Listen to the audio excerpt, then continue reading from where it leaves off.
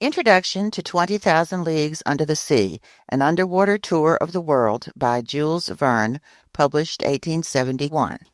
This recording is the English translation by Frederick P. Walter, published 1991, containing the unabridged text from the original French and offered up into the public domain. Recording by Michelle Fry. For those wishing to skip this introduction and the description of the units of measure added by the translator, please proceed to Chapter 1. Editor's note on Verne's title. The French title of this novel is accurately translated as 20,000 Leagues Under the Seas rather than the sea, as with many English editions. Verne's novel features a tour of the major oceans, and the term leagues in its title is used as a measure not of depth, but of distance. Introduction by F. P. Walter, University of Houston. The deepest parts of the ocean are totally unknown to us, admits Professor Aronnax early in this novel. What goes on in those distant depths? What creatures inhabit or could inhabit those regions 12 or 15 miles beneath the surface of the water? It's almost beyond conjecture. Jules Verne, 1828 through 1905, published the French equivalents of these words in 1869, and little has changed since. 126 years later, a Time cover story on deep-sea exploration made much the same admission. We know more about Mars than we know about the oceans. This reality begins to explain the dark power and otherworldly fascination of 20,000 Leagues Under the Seas. Born in the French river town of Nantes, Verne had a lifelong passion for the sea. First as a Paris stockbroker, later as a celebrated author and yachtsman, he went on frequent voyages to Britain, America, the Mediterranean. But the specific stimulus for this novel was an 1865 fan letter from a fellow writer, Madame George Sand. She praised Verne's two early novels, 5 Weeks in a Balloon, 1863, and Journey to the Center of the Earth, 1864, then added, "Soon I hope you'll take us to the ocean depths, your characters traveling in diving equipment perfected by your science and your imagination." Thus inspired, Verne created one of literature's great rebels, a freedom fighter who plunged beneath the waves to wage a unique form of guerrilla warfare. Initially, Verne's narrative was influenced by the 1863 uprising of Poland against Tsarist Russia. The Poles were quashed with a violence that appalled not only Verne, but all of Europe. As originally conceived, Verne's Captain Nemo was a Polish nobleman whose entire family had been slaughtered by Russian troops. Nemo builds a fabulous futuristic submarine, the Nautilus, then conducts an underwater campaign of vengeance against his imperialist oppressor. But in the 1860s, France had to treat the Tsar as an ally, and Verne's publisher, Pierre Hetzel, pronounced the book unprintable. Verne reworked its political content, devising new nationalities for Nemo and his great enemy, information revealed only in a later novel, The Mysterious Island, 1875. In the present work, Nemo's background remains a dark secret. In all, the novel had a difficult gestation. Verne and Hetzel were in constant conflict, and the book went through multiple drafts. Struggles reflected in its several working titles over the period 1865 through 69. Early on, it was variously called Voyage Under the Waters, 25,000 Leagues Under the Waters, 20,000 Leagues Under the Waters, and 1,000 Leagues Under the Oceans. Verne is often dubbed, in Isaac Asimov's phrase, the world's first science fiction writer. And it's true.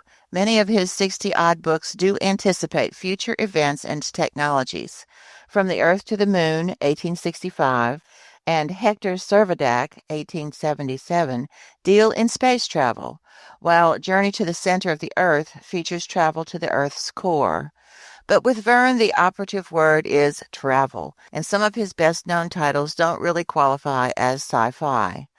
Around the World in 80 Days, 1872, and Michael Strogoff, 1876, are closer to travelogues, adventure yarns in faraway places.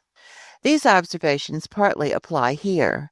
The subtitle of the present book is An Underwater Tour of the World, so in good travelogue style, the Nautilus's exploits supply an episodic storyline. Shark attacks, giant squid, cannibals, hurricanes, whale hunts, and other rip-roaring adventures erupt almost at random. Yet this loose structure gives the novel an air of documentary realism. What's more, Verne adds backbone to the action by developing three recurring motifs: the deepening mystery of Nemo's past life and future intentions, the mounting tension between Nemo and the hot-tempered harpooner Ned Land, and Ned's ongoing schemes to escape from the Nautilus. These unifying threads tighten the narrative and accelerate its momentum. Other subtleties occur inside each episode, the textures sparkling with wit, information, and insight. Verne regards the sea from many angles. In the domain of marine biology, he gives us thumbnail sketches of fish, seashells, coral, sometimes in great catalogues that swirl past like musical cascades. In the realm of geology, he studied volcanoes, literally inside and out. In the world of commerce, he celebrates the high-energy entrepreneurs who lay the Atlantic cable or dig the Suez Canal. And Verne's marine engineering proves especially authoritative.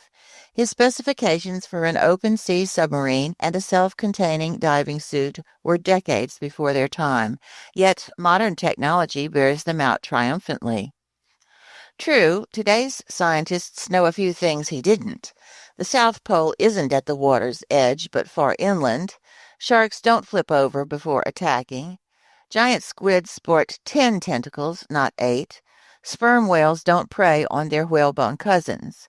This notwithstanding, Verne furnishes the most evocative portrayal of the ocean depths before the arrival of Jacques Cousteau and Technicolor film. Lastly, the book has stature as a novel of character. Even the supporting cast is shrewdly drawn.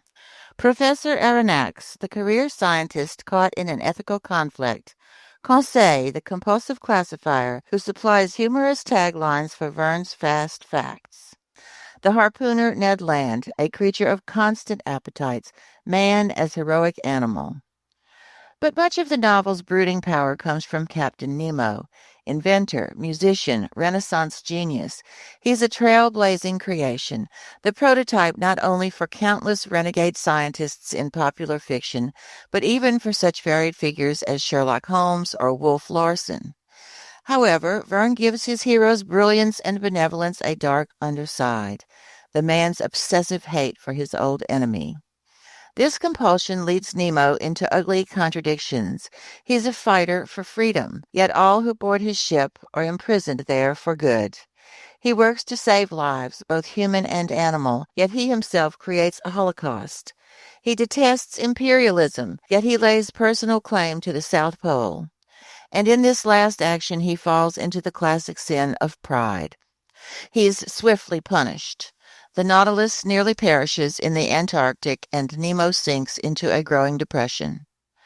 Like Shakespeare's King Lear, he courts death and madness in a great storm, then commits mass murder, collapses in catatonic paralysis, and suicidally runs his ship into the ocean's most dangerous whirlpool. Hate swallows him whole. For many, then, this book has been a source of fascination, surely one of the most influential novels ever written, an inspiration for such scientists and discoverers as engineer Simon Lake, oceanographer William Beebe, polar traveler Sir Ernest Shackleton. Likewise, Dr. Robert D. Ballard, finder of the sunken Titanic, confesses that this was his favorite book as a teenager, and Cousteau himself, most renowned of marine explorers, called it his shipboard Bible. The present translation is a faithful yet communicative rendering of the original French texts, published in Paris by J. Hetzel Assis. The hardcover first edition issued in the autumn of 1871, collated with the softcover editions of the first and second parts, issued separately in the autumn of 1869 and the summer of 1870. Although prior English versions have often been heavily abridged, this new translation is complete to the smallest substantive detail. Because, as that time cover story suggests, we still haven't caught up with Verne. Even in our era of satellite dishes and video games, the seas keep their secrets. We've seen progress in sonar, torpedoes, and other belligerent machinery, but sailors and scientists, to say nothing of tourists, have yet to voyage in a submarine with the luxury and efficiency of the Nautilus. End of introduction. Units of measure. Cable length, in Verne's context, 600 feet. Centigrade, 0 degrees centigrade equals freezing water. 37 degrees centigrade equals human body temperature. 100 degrees centigrade equals boiling water. Fathom, 6 feet. Gram, roughly 1/28th of an ounce. Milligram, roughly 1/28,000th of an ounce. Kilogram, or kilo, roughly 2.2 pounds. Hectare, roughly 2.5 acres. Knot, 1.15 miles per hour. League, in Verne's context, 2.16 miles. Liter, roughly 1 quart. Meter, roughly 1 yard 3 inches. Millimeter, roughly 1/25th of an inch. Centimeter, roughly 2/5 of an inch. Decimeter, roughly 4 inches. Kilometer, roughly 6/10 of a mile. Myriameter, roughly 6.2 miles. Ton, metric, roughly 2,200 pounds. End of units of measure. First part, Chapter 1, A Runaway Reef. The year 1866 was marked by a bizarre development, an unexplained and downright inexplicable phenomenon that surely no one has forgotten. Without getting into those rumors that upset civilians in the seaports and deranged the public mind even far inland, it must be said that professional seamen were especially alarmed. Traders, ship owners, captains of vessels, skippers, the master mariners from Europe and America, naval officers from every country, and at their heels the various national governments on these two continents were all extremely disturbed by the business. In essence, over a period of time, several ships had encountered an enormous thing at sea, a long, spindle-shaped object, sometimes giving off a phosphorescent glow, infinitely bigger and faster than any whale. The relevant data on this apparition, as recorded in various logbooks, agreed pretty closely as to the structure of the object or creature in question, its unprecedented speed of movement, its startling locomotive power, and the unique vitality with which it seemed to be gifted.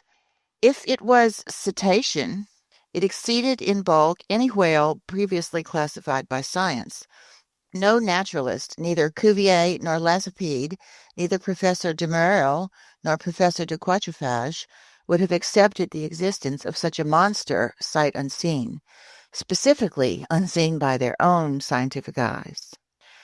Striking an average of observations taken at different times, rejecting those timid estimates that gave the object a length of 200 feet, and ignoring those exaggerated views that saw it as a mile wide and 3 long, you could still assert that this phenomenal creature greatly exceeded the dimensions of anything then known to ichthyologists, if it existed at all.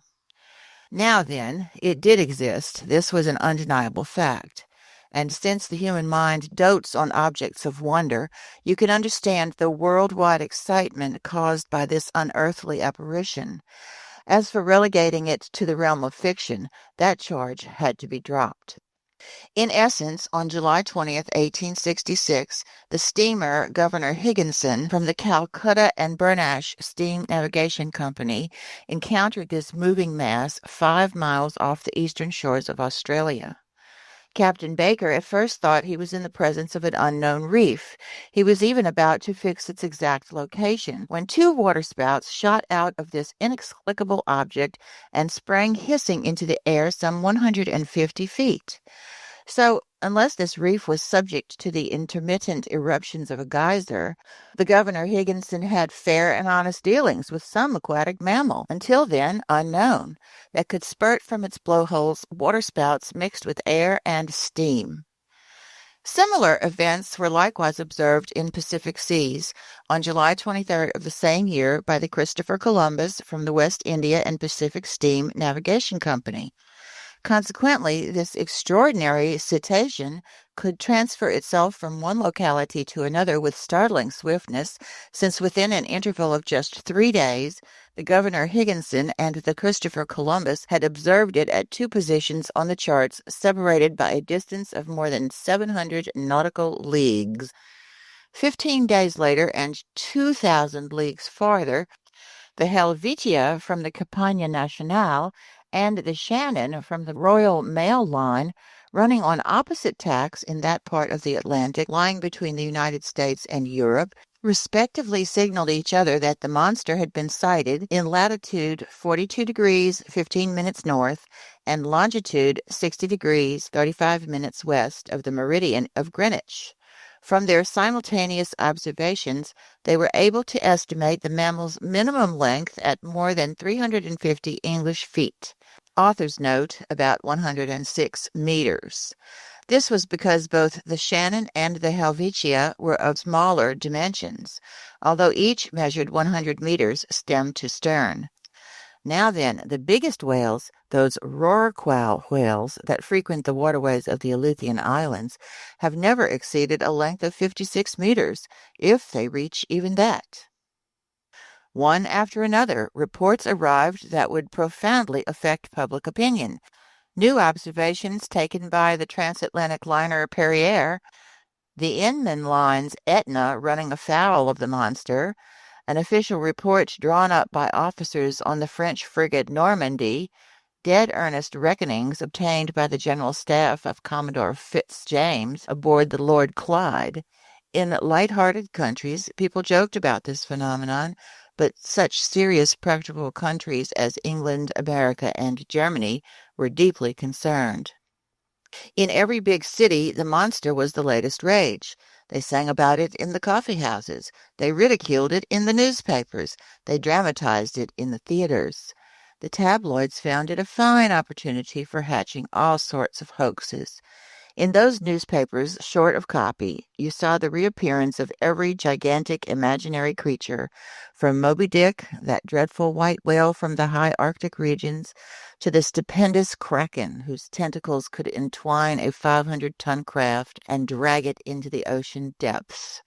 They even reprinted reports from ancient times, the views of Aristotle and Pliny accepting the existence of such monsters, then the Norwegian stories of Bishop Pontoppidan, the narratives of Paul Egide, and finally the reports of Captain Harrington, whose good faith is above suspicion, in which he claims he saw, while aboard the Castilian in 1857, one of those enormous serpents that until then had frequented only the seas of France's old extremist newspaper, the Constitutionalist.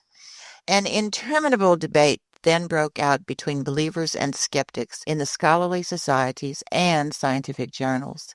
The monster question inflamed all minds.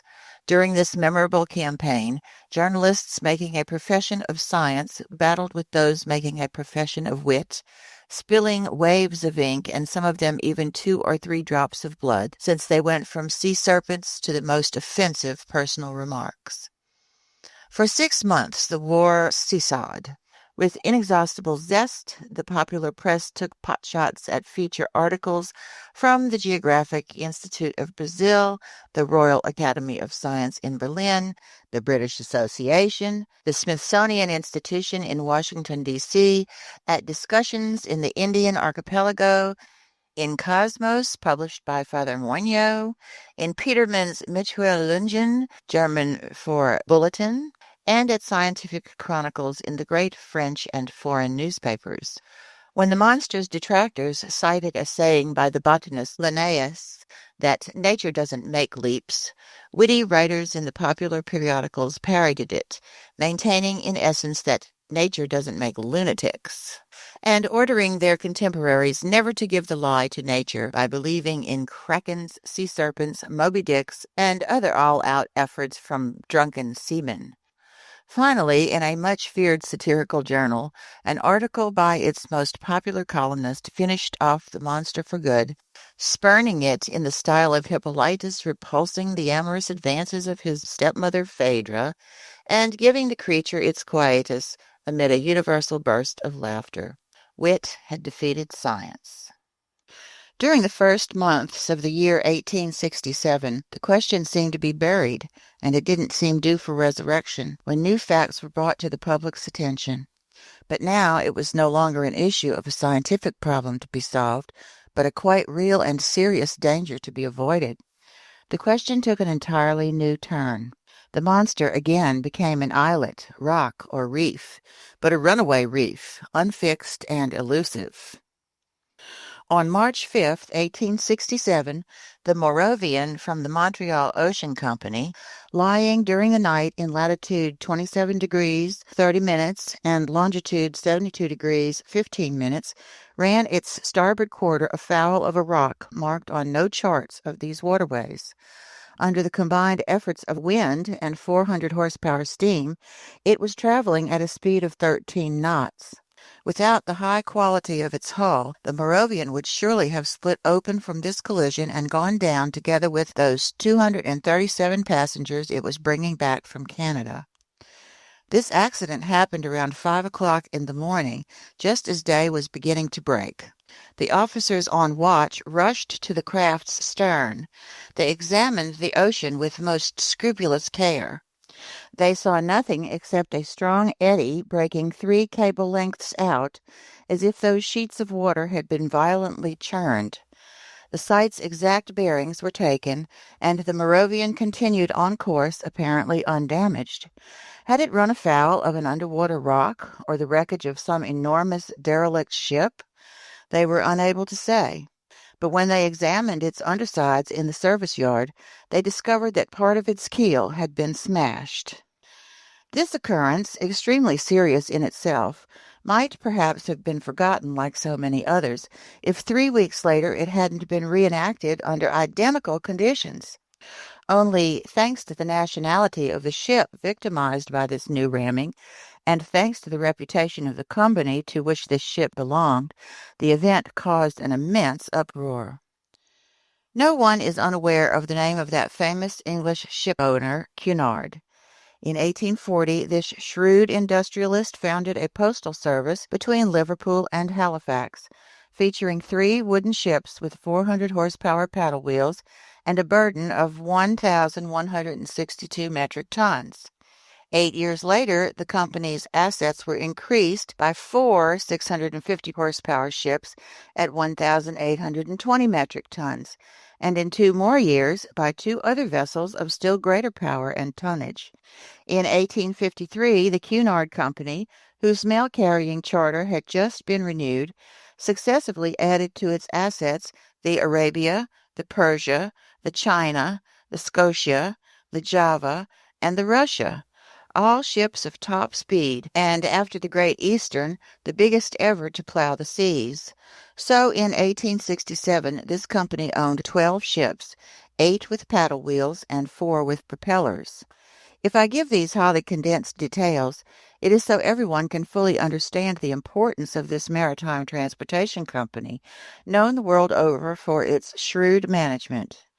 No transoceanic navigational undertaking has been conducted with more ability. No business dealings have been crowned with greater success. In 26 years, Cunard ships have made 2,000 Atlantic crossings without so much as a voyage canceled, a delay recorded, a man, a craft, or even a letter lost. Accordingly, despite strong competition from France, passengers still choose the Cunard line in preference to all others, as can be seen in a recent survey of official documents. Given this, no one will be astonished at the uproar provoked by this accident involving one of its finest steamers.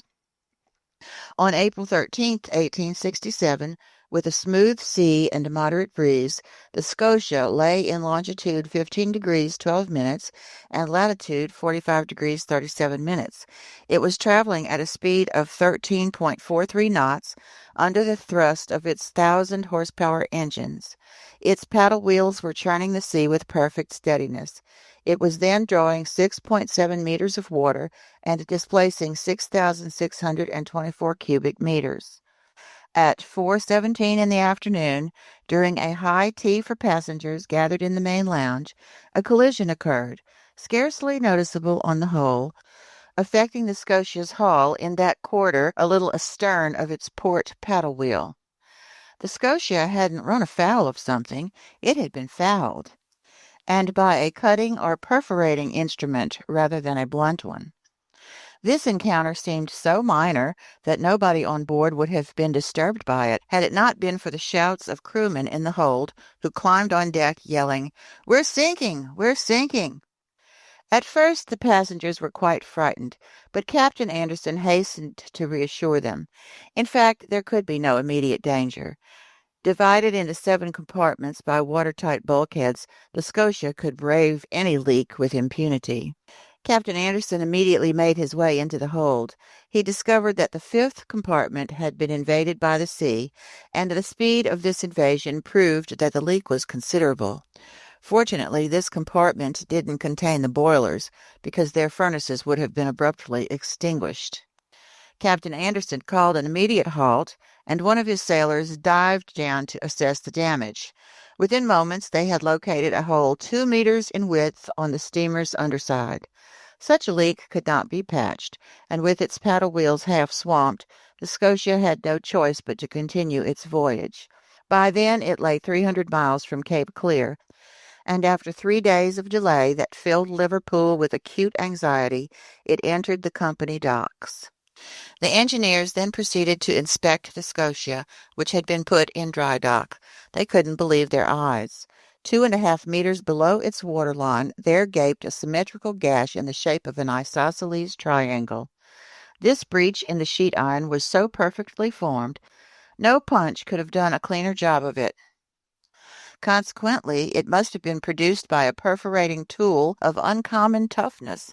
Plus, after being launched with prodigious power and then piercing 4 centimeters of sheet iron, this tool had needed to withdraw itself by a backward motion truly inexplicable. This was the last straw, and it resulted in arousing public passions all over again. Indeed, from this moment on, any maritime casualty without an established cause was charged to the monster's account.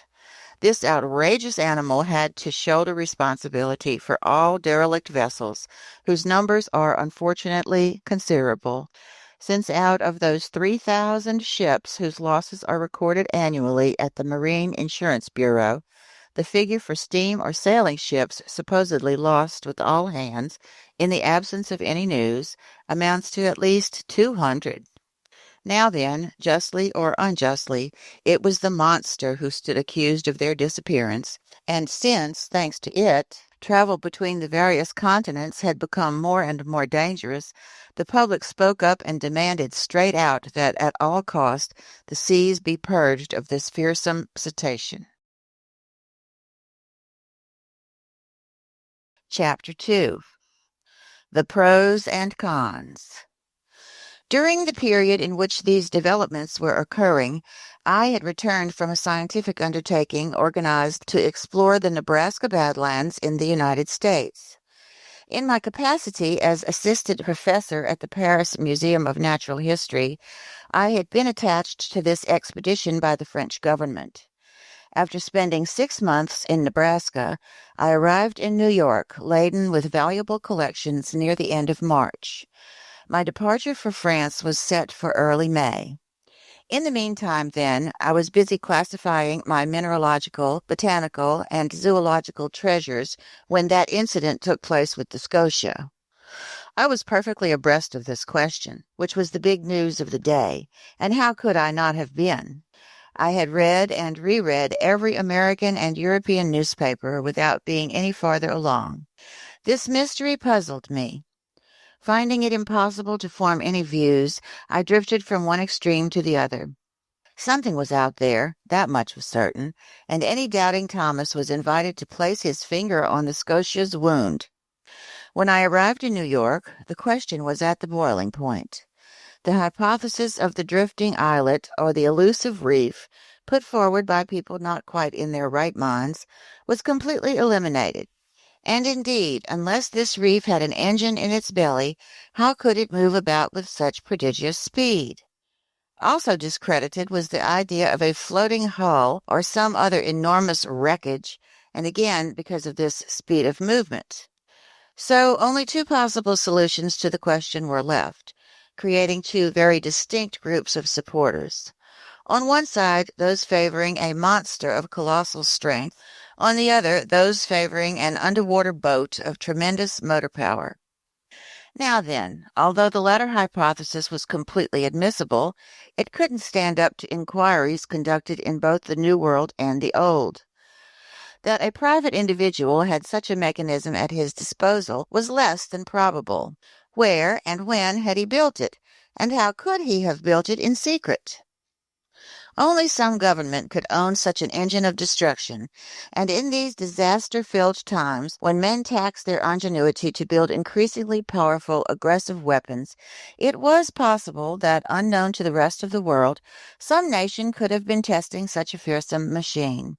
The Chesapeake rifle led to the torpedo, and the torpedo has led to this underwater battering ram, which in turn will lead to the world putting its foot down. At least I hope it will.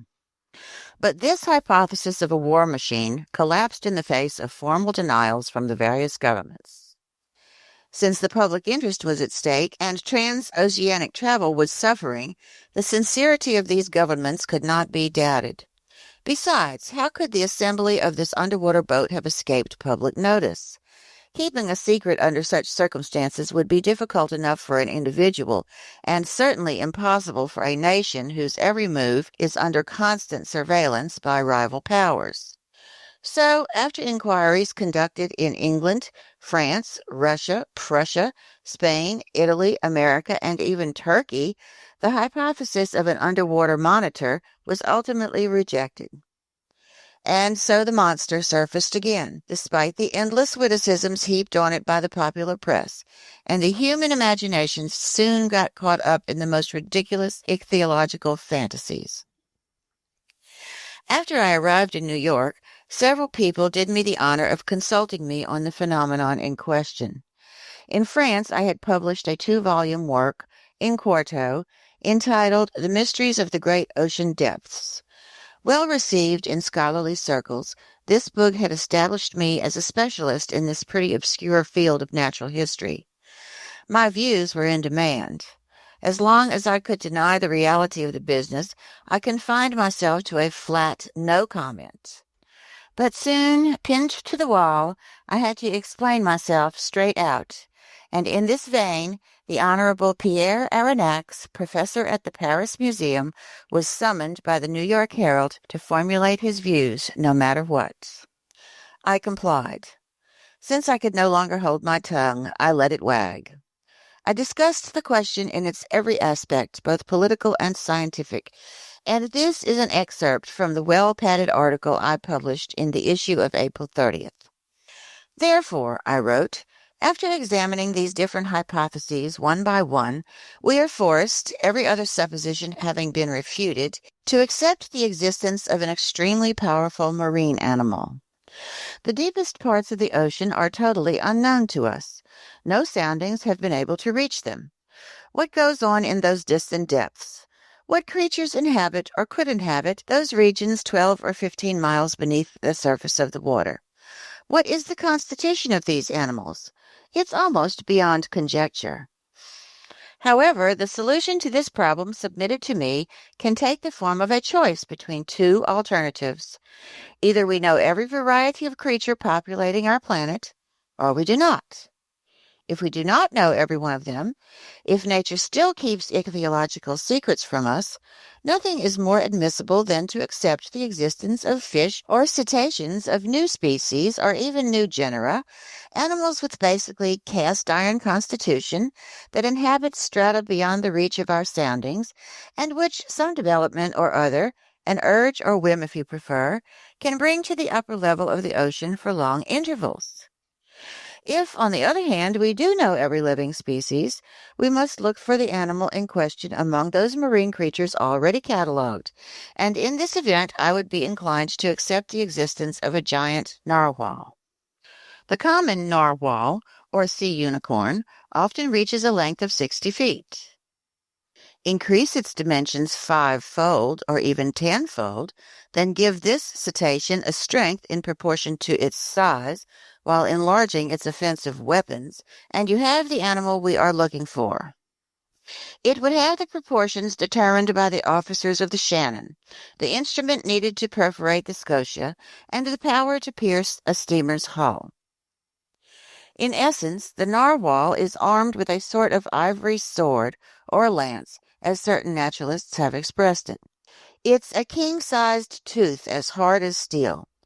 Some of these teeth have been found buried in the bodies of baleen whales, which the narwhal attacks with invariable success.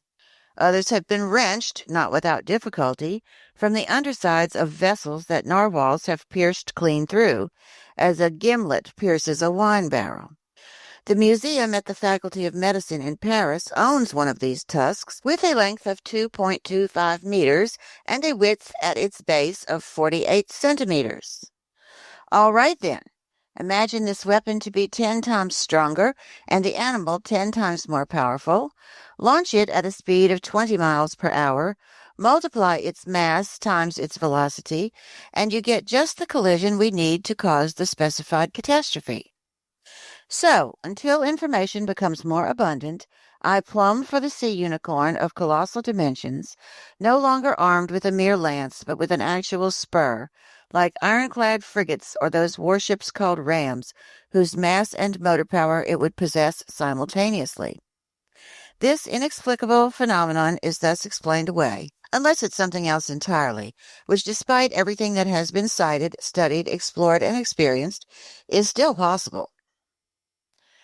These last words were cowardly of me, but as far as I could, I wanted to protect my professorial dignity and not lay myself open to laughter from the Americans, who, when they do laugh, laugh raucously. I had left myself a loophole, yet deep down I had accepted the existence of the monster. My article was hotly debated, causing a fine old uproar. It rallied a number of supporters. Moreover, the solution it proposed allowed for free play of the imagination. The human mind enjoys impressive visions of unearthly creatures. Now then, the sea is precisely their best medium, the only setting suitable for the breeding and growing of such giants, next to which such land animals as elephants or rhinoceroses are mere dwarfs.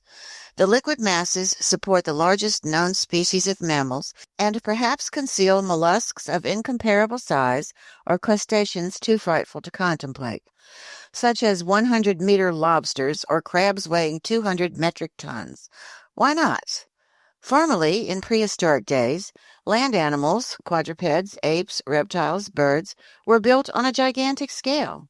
Our Creator cast them using a colossal mold that time has gradually made smaller. With its untold depths, couldn't the sea keep alive such huge specimens of life from another age? This sea that never changes while the land masses undergo almost continuous alteration? Couldn't the heart of the ocean hide the last remaining varieties of these titanic species, for whom years are centuries and centuries millennia? But I mustn't let these fantasies run away with me. Enough of these fairy tales that time has changed for me into harsh realities. I repeat, opinion had crystallized as to the nature of this phenomenon, and the public accepted without argument the existence of a prodigious creature that had nothing in common with the fabled sea serpent. Yet, if some saw it purely as a scientific problem to be solved, more practical people, especially in America and England, were determined to purge the ocean of this daunting monster to ensure the safety of transoceanic travel. The industrial and commercial newspapers dealt with the question chiefly from this viewpoint. The Shipping and Mercantile Gazette, the Lloyd's List, France's Packet Boat, and Maritime and Colonial Review, all the rags devoted to insurance companies, who threatened to raise their premium rates, were unanimous on this point. Public opinion being pronounced, the states of the Union were the first in the field. In New York, preparations were underway for an expedition designed to chase this narwhal. A high-speed frigate, the Abraham Lincoln, was fitted out for putting to sea as soon as possible. The naval arsenals were unlocked for Commander Farragut, who pressed energetically forward with the arming of his frigate. But, as it always happens, just when a decision had been made to chase the monster put in no further appearances. For 2 months, nobody heard a word about it. Not a single ship encountered it. Apparently, the unicorn had gotten wise to these plots being woven around it. People were constantly babbling about the creature, even via the Atlantic cable. Accordingly, the wags claimed that this slippery rascal had waylaid some passing telegram and was making the most of it. So the frigate was equipped for a far-off voyage and armed with fearsome fishing gear, but nobody knew where to steer it. And impatience grew until, on June the 2nd, word came that the Tampico, a steamer on the San Francisco line sailing from California to Shanghai, had sighted the animal again, 3 weeks before in the northerly seas of the Pacific. This news caused intense excitement. Not even a 24-hour breather was granted to Commander Farragut. His provisions were loaded on board. His coal bunkers were overflowing. Not a crewman was missing from his post. To cast off, he needed only to fire and stoke his furnaces. Half a day's delay would have been unforgivable. But Commander Farragut wanted nothing more than to go forth. I received a letter 3 hours before the Abraham Lincoln left its Brooklyn pier. The letter read as follows. Pierre Aronnax, professor at the Paris Museum, Fifth Avenue Hotel, New York. Sir, if you would like to join the expedition on the Abraham Lincoln, the government of the Union will be pleased to regard you as France's representative in this undertaking. Commander Farragut has a cabin at your disposal. Very cordially yours, J.B. Hobson, Secretary of the Navy. Author's note: a pier is a type of wharf expressly set aside for an individual vessel. Chapter 3. As Master Wishes. 3 seconds before the arrival of J.B. Hobson's letter, I no more dreamed of chasing the unicorn than of trying for the Northwest Passage. 3 seconds after reading this letter from the Honorable Secretary of the Navy, I understood at last that my true vocation, my sole purpose in life, was to hunt down this disturbing monster and rid the world of it. Even so, I had just returned from an arduous journey, exhausted and badly needing a rest. I wanted nothing more than to see my country again, my friends, my modest quarters by the botanical gardens, my dearly beloved collections. But now nothing could hold me back. I forgot everything else, and without another thought of exhaustion, friends, or collections, I accepted the American government's offer. Besides, I mused, all roads lead home to Europe, and our unicorn may be gracious enough to take me toward the coast of France. That fine animal may even let itself be captured in European seas as a personal favor to me, and I'll bring back to the Museum of Natural History at least half a meter of its ivory lance. But in the meantime, I would have to look for this narwhal in the northern Pacific Ocean, which meant returning to France by way of the Antipodes. Conseil! I called in an impatient voice. Conseil was my manservant, a devoted lad who went with me on all of my journeys, a gallant Flemish boy whom I genuinely liked and who returned the compliment, a born stoic, punctilious on principle, habitually hard-working, rarely startled by life's surprises, very skillful with his hands, efficient in his every duty, and despite his having a name that means counsel, never giving advice, not even the unsolicited kind. From rubbing shoulders with scientists in our little universe by the botanical gardens, the boy had come to know a thing or two. In Conseil, I had a seasoned specialist in biological classification, an enthusiast who could run with acrobatic agility up and down the whole ladder of branches, groups, classes, subclasses, orders, families, genera, subgenera, species, and varieties. But there his science came to a halt. Classifying was everything to him, so he knew nothing else. Well versed in the theory of classification, he was poorly versed in its practical application, and I doubt that he could tell a sperm whale from a baleen whale. And yet, what a fine, gallant lad. For the past 10 years, Conseil had gone with me wherever science beckoned. Not once did he comment on the length or the hardships of the journey. Never did he object to buckling up his suitcase for any country whatever, China or the Congo, no matter how far off it was. He went here, there, and everywhere in perfect contentment. Moreover, he enjoyed excellent health that defied all ailments, owned solid muscles, but hadn't a nerve in him, not a sign of nerves, the mental type, I mean. The lad was 30 years old, and his age to that of his employer was as 15 is to 20. Please forgive me for this underhanded way of admitting that I had turned 40. But Conseil had one flaw. He was a fanatic on formality, and he only addressed me in the third person, to the point where it got tiresome. Conseil, I repeated, while feverishly beginning my preparations for departure. To be sure, I had confidence in this devoted lad. Ordinarily, I never asked whether or not it suited him to go with me on my journeys, but this time an expedition was at issue that could drag on indefinitely, a hazardous undertaking whose purpose was to hunt an animal that could sink a frigate as easily as a walnut shell. There was good reason to stop and think, even for the world's most emotionless man. What would Conseil say?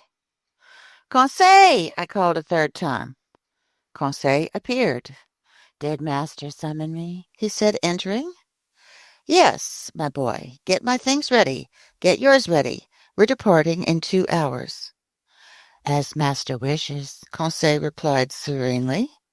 We haven't a moment to lose. Pack as much into my trunk as you can. My traveling kit, my suits, shirts, and socks. Don't bother counting. Just squeeze it all in. And hurry. What about master's collections? Conseil ventured to observe. We'll deal with them later. What? The Archaeotherium, Hyracotherium, Oreodonts, Cheiriopotamus, and Master's other fossil skeletons? The hotel will keep them for us. What about Master's live Barbarossa? They'll feed it during our absence. Anyhow, we'll leave instructions to ship the whole menagerie to France. Then we aren't returning to Paris? Conseil asked. Yes, we are, certainly, I replied evasively, but after we make a detour. Whatever detour master wishes. Oh, it's nothing really. A route slightly less direct, that's all. We're leaving on the Abraham Lincoln. As master thinks best, Conseil replied placidly. You see, my friend, it's an issue of the monster, the notorious narwhal. We're going to rid the seas of it. The author of a 2-volume work in quarto on the mysteries of the great ocean depths has no excuse for not setting sail with Commander Farragut. It's a glorious mission, but also a dangerous one. We don't know where it will take us. These beasts can be quite unpredictable, but we're going just the same. We have a commander who's game for anything. What master does, I'll do, Conseil replied. But think it over, because I don't want to hide anything from you. This is one of those voyages from which people don't always come back. As master wishes. A quarter of an hour later, our trunks were ready. Conseil did them in a flash, and I was sure the lad hadn't missed a thing, because he classified shirts and suits as expertly as birds and mammals. The hotel elevator dropped us off in the main vestibule on the mezzanine. I went down a short stair leading to the ground floor. I settled my bill at that huge counter that was always under siege by a considerable crowd. I left instructions for shipping my containers of stuffed animals and dried plants to Paris, France. I opened a line of credit sufficient to cover the Barbarossa, and, Conseil at my heels, I jumped into a carriage.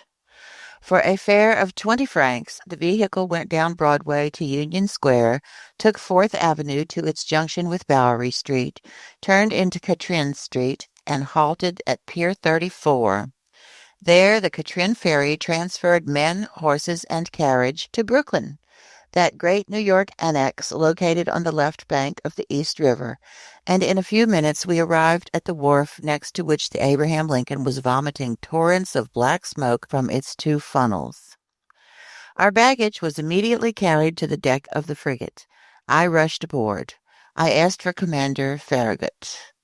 One of the sailors led me to the afterdeck, where I stood in the presence of a smart-looking officer who extended his hand to me. "Professor Pierre Aronnax?" he said to me. "The same," I replied. "Commander Farragut?" "In person. Welcome aboard, Professor. Your cabin is waiting for you." I bowed, and letting the commander attend to getting under way, I was taken to the cabin that had been set aside for me. The Abraham Lincoln had been perfectly chosen and fitted out for its new assignment. It was a high-speed frigate, furnished with superheating equipment that allowed the tension of its steam to build to 7 atmospheres. Under this pressure, the Abraham Lincoln reached an average speed of 18.3 miles per hour, a considerable speed, but still not enough to cope with our gigantic cetacean. The frigate's interior accommodations complemented its nautical virtues. I was well satisfied with my cabin, which was located in the stern and opened into the officers' mess. "We'll be quite comfortable here," I told Conseil. "With all due respect to master," Conseil replied, "as comfortable as a hermit crab inside the shell of a whelk." I left Conseil to the proper stowing of our luggage and climbed on deck to watch the preparations for getting under way. Just then, Commander Farragut was giving orders to cast off the last moorings holding the Abraham Lincoln to its Brooklyn pier.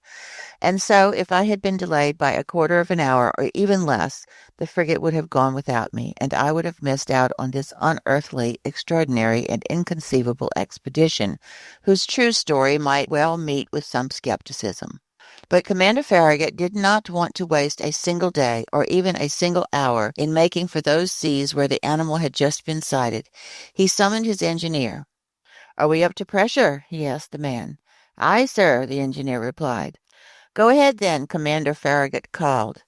At this order, which was relayed to the engine by means of a compressed air device, the mechanics activated the startup wheel. Steam rushed whistling into the gaping valves. Long horizontal pistons groaned and pushed the tie rods of the drive shaft.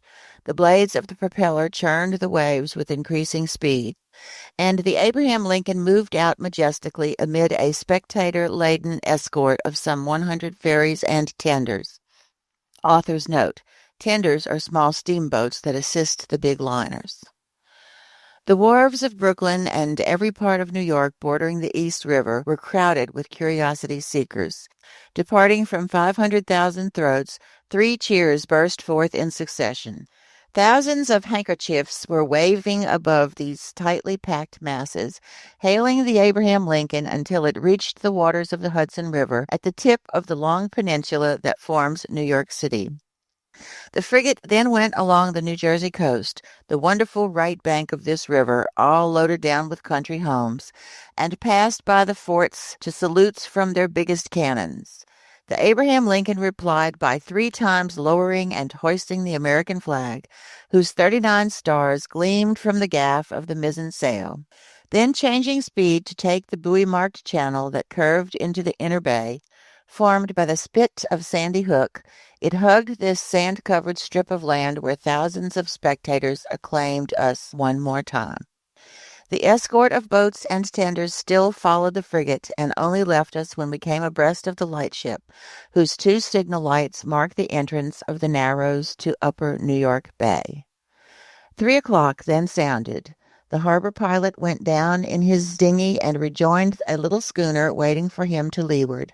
The furnaces were stoked, the propeller churned the waves more swiftly, the frigate skirted the flat yellow coast of Long Island, and at 8 o'clock in the evening, after the lights of Fire Island had vanished into the northwest, we ran at full steam onto the dark waters of the Atlantic. Chapter 4. Ned Land. Commander Farragut was a good seaman, worthy of the frigate he commanded. His ship and he were one. He was its very soul. On the cetacean question, no doubts arose in his mind, and he did not allow the animal's existence to be disputed aboard his vessel. He believed in it as certain pious women believe in the Leviathan from the book of Job, out of faith, not reason. The monster existed, and he had vowed to rid the seas of it. The man was a sort of Knight of Rhodes, a latter-day Sir Dieudonné of Gonzo, on his way to fight an encounter with the dragon devastating the island. Either Commander Farragut would slay the narwhal, or the narwhal would slay Commander Farragut. No middle of the road for these two. The ship's officers shared the views of their leader. They could be heard chatting, discussing, arguing, calculating the different chances of an encounter, and observing the vast expanse of the ocean. Voluntary watches from the cross trees of the top-gallant sail were self-imposed by more than one who would have cursed such toil under any other circumstances.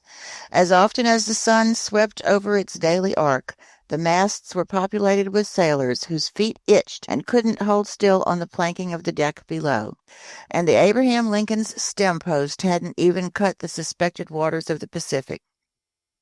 As for the crew, they only wanted to encounter the unicorn, harpoon it, haul it on board, and carve it up. They surveyed the sea with scrupulous care. Besides, Commander Farragut had mentioned that a certain sum of $2,000 was waiting for the man who first sighted the animal, be he cabin boy or sailor, mate or officer.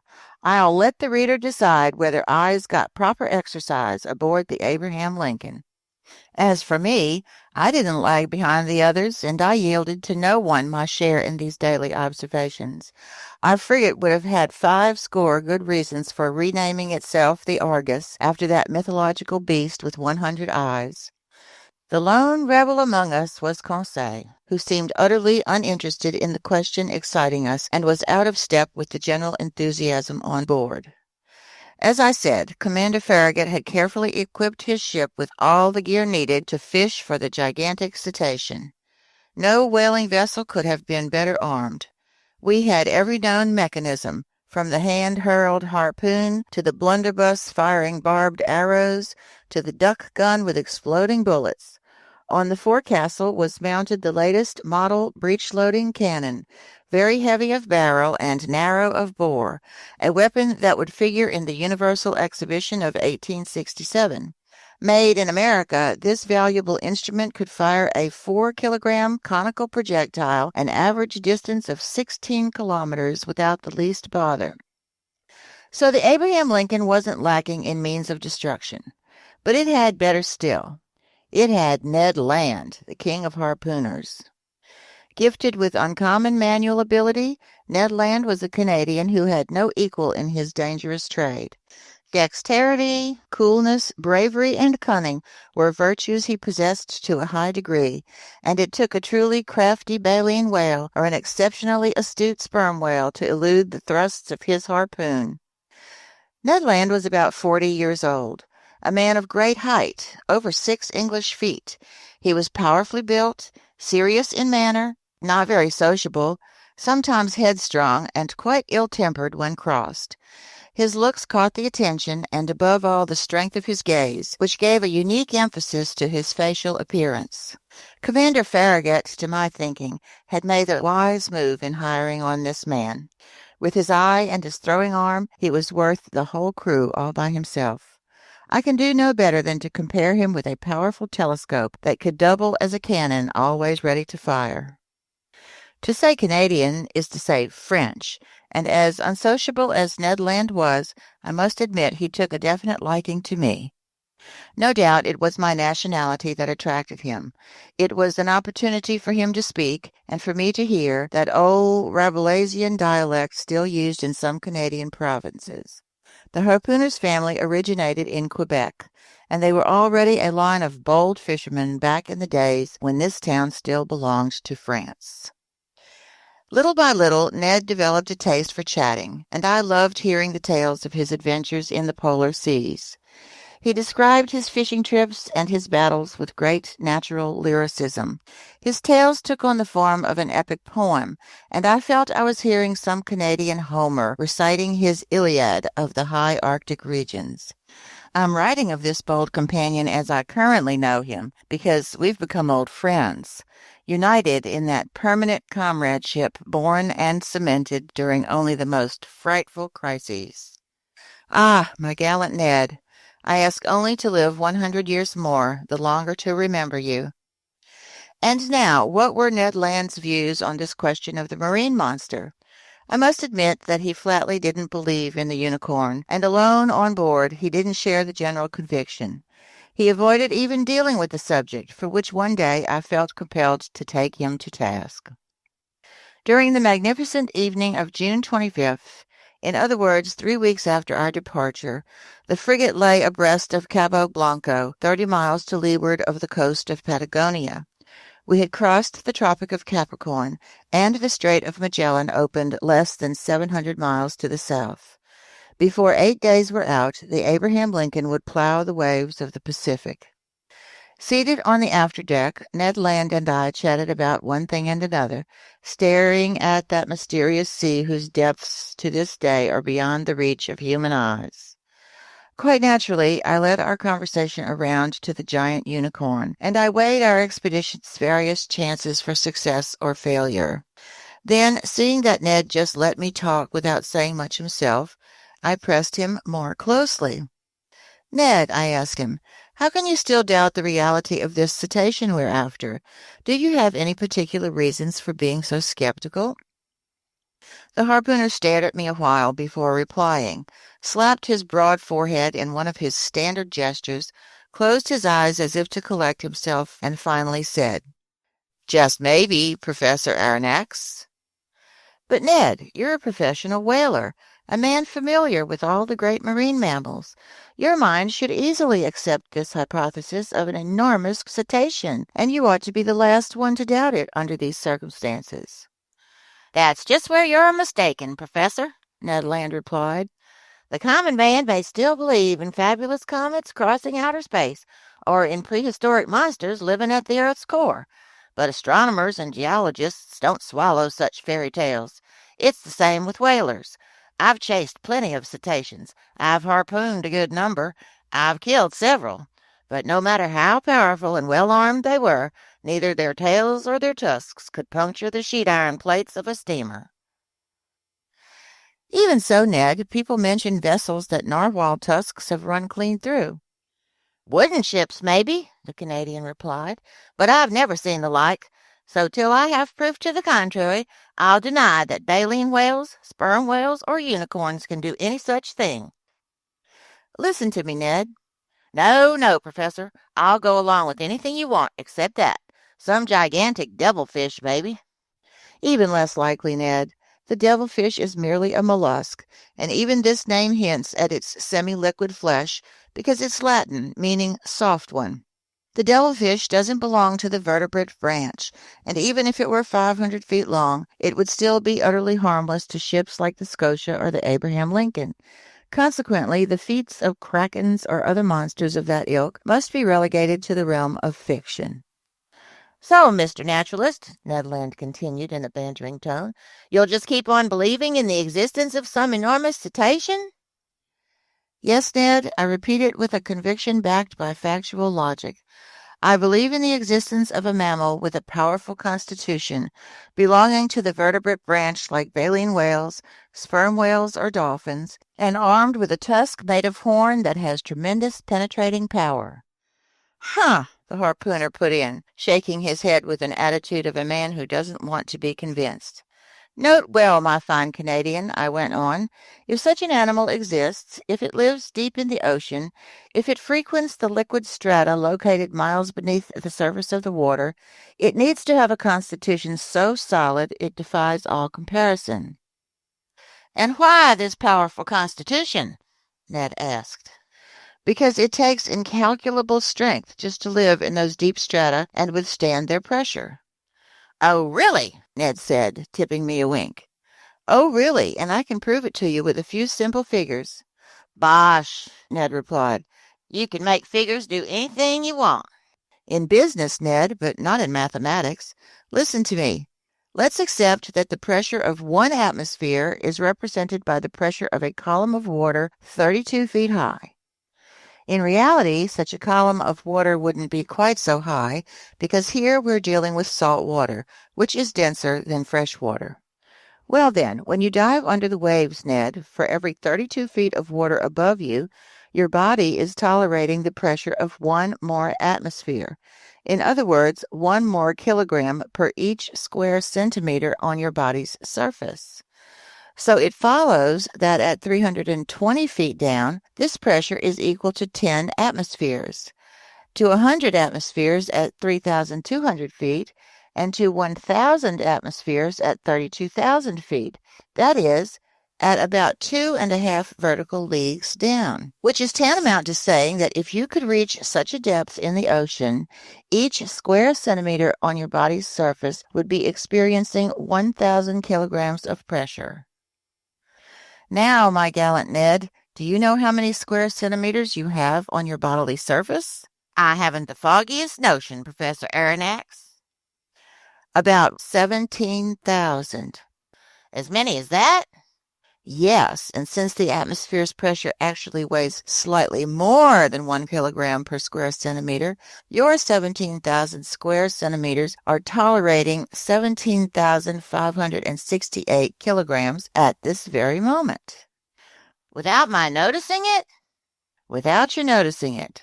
And if you aren't crushed by so much pressure, it's because the air penetrates the interior of your body with equal pressure. When the inside and outside pressures are in perfect balance, they neutralize each other and allow you to tolerate them without discomfort. But in the water, it's another story. Yes, I see, Ned replied, growing more interested, because the water surrounds me but doesn't penetrate me. Precisely, Ned. So at 32 feet beneath the surface of the sea, you'll undergo a pressure of 17,568 kilograms. At 320 feet, or 10 times greater pressure, it's 175,680 kilograms.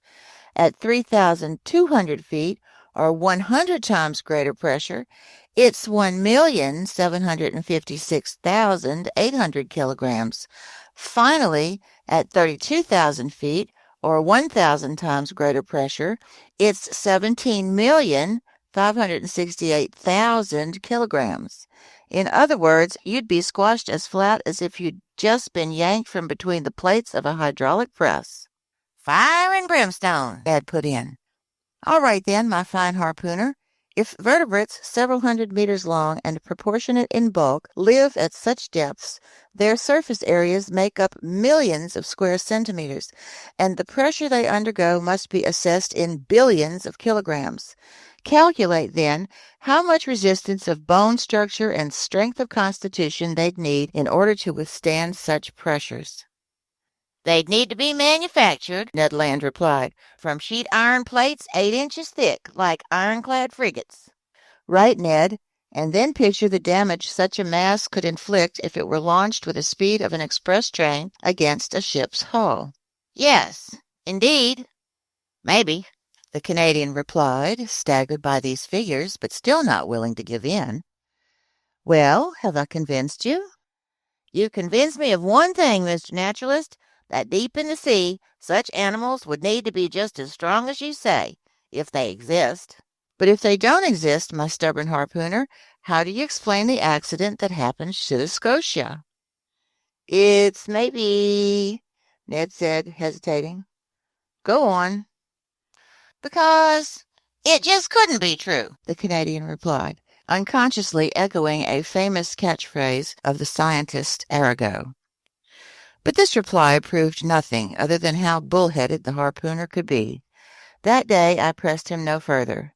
The Scotia's accident was undeniable. Its hole was real enough that it had to be plugged up, and I don't think a hole's existence can be more emphatically proven.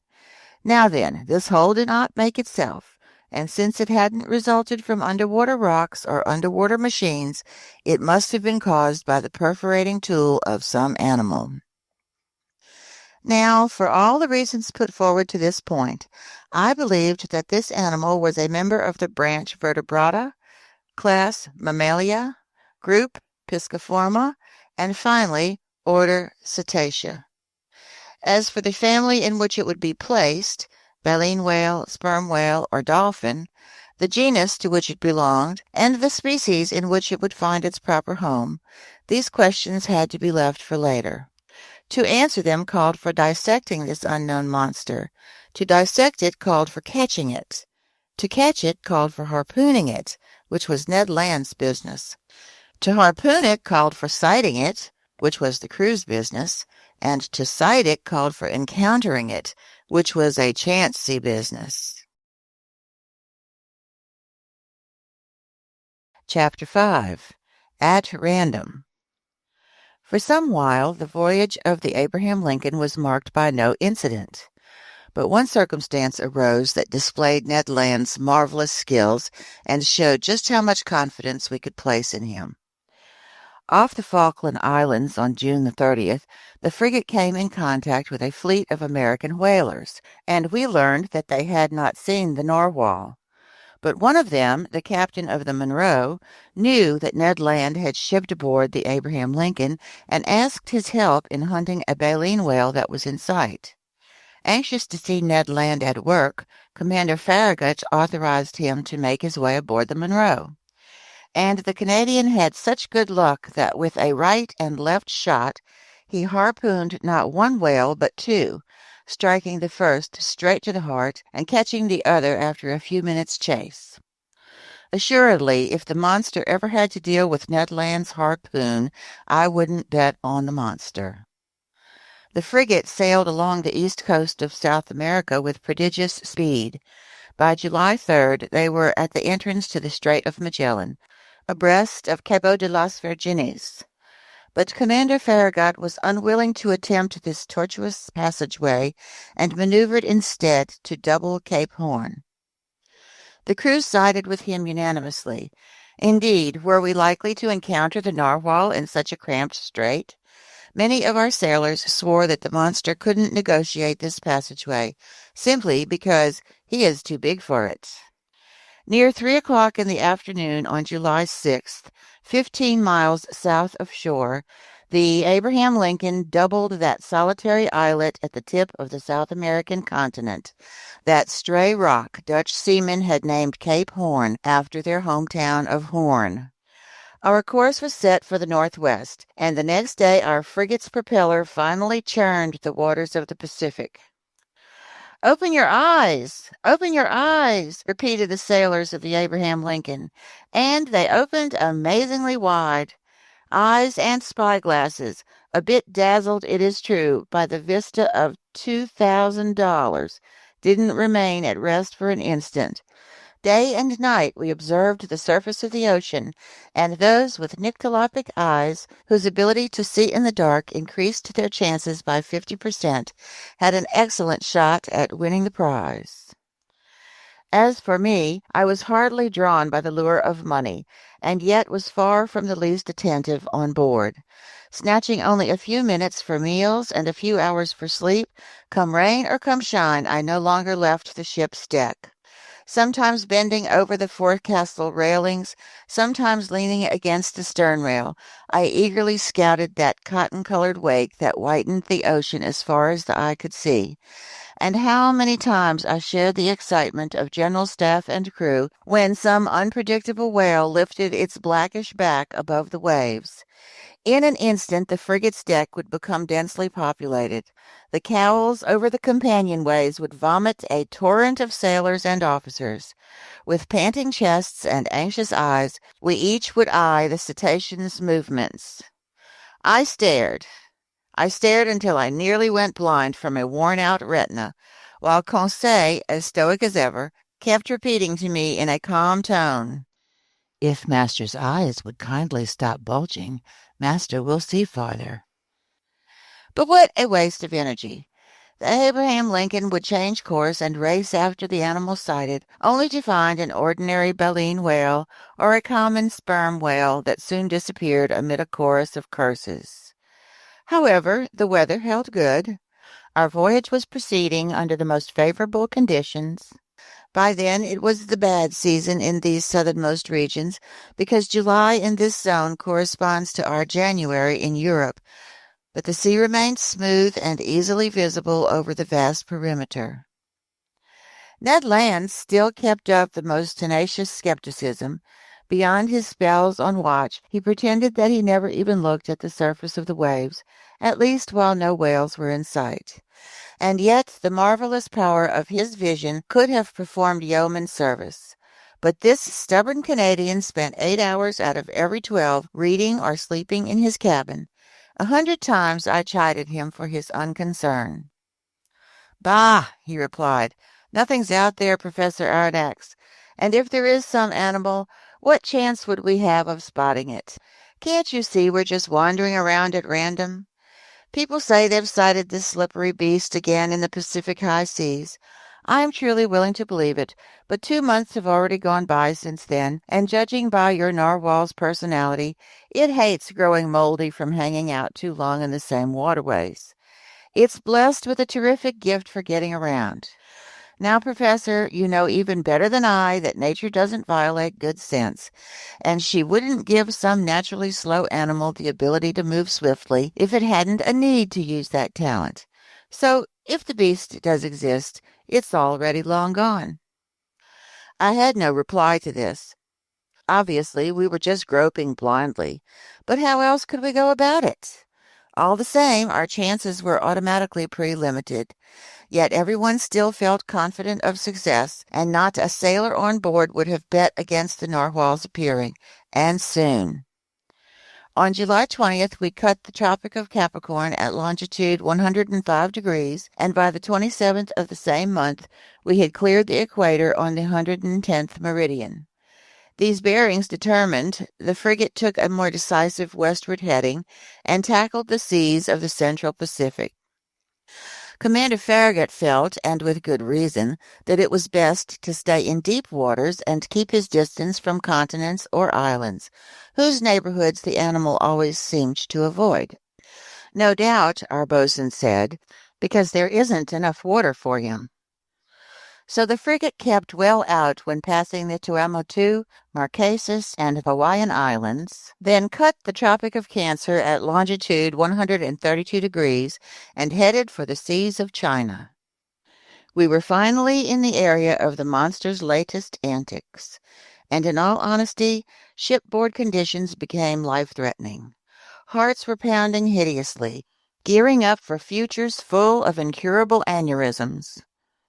The entire crew suffered from a nervous excitement that is beyond me to describe. Nobody ate, nobody slept.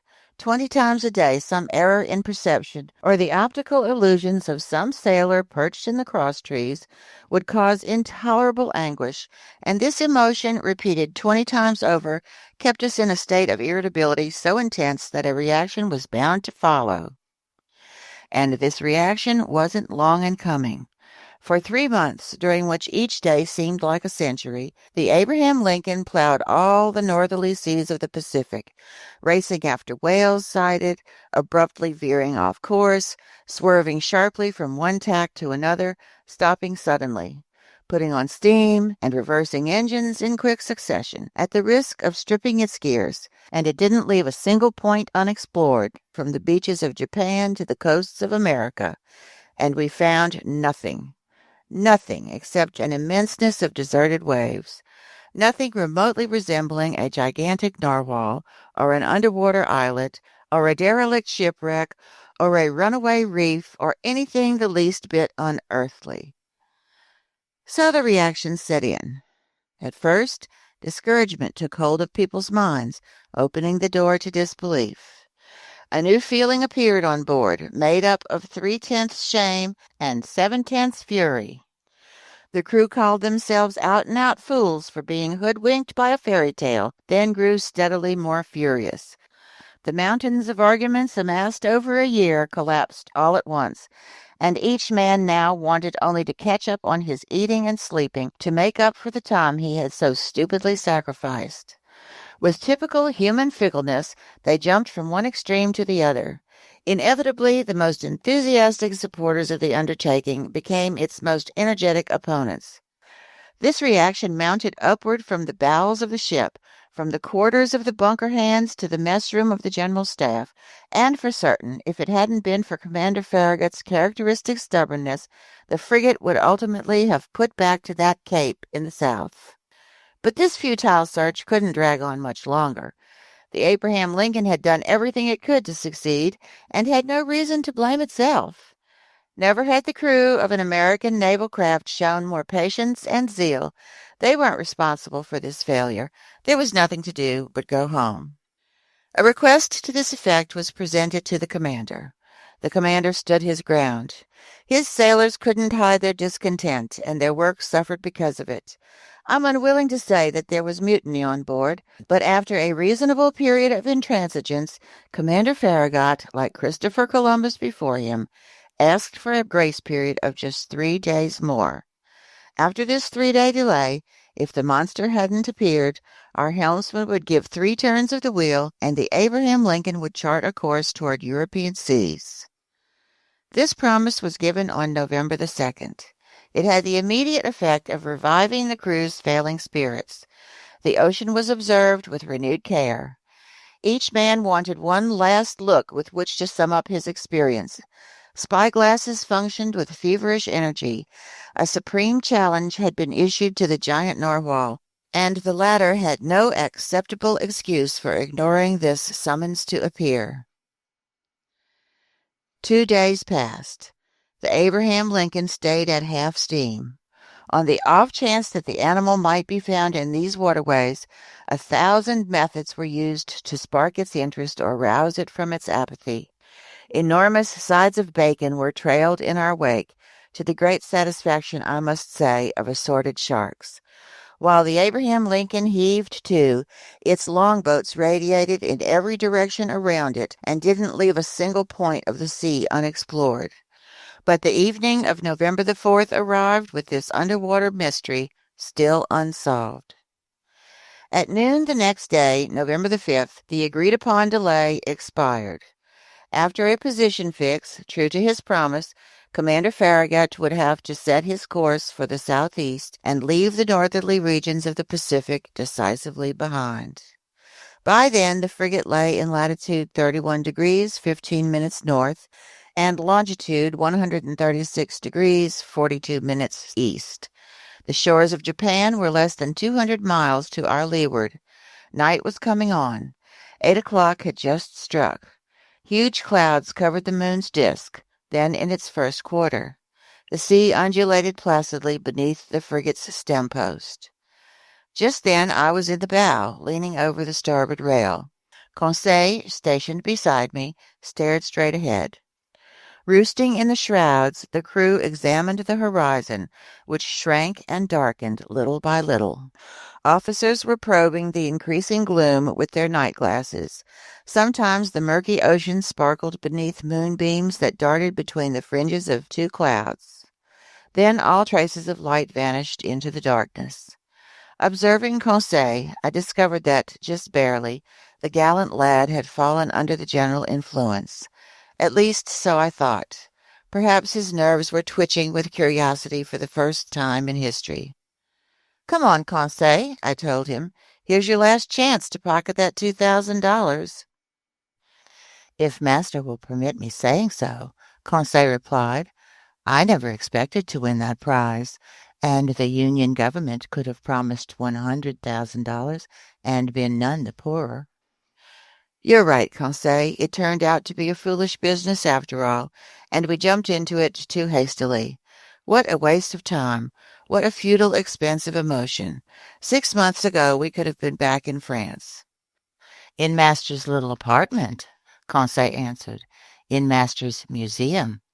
And by now I would have classified master's fossils, and master's Barbarossa would be ensconced in its cage at the zoo in the botanical gardens, and it would have attracted every curiosity seeker in town."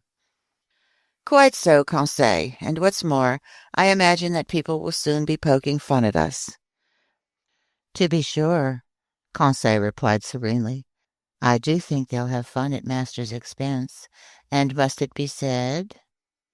"It must be said, Conseil." "Well, then, it will serve master right." "How true?" "When one has the honor of being an expert, as master is, one mustn't lay himself open to—" Conseil didn't have time to complete the compliment. In the midst of a general silence, a voice became audible. It was Ned Land's voice, and it shouted, "Ahoy! There's the thing in question, abreast of us, to leeward!" Chapter 6. At Full Steam. At this shout, the entire crew rushed toward the harpooner, commander, officers, mates, sailors, cabin boys, down to engineers, leaving their machinery, and stokers neglecting their furnaces. The order was given to stop, and the frigate merely coasted. By then the darkness was profound, and as good as the Canadian's eyes were, I still wondered how he could see and what he had seen. My heart was pounding fit to burst. But Ned Land was not mistaken, and we all spotted the object his hand was indicating. 2 cable lengths off the Abraham Lincoln's starboard quarter, the sea seemed to be lit up from underneath. This was no mere phosphorescent phenomena. That much was unmistakable. Submerged some fathoms below the surface of the water, the monster gave off that very intense but inexplicable glow that several captains had mentioned in their reports. This magnificent radiance had to come from some force with a great illuminating capacity. The edge of its light swept over the sea in an immense, highly elongated oval, condensing at the center into a blazing core whose unbearable glow diminished by degrees outward. "It's only a cluster of phosphorescent particles," exclaimed one of the officers. "No, sir," I answered with conviction. "Not even angel wing clams or sallops have ever given off such a powerful light. That glow is basically electric in nature. Besides, look, it's shifting. It's moving back and forth. It's darting at us." A universal shout went up from the frigate. "Quiet," Commander Farragut said. "Helm hard to leeward. Reverse engines." Sailors rushed to the helm, engineers to their machinery. Under reverse steam immediately, the Abraham Lincoln beat to port, sweeping in a semicircle. "Right your helm! Engines forward!" Commander Farragut called. These orders were executed, and the frigate swiftly retreated from this core of light. My mistake. It wanted to retreat, but the unearthly animal came at us with a speed double our own. We gasped. More stunned than afraid, we stood mute and motionless. The animal caught up with us, played with us. It made a full circle around the frigate, then doing 14 knots, and wrapped us in sheets of electricity that were like luminous dust. Then it retreated 2 or 3 miles, leaving a phosphorescent trail comparable to those swirls of steam that shoot behind the locomotive of an express train. Suddenly, all the way from the dark horizon where it had gone to gather momentum, the monster abruptly dashed toward the Abraham Lincoln with frightening speed, stopped sharply 20 feet from our side plates, and died out. Not by diving under the water, since its glow did not recede gradually, but all at once, as if the source of this brilliant emanation had suddenly dried up. Then it reappeared on the other side of the ship, either by circling around us or by gliding under our hull. At any instant a collision could have occurred that would have been fatal to us. Meanwhile, I was astonished at the frigate's maneuvers. It was fleeing, not fighting. Built to pursue, it was being pursued, and I commented on this to Commander Farragut. His face, ordinarily so emotionless, was stamped with indescribable astonishment. "Professor Aronnax," he answered me, "I don't know what kind of fearsome creature I'm up against, and I don't want my frigate running foolish risks in all this darkness. Besides, how should we attack this unknown creature? How should we defend ourselves against it? Let's wait for daylight, and then we'll play a different role." "You've no further doubts, Commander, as to the nature of this animal?" "No, sir. It's apparently a gigantic narwhal, and an electric one to boot." "Maybe," I added, "it's no more approachable than an electric eel or an electric ray." "Right," the commander replied, "and if it has the power to electrocute, it's surely the most dreadful animal ever conceived by our Creator. That's why I'll keep on my guard, sir." The whole crew stayed on their feet all night long. No one even thought of sleeping. Unable to compete with the monster's speed, the Abraham Lincoln slowed down and stayed at half steam. For its part, the narwhal mimicked the frigate, simply rode with the waves, and seemed determined not to forsake the field of battle. However, near midnight it disappeared, or to use a more appropriate expression, It went out like a huge glowworm. Had it fled from us? We were duty-bound to fear so rather than hope so. But at 12:53 in the morning, a deafening hiss became audible, resembling the sound made by a waterspout expelled with tremendous intensity. By then, Commander Farragut, Ned Land, and I were on the afterdeck, peering eagerly into the profound gloom. "Ned Land," the commander asked, "you've often heard whales bellowing?"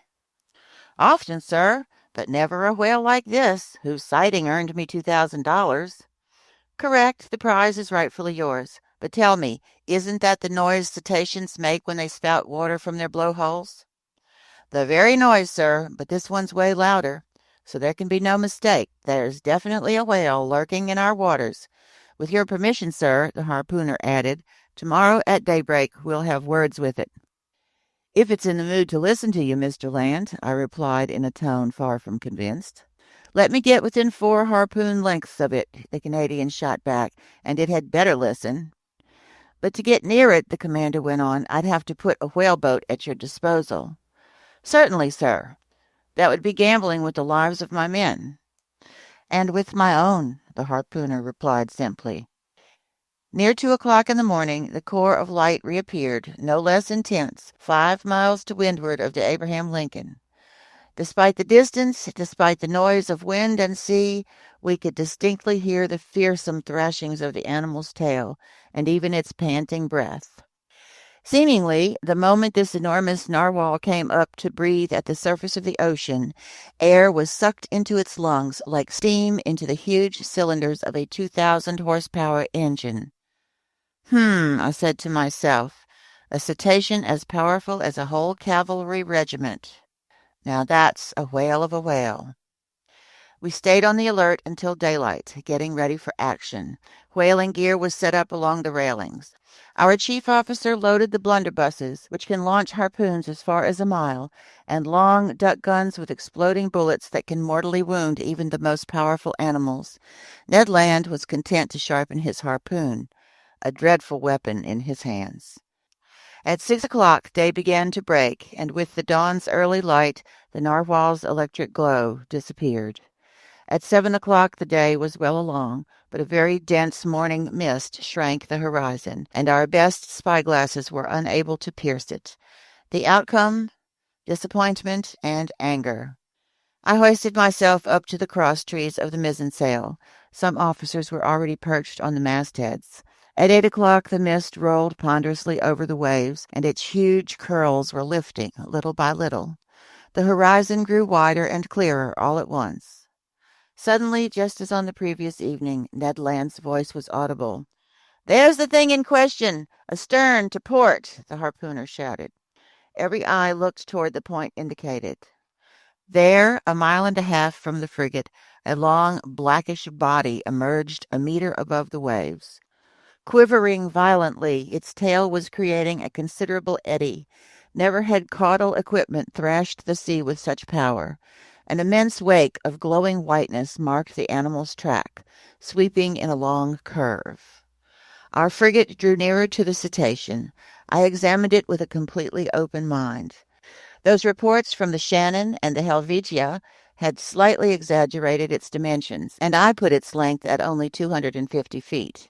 Its girth was more difficult to judge, but all in all, the animal seemed to be wonderfully proportioned in all 3 dimensions. While I was observing this phenomenal creature, 2 jets of steam and water sprang from its blowholes and rose to an altitude of 40 meters, which settled for me its mode of breathing.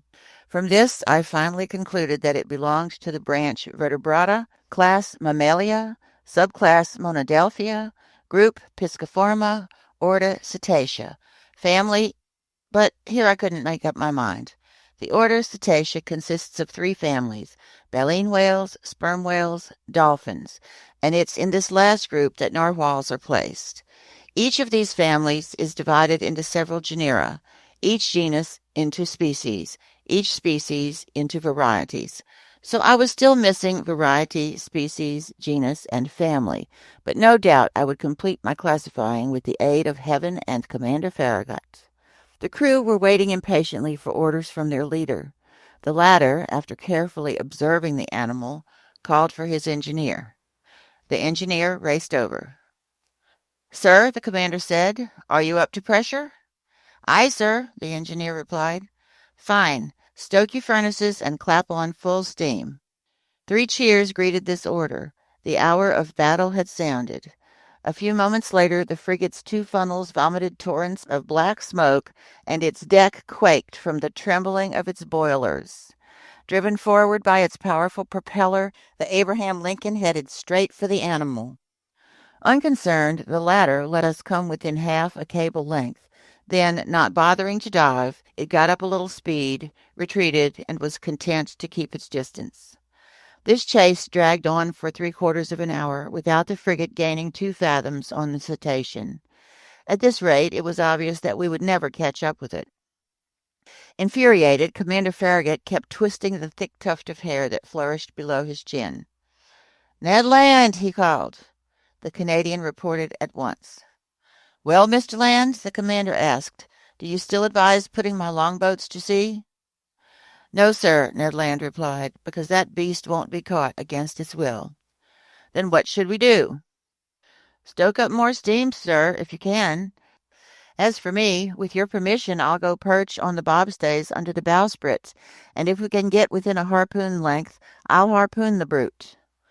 "Go to it, Ned," Commander Farragut replied. "Engineer," he called, "keep the pressure mounting." Ned Land made his way to his post. The furnaces were urged into greater activity, our propeller did 43 revolutions per minute, and steam shot from the valves. Heaving the log, we verified that the Abraham Lincoln was going at the rate of 18.5 miles per hour. But that damned animal also did a speed of 18.5. For the next hour our frigate kept up this pace without gaining a fathom. This was humiliating for one of the fastest racers in the American Navy. The crew were working up into a blind rage. Sailor after sailor heaved insults at the monster, which couldn't be bothered with answering back. Commander Farragut was no longer content simply to twist his goatee. He chewed on it. The engineer was summoned once again. "You're up to maximum pressure?" the commander asked him. "Aye, sir," the engineer replied. "And your valves are charged to 6.5 atmospheres." "Charge them to 10 atmospheres." A typical American order, if I ever heard one.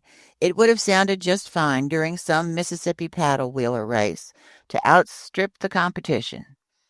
"Conseil," I said to my gallant servant, now at my side, "you realize that we'll probably blow ourselves sky high?" "As master wishes," Conseil replied. "All right, I admit it. I did wish to run this risk." The valves were charged. More coal was swallowed by the furnaces. Ventilators shot torrents of air over the braziers. The Abraham Lincoln's speed increased. Its masts trembled down to their blocks, and swirls of smoke could barely squeeze through the narrow funnels. We heaved the log a second time. "Well, helmsman?" Commander Farragut asked. 19.3 miles per hour, sir." "Keep stoking the furnaces." The engineer did so. The pressure gauge marked 10 atmospheres, but no doubt the cetacean itself had warmed up, because without the least trouble it also did 19.3. What a chase! No, I can't describe the excitement that shook my very being. Ned Land stayed at his post, harpoon in hand. Several times the animal let us approach. "We're overhauling it!" the Canadian would shout. Then, just as he was about to strike, the cetacean would steal off with a swiftness I could estimate at no less than 30 miles per hour. And even at our maximum speed, it took the liberty of thumbing its nose at the frigate by running a full circle around us. A howl of fury burst from every throat. By noon we were no farther along than at 8 o'clock in the morning. Commander Farragut then decided to use more direct methods. "Bah!" he said. "So that animal is faster than the Abraham Lincoln? All right. We'll see if it can outrun our conical shells. Mate, man the gun in the bow." Our forecastle cannon was immediately loaded and leveled. The cannoneer fired a shot, but his shell passed some feet above the cetacean, which stayed a half-mile off. "Over to somebody with better aim," the commander shouted, "and $500 to the man who can pierce that infernal beast." Calm of eye, cool of feature, an old, gray-bearded gunner, I can see him to this day, approached the cannon, put it in position, and took aim for a good while. There was a mighty explosion, mingled with cheers from the crew. The shell reached its target. It hit the animal, but not in the usual fashion. It bounced off that rounded surface and vanished into the sea 2 miles out. "Oh, drat!" said the old gunner in his anger. "That rascal must be covered with 6-inch armor plate." "Curse the beast!" Commander Farragut shouted. The hunt was on again, and Commander Farragut leaned over to me, saying, "I'll chase that animal till my frigate explodes." "Yes," I replied, "and nobody would blame you." We could still hope that the animal would tire out and not be as insensitive to exhaustion as our steam engines. But no such luck. Hour after hour went by without its showing the least sign of weariness. However, to the Abraham Lincoln's credit, it must be said that we struggled on with tireless persistence. I estimated that we covered a distance of at least 500 kilometers during this ill-fated day of November the 6th. But night fell and wrapped the surging ocean in its shadows. By then, I thought our expedition had come to an end, that we would never see this fantastic animal again. I was mistaken. At 10:50 in the evening, that electric light reappeared 3 miles to windward of the frigate, just as clear and intense as the night before. The narwhal seemed motionless.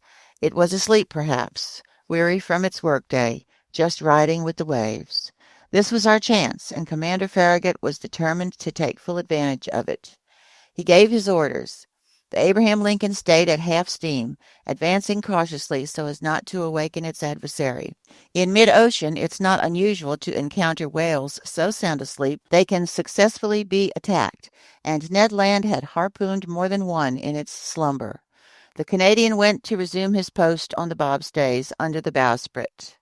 The frigate approached without making a sound, stopped 2 cable lengths from the animal, and coasted. Not a soul breathed on board. A profound silence reigned over the deck. We were not 100 feet from the blazing core of light, whose glow grew stronger and dazzled the eyes. Just then, leaning over the forecastle railings, I saw Ned Land below me, one hand grasping the martingale, the other brandishing his dreadful harpoon. Barely 20 feet separated him from the motionless animal. All at once his arm shot forward and the harpoon was launched. I heard the weapon collide resonantly, as if it had hit some hard substance. The electric light suddenly went out, and 2 enormous waterspouts crashed onto the deck of the frigate, racing like a torrent from stem to stern, toppling crewmen, breaking spare masts and yard arms from their lashings. A hideous collision occurred, and thrown over the rail with no time to catch hold of it, I was hurled into the sea. Chapter 7. A Whale of Unknown Species. Although I was startled by this unexpected descent, I at least have a very clear recollection of my sensations during it. At first, I was dragged about 20 feet under. I'm a good swimmer, without claiming to equal such other authors as Byron and Edgar Allan Poe, who were master divers, and I didn't lose my head on the way down. With 2 vigorous kicks of the heel, I came back to the surface of the sea. My first concern was to look for the frigate. Had the crew seen me go overboard? Was the Abraham Lincoln tacking about? Would Commander Farragut put a longboat to sea? Could I hope to be rescued? The gloom was profound. I glimpsed a black mass disappearing eastward, where its running lights were fading out in the distance. It was the frigate. I felt I was done for. "Help! Help!" I shouted, swimming desperately toward the Abraham Lincoln. My clothes were weighing me down. The water glued them to my body. They were paralyzing my movements. I was sinking. I was suffocating. "Help!" This was the last shout I gave. My mouth was filling with water. I struggled against being dragged into the depths. Suddenly my clothes were seized by energetic hands. I felt myself pulled abruptly back to the surface of the sea, and yes, I heard these words pronounced in my ear. If master would oblige me by leaning on my shoulder, Master will swim with much greater ease. With one hand I seized the arm of my loyal Conseil. You, I said, you. Myself, Conseil replied, and at Master's command. That collision threw you overboard along with me? Not at all. But being in Master's employ, I followed Master. The fine lad thought this was only natural. What about the frigate? I asked. The frigate, Conseil replied, rolling over on his back. I think Master had best not depend on it to any great extent. What are you saying? I'm saying that just as I jumped overboard, I heard the men at the helm shout, Our propeller and rudder are smashed. Smashed? Yes, smashed by the monster's tusk.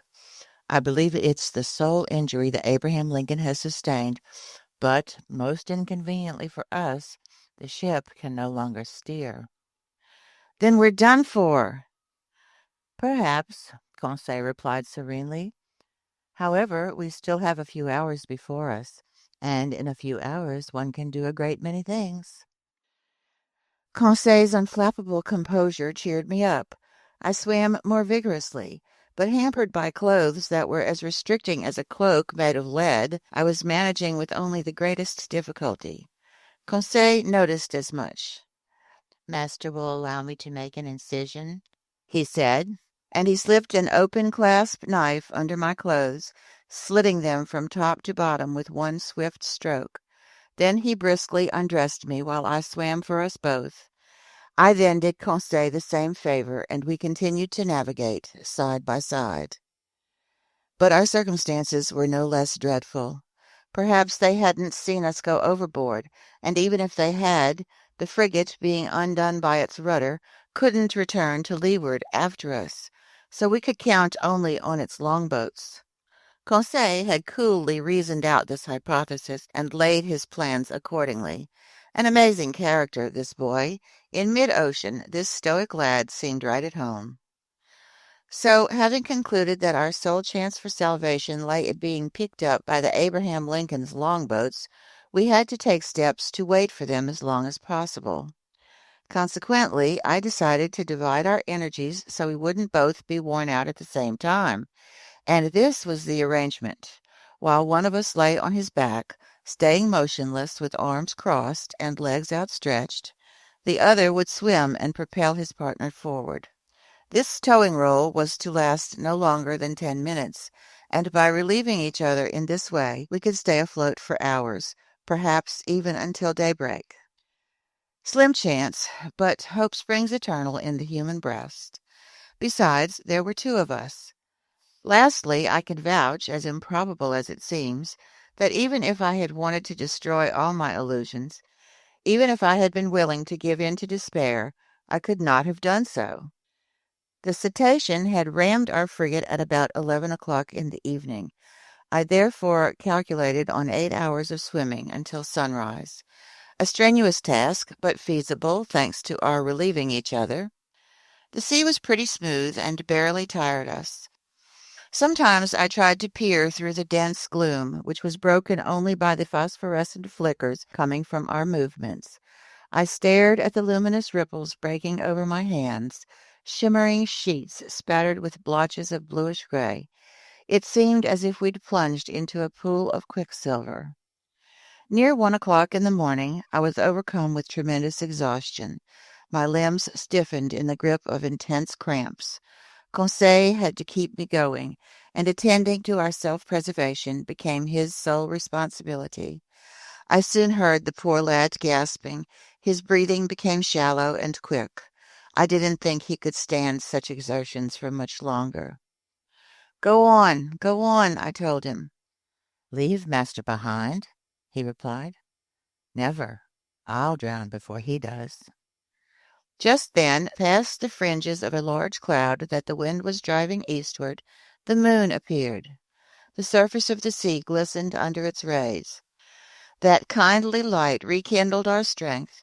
I held up my head again. My eyes darted to every point of the horizon. I spotted the frigate. It was 5 miles from us and formed no more than a dark, barely perceptible mass. but as for longboats, not a one in sight. I tried to call out. What was the use at such a distance? My swollen lips wouldn't let a single sound through. Conseil could still articulate a few words, and I heard him repeat at intervals, "Help! Help!" Ceasing all movement for an instant, we listened. And it may have been a ringing in my ear from this organ filling with impeded blood, but it seemed to me that Conseil's shout had received an answer back. "Did you hear that?" I muttered. "Yes, yes," and Conseil hurled another desperate plea into space. This time there could be no mistake. A human voice had answered us.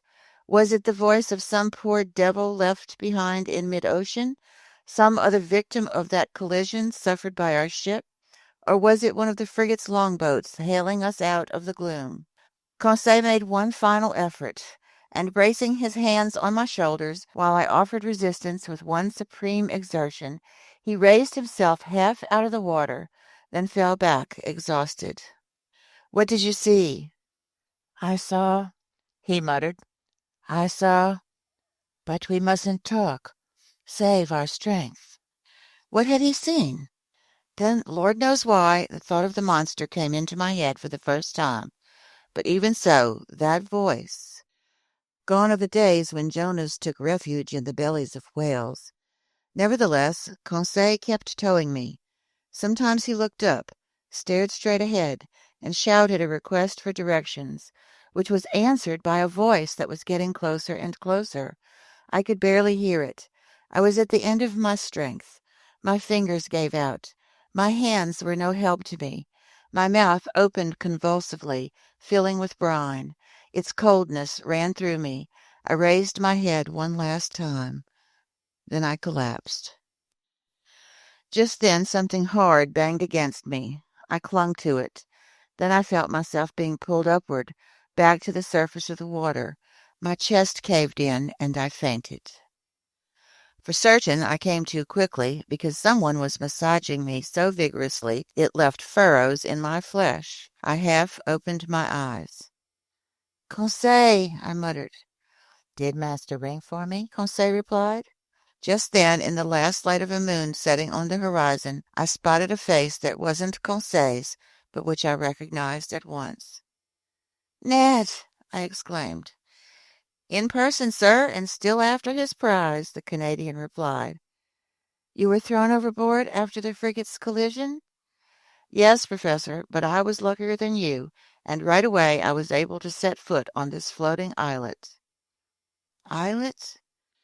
"Or in other words, on our gigantic narwhal." "Explain yourself, Ned." "It's just that I soon realized why my harpoon got blunted and couldn't puncture its hide." "Why, Ned, why?" "Because, Professor, this beast is made of boilerplate steel." At this point in my story, I need to get a grip on myself, reconstruct exactly what I experienced, and make doubly sure of everything I write. The Canadian's last words caused a sudden upheaval in my brain. I swiftly hoisted myself to the summit of this half-submerged creature or object that was serving as our refuge. I tested it with my foot. Obviously, it was some hard, impenetrable substance, not the soft matter that makes up the bodies of our big marine mammals. But this hard substance could have been a bony carapace, like those that covered some prehistoric animals, and I might have left it at that and classified this monster among such amphibious reptiles as turtles or alligators. Well, no. The blackish back supporting me was smooth and polished, with no overlapping scales. On impact, it gave off a metallic sonority, and as incredible as this sounds, it seemed, I swear, to be made up of riveted plates. No doubts were possible. This animal, this monster, this natural phenomenon that had puzzled the whole scientific world, that had muddled and misled the minds of seamen in both hemispheres, was, there could be no escaping it, an even more astonishing phenomenon, a phenomenon made by the hand of man. Even if I had discovered that some fabulous mythological creature really existed, it wouldn't have given me such a terrific mental jolt. It's easy enough to accept that prodigious things can come from our Creator, but to find all at once, right before your eyes, that the impossible had been mysteriously achieved by man himself, this staggers the mind. But there was no question now. We were stretched out on the back of some kind of underwater boat that, as far as I could judge, boasted the shape of an immense steel fish. Ned Land had clear views on the issue. Conseil and I could only line up behind him. But then I said, does this contraption contain some sort of locomotive mechanism and a crew to run it? Apparently, the harpooner replied. And yet, for the 3 hours I've lived on this floating island, it hasn't shown a sign of life. This boat hasn't moved at all? No, Professor Aronnax, it just rides with the waves, but otherwise it hasn't stirred. But we know that it's certainly gifted with great speed. Now then, since an engine is needed to generate that speed, and a mechanic to run that engine, I conclude we're saved. "Ha!" Ned Land put in, his tone denoting reservations. Just then, as if to take my side in the argument, a bubbling began astern of this strange submersible, whose drive mechanism was obviously a propeller, and the boat started to move. We barely had time to hang on to its topside, which emerged about 80 centimeters above water. Fortunately, its speed was not excessive. "So long as it navigates horizontally," Ned Land muttered, "I've no complaints. But if it gets the urge to dive, I wouldn't give $2 for my hide." The Canadian might have quoted a much lower price, so it was imperative to make contact with whatever beings were confined inside the plating of this machine. I searched its surface for an opening or a hatch, a manhole to use the official term, but the lines of rivets had been firmly driven into the sheet iron joints and were straight and uniform. Moreover, the moon then disappeared and left us in profound darkness. We had to wait for daylight to find some way of getting inside this underwater boat. So our salvation lay totally in the hands of the mysterious helmsman steering this submersible, and if it made a dive, we were done for. But aside from this occurring, I didn't doubt the possibility of our making contact with them. In fact, if they didn't produce their own air, they inevitably had to make periodic visits to the surface of the ocean to replenish their oxygen supply. Hence, the need for some opening that put the boat's interior in contact with the atmosphere. As for any hope of being rescued by Commander Farragut, that had to be renounced completely. We were being swept westward, and I estimate that our comparatively moderate speed reached 12 miles per hour. The propeller churned the waves with mathematical regularity, sometimes emerging above the surface and throwing phosphorescent spray to great heights. Near 4 o'clock in the morning, the submersible picked up speed. We could barely cope with this dizzying rush, and the waves battered us at close range. Fortunately, Ned's hands came across a big mooring ring fastened to the topside of this sheet iron back, and we all held on for dear life. Finally, this long night was over. My imperfect memories won't let me recall my every impression of it. A single detail comes back to me. Several times during various lulls of wind and sea, I thought I heard indistinct sounds, a sort of elusive harmony produced by distant musical chords. What was the secret behind this underwater navigating whose explanation the whole world had sought in vain? What beings lived inside this strange boat? What mechanical force allowed it to move about with such prodigious speed? Daylight appeared. The morning mists surrounded us, but they soon broke up. I was about to proceed with a careful examination of the hull, whose topside formed a sort of horizontal platform, when I felt it sinking little by little. "Oh, damnation!" Ned Land shouted, stamping his foot on the resonant sheet iron. "Open up there, you antisocial navigators!" But it was difficult to make yourself heard above the deafening beats of the propeller. Fortunately, this submerging movement stopped. From inside the boat there suddenly came noises of iron fastenings pushed roughly aside.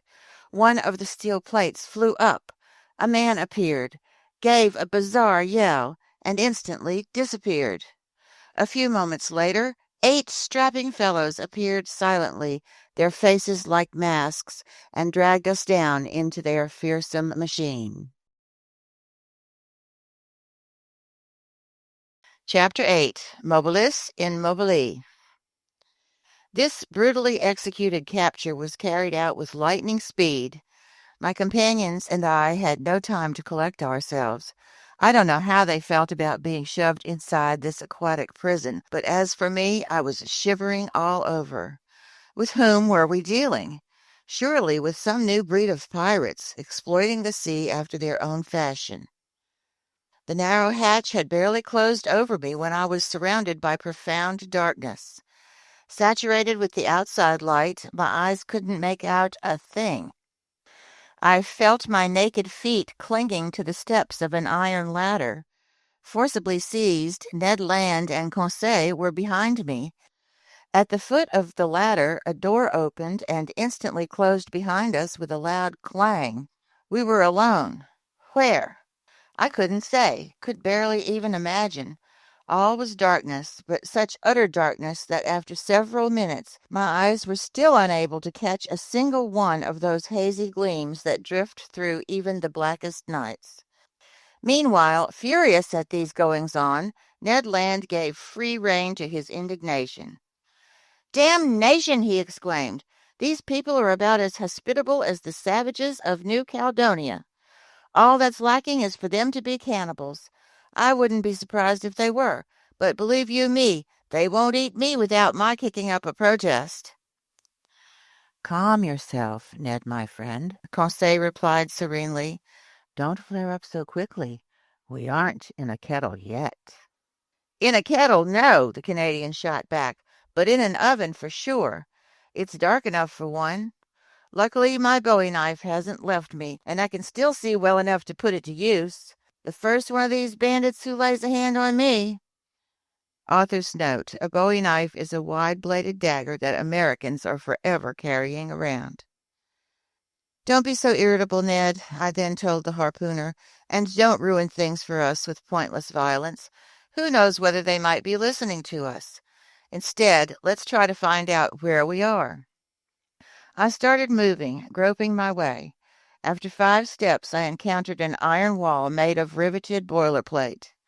Then, turning around, I bumped into a wooden table, next to which several stools had been set. The floor of this prison lay hidden beneath thick hempen matting that deadened the sound of footsteps. Its naked walls didn't reveal any trace of a door or window. Going around the opposite way, Conseil met up with me, and we returned to the middle of this cabin, which had to be 20 feet long by 10 wide. As for its height, not even Ned Land, with his great stature, was able to determine it. Half an hour had already gone by without our situation changing, when our eyes were suddenly spirited from utter darkness into blinding light. Our prison lit up all at once. In other words, it filled with luminescent matter so intense that at first I couldn't stand the brightness of it. From its glare and whiteness, I recognized the electric glow that had played around this underwater boat like some magnificent phosphorescent phenomenon. After involuntarily closing my eyes, I reopened them and saw that this luminous force came from a frosted half-globe curving out of the cabin's ceiling. "Finally, it's light enough to see," Ned Land exclaimed, knife in hand, staying on the defensive. "Yes," I replied, then ventured the opposite view. "But as for our situation, we are still in the dark." "Master must learn patience," said the emotionless Conseil. This sudden illumination of our cabin enabled me to examine its tiniest details. It contained only a table and 5 stools. Its invisible door must have been hermetically sealed. Not a sound reached our ears. Everything seemed dead inside this boat. Was it in motion, or stationary on the surface of the ocean, or sinking into the depths? I couldn't tell. But this luminous globe hadn't been turned on without good reason. Consequently, I hoped that some crewman would soon make an appearance. If you want to consign people to oblivion, you don't light up their dungeons. I was not mistaken. Unlocking noises became audible, a door opened, and two men appeared. One was short and stocky, powerfully muscled, broad-shouldered, robust of limbs, the head squat, the hair black and luxuriant, the mustache heavy, the eyes bright and penetrating, and his whole personality stamped with that southern-blooded zest that in France typifies the people of Provence. The philosopher Diderot has very aptly claimed that a man's bearing is the clue to his character, and this stocky little man was certainly a living proof of this claim. You could sense that his everyday conversation must have been packed with such vivid figures of speech as personification, symbolism, and misplaced modifiers. But I was never in a position to verify this, because around me he used only an odd and utterly incomprehensible dialect. The second stranger deserves a more detailed description. A disciple of such character-judging anatomists as Gratiolet or Engel could have read this man's features like an open book. Without hesitation, I identified his dominant qualities. Self-confidence, since his head reared like a nobleman's above the arc formed by the lines of his shoulders, and his black eyes gazed with icy assurance. Calmness, since his skin, pale rather than ruddy, indicated tranquillity of blood. Energy, shown by the swiftly knitting muscles of his brow. And finally, courage, since his deep breathing denoted tremendous reserves of vitality. I might add that this was a man of great pride, that his calm, firm gaze seemed to reflect thinking on an elevated plane, and that the harmony of his facial expressions and bodily movements resulted in an overall effect of unquestionable candor, according to the findings of physiognomists, those analysts of facial character. I felt involuntarily reassured in his presence, and this boded well for our interview. Whether this individual was 35 or 50 years of age, I could not precisely state. He was tall, his forehead broad, his nose straight, his mouth clearly etched, his teeth magnificent, his hands refined, tapered, and to use a word from palmistry, highly psychic, in other words, worthy of serving a lofty and passionate spirit. This man was certainly the most wonderful physical specimen I had ever encountered. One unusual detail: his eyes were spaced a little far from each other, and could instantly take in nearly a quarter of the horizon. This ability, as I later verified, was strengthened by a range of vision even greater than Ned Land's. When this stranger focused his gaze on an object, his eyebrow lines gathered into a frown, his heavy eyelids closed around his pupils to contract his huge field of vision, and he looked. What a look! As if he could magnify objects shrinking into the distance, as if he could probe your very soul, as if he could pierce those sheets of water so opaque to our eyes and scan the deepest seas. Wearing caps made of sea otter fur and shod in sealskin fishing boots, these two strangers were dressed in clothing made from some unique fabric that flattered the figure and allowed great freedom of movement.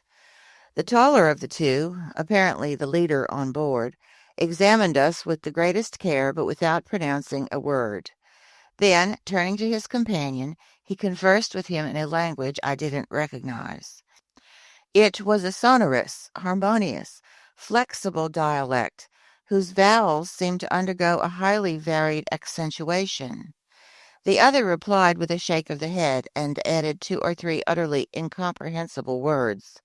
Then he seemed to question me directly with a long stare. I replied in clear French that I wasn't familiar with his language, but he didn't seem to understand me, and this situation grew rather baffling. Still, master should tell our story, Conseil said to me. Perhaps these gentlemen will grasp a few words of it. I tried again, telling the tale of our adventures, clearly articulating my every syllable and not leaving out a single detail. I stated our names and titles. Then, in order, I introduced Professor Aronnax, his manservant Conseil, and Mr. Ned Land, harpooner. The man with calm, gentle eyes listened to me serenely, even courteously, and paid remarkable attention. But nothing in his facial expression indicated that he understood my story. When I finished, he didn't pronounce a single word. One resource still left was to speak English. Perhaps they would be familiar with this nearly universal language. But I only knew it, as I did the German language, well enough to read it fluently, but not well enough to speak it correctly. Here, however, our overriding need was to make ourselves understood. "Come on, it's your turn," I told the harpooner. "Over to you, Mr. Land. Pull out your bag of tricks, the best English ever spoken by an Anglo-Saxon, and try for a more favorable result than mine." Ned needed no persuading and started our story all over again, most of which I could follow. Its content was the same, but the form differed. Carried away by his volatile temperament, the Canadian put great animation into it. He complained vehemently about being imprisoned in defiance of his civil rights, asked by virtue of which law he was hereby detained, invoked writs of habeas corpus, threatened to press charges against anyone holding him in illegal custody, ranted, gesticulated, shouted, and finally conveyed by an expressive gesture that we were dying of hunger. This was perfectly true, but we had nearly forgotten the fact. Much to his amazement, the harpooner seemed no more intelligible than I had been. Our visitors didn't bat an eye. Apparently they were engineers who understood the languages of neither the French physicist Arago nor the English physicist Faraday. Thoroughly baffled after vainly exhausting our philological resources, I no longer knew what tactic to pursue when Conseil told me, "If master will authorize me, I'll tell the whole business in German." "What? You know German?" I exclaimed. "Like most Flemish people, with all due respect to master." "On the contrary, my respect is due you. Go to it, my boy." And Conseil, in his serene voice, described for the third time the various vicissitudes of our story. But despite our narrator's fine accent and stylish turns of phrase, the German language met with no success. Finally, as a last resort, I hauled out everything I could remember from my early school days, and I tried to narrate our adventures in Latin. Cicero would have plugged his ears and sent me to the scullery, but somehow I managed to pull through, with the same negative result. This last attempt ultimately misfiring, the two strangers exchanged a few words in their incomprehensible language and withdrew, not even favoring us with one of those encouraging gestures that are used in every country in the world. The door closed again. "This is outrageous!" Ned Land shouted, exploding for the 20th time. "I ask you, we speak French, English, German, and Latin to these rogues, and neither of them has the decency to even answer back." "Calm down, Ned," I told the seething harpooner. "Anger won't get us anywhere." "But, Professor," our irascible companion went on, "can't you see that we could die of hunger in this iron cage?" "Bah," Conseil put in philosophically, "we can hold out a good while yet." "My friends," I said, "we mustn't despair. We've gotten out of tighter spots. So please do me the favor of waiting a bit before you form your views on the commander and crew of this boat." "My views are fully formed," Ned Land shot back. "They are rogues." "Oh, good. And from what country?" "Roguedom." "My gallant Ned, as yet that country isn't clearly marked on maps of the world, but I admit that the nationality of these two strangers is hard to make out. Neither English, French, nor German, that's all we can say. But I'm tempted to think that the commander and his chief officer were born in the low latitudes. There must be southern blood in them.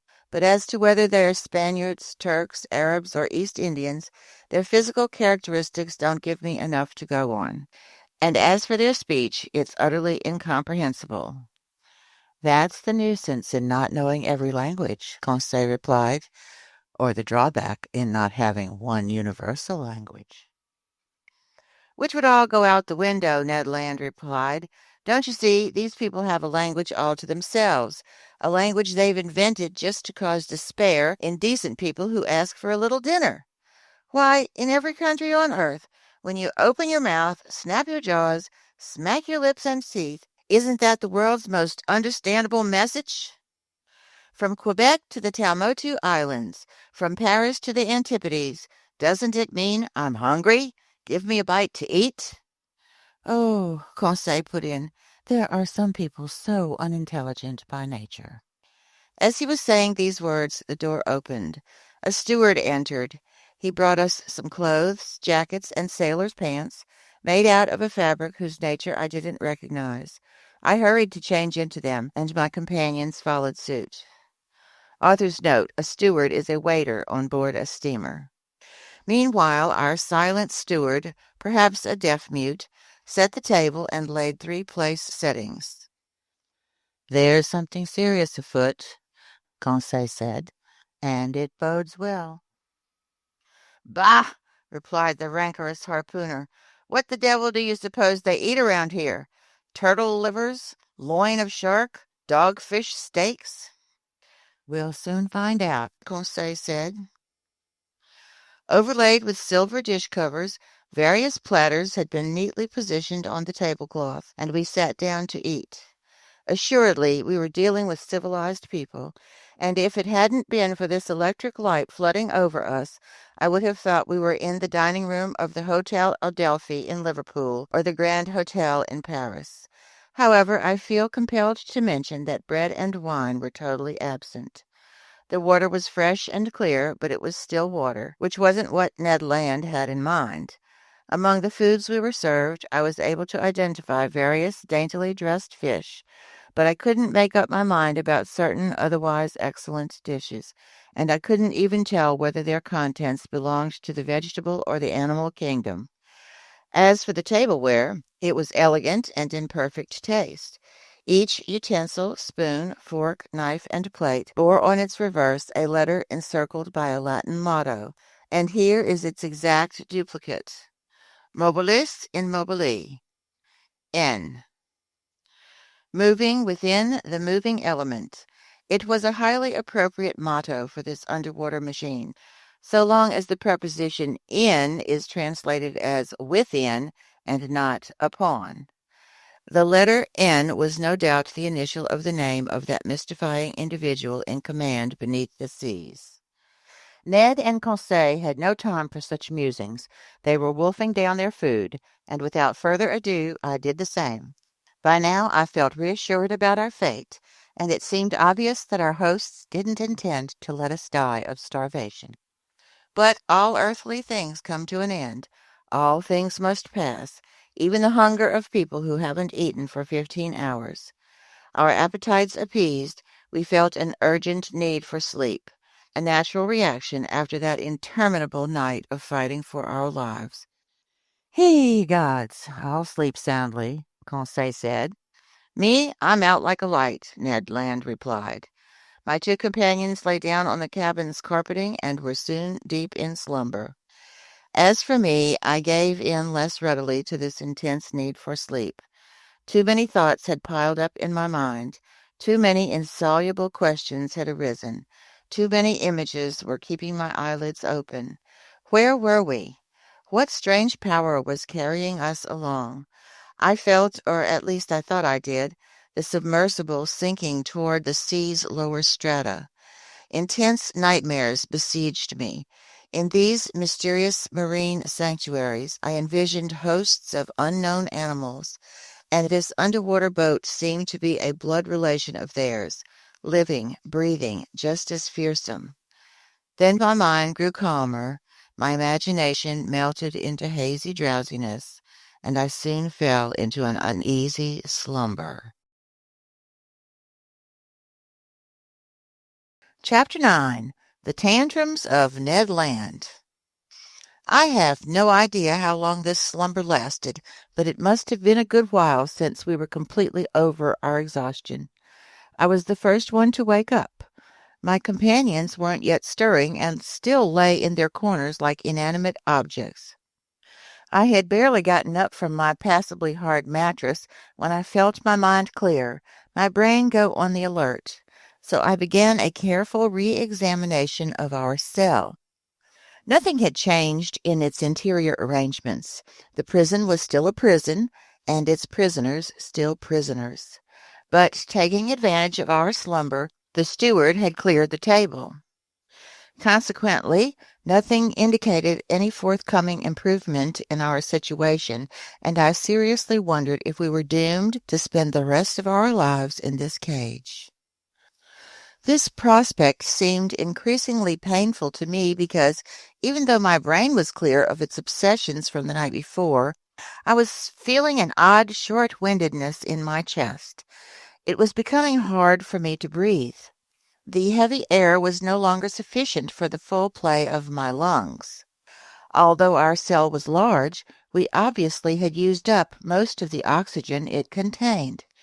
In essence, over an hour's time, a single human being consumes all the oxygen found in 100 liters of air, at which point that air has become charged with a nearly equal amount of carbon dioxide and is no longer fit for breathing. So it was now urgent to renew the air in our prison, and no doubt the air in this whole underwater boat as well. Here a question popped into my head. How did the commander of this aquatic residence go about it? Did he obtain air using chemical methods, releasing the oxygen contained in potassium chlorate by heating it, meanwhile absorbing the carbon dioxide with potassium hydroxide? If so, he would have to keep up some kind of relationship with the shore to come by the materials needed for such an operation. Did he simply limit himself to storing the air in high-pressure tanks and then dispense it according to his crew's needs? Perhaps. Or, proceeding in a more convenient, more economical, and consequently more probable fashion, was he satisfied with merely returning to breathe at the surface of the water, like a cetacean, renewing his oxygen supply every 24 hours? In any event, whatever his method was, it seemed prudent to me that he use this method without delay. In fact, I had already resorted to speeding up my inhalations in order to extract from the cell what little oxygen it contained, when suddenly I was refreshed by a current of clean air, scented with a salty aroma. It had to be a sea breeze, life-giving and charged with iodine. I opened my mouth wide, and my lungs glutted themselves on the fresh particles. At the same time, I felt a swaying, a rolling of moderate magnitude but definitely noticeable. This boat, this sheet-iron monster, had obviously just risen to the surface of the ocean, there to breathe in good whale fashion. So the ship's mode of ventilation was finally established. When I had absorbed a chestful of this clean air, I looked for the conduit, the air carrier, if you prefer, that allowed this beneficial influx to reach us, and I soon found it. Above the door opened an air vent that let in the fresh current of oxygen, renewing the thin air in our cell. I had gotten to this point in my observations when Ned and Conseil woke up almost simultaneously, under the influence of this reviving air purification. They rubbed their eyes, stretched their arms, and sprang to their feet. "Did master sleep well?" Conseil asked me with his perennial good manners. "Extremely well, my gallant lad," I replied. "And how about you, Mr. Ned Land?" "Like a log, Professor, but I must be imagining things because it seems like I'm breathing a sea breeze." A seaman couldn't be wrong on this topic, and I told the Canadian what had gone on while he slept. "Good," he said. "That explains perfectly all that bellowing we heard when our so-called narwhal lay in sight of the Abraham Lincoln." "Perfectly, Mr. Land. It was catching its breath."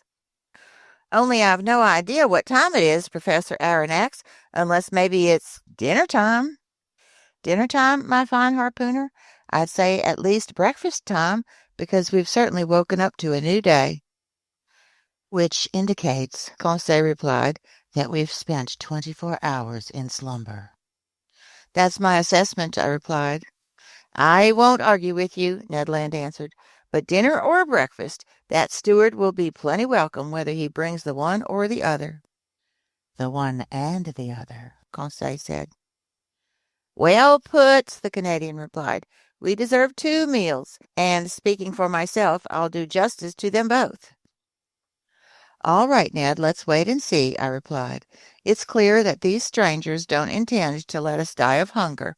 Otherwise, last evening's dinner wouldn't make any sense. Unless they're fattening us up, Ned shot back. I object, I replied. We have not fallen into the hands of cannibals. Just because they don't make a habit of it, the Canadian replied in all seriousness, doesn't mean they don't indulge from time to time. Who knows? Maybe these people have gone without fresh meat for a long while, and in that case 3 healthy, well-built specimens like the professor, the manservant, and me. Get rid of those ideas, Mr. Land, I answered the harpooner, and above all, don't let them lead you to flare up against our hosts, which would only make our situation worse. Anyhow, the harpooner said, I'm as hungry as all Hades, and dinner or breakfast, not one puny meal has arrived. Mr. Land, I answered, we have to adapt to the schedule on board, and I imagine our stomachs are running ahead of the chief cook's dinner bell.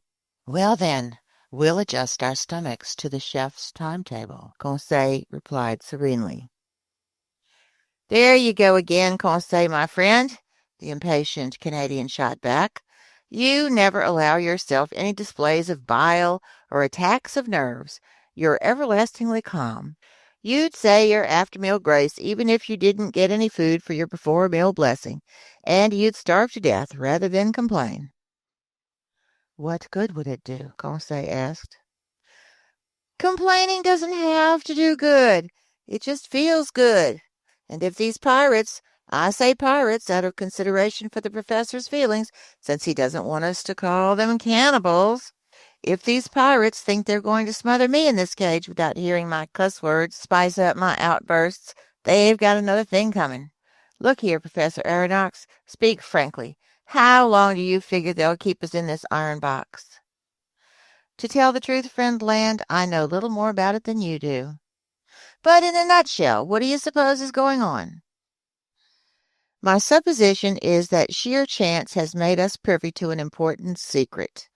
Now then, if the crew of this underwater boat have a personal interest in keeping that secret, and if their personal interest is more important than the lives of 3 men, I believe that our very existence is in jeopardy.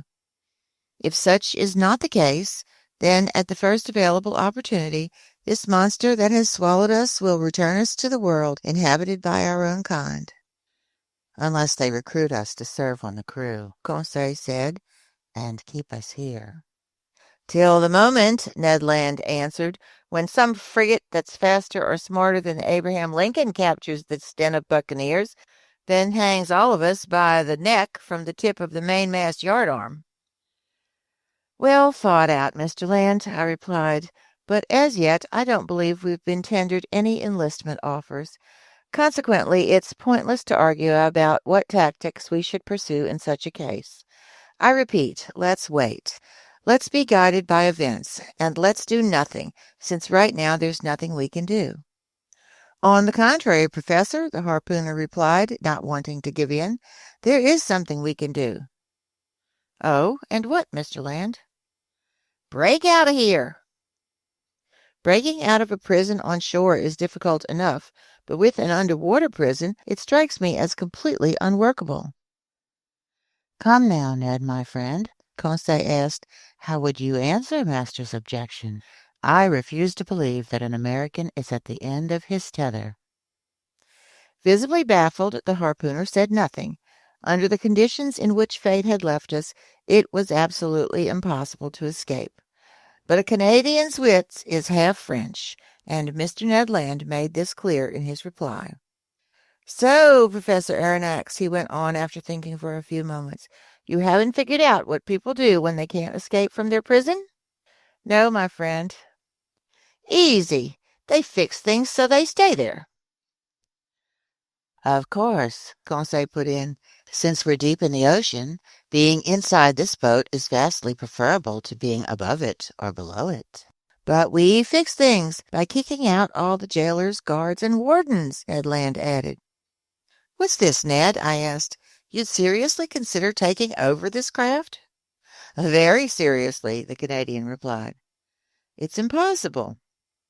And why is that, sir? Some promising opportunity might come up, and I don't see what could stop us from taking advantage of it. If there are only about 20 men on board this machine, I don't think they can stave off 2 Frenchmen and a Canadian. It seemed wiser to accept the harpooner's proposition than to debate it.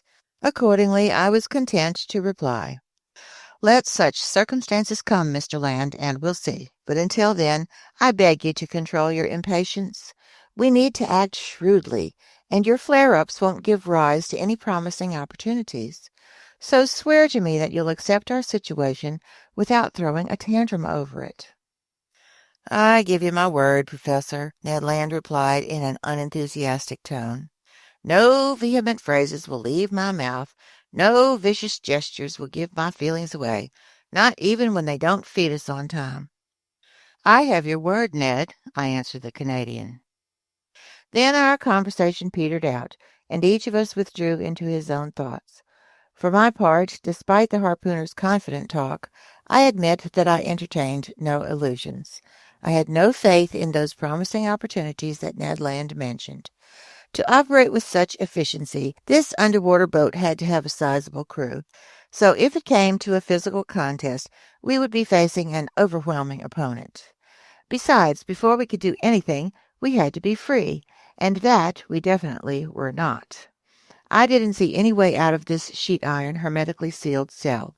And if the strange commander of this boat did have a secret to keep, which seemed rather likely, he would never give us freedom of movement aboard his vessel. Now then, would he resort to violence in order to be rid of us, or would he drop us off one day on some remote coast? There lay the unknown. All these hypotheses seemed extremely plausible to me, and to hope for freedom through use of force, you had to be a harpooner. I realized, moreover, that Ned Land's brooding was getting him madder by the minute. Little by little, I heard those aforesaid cuss words welling up in the depths of his gullet, and I saw his movements turn threatening again.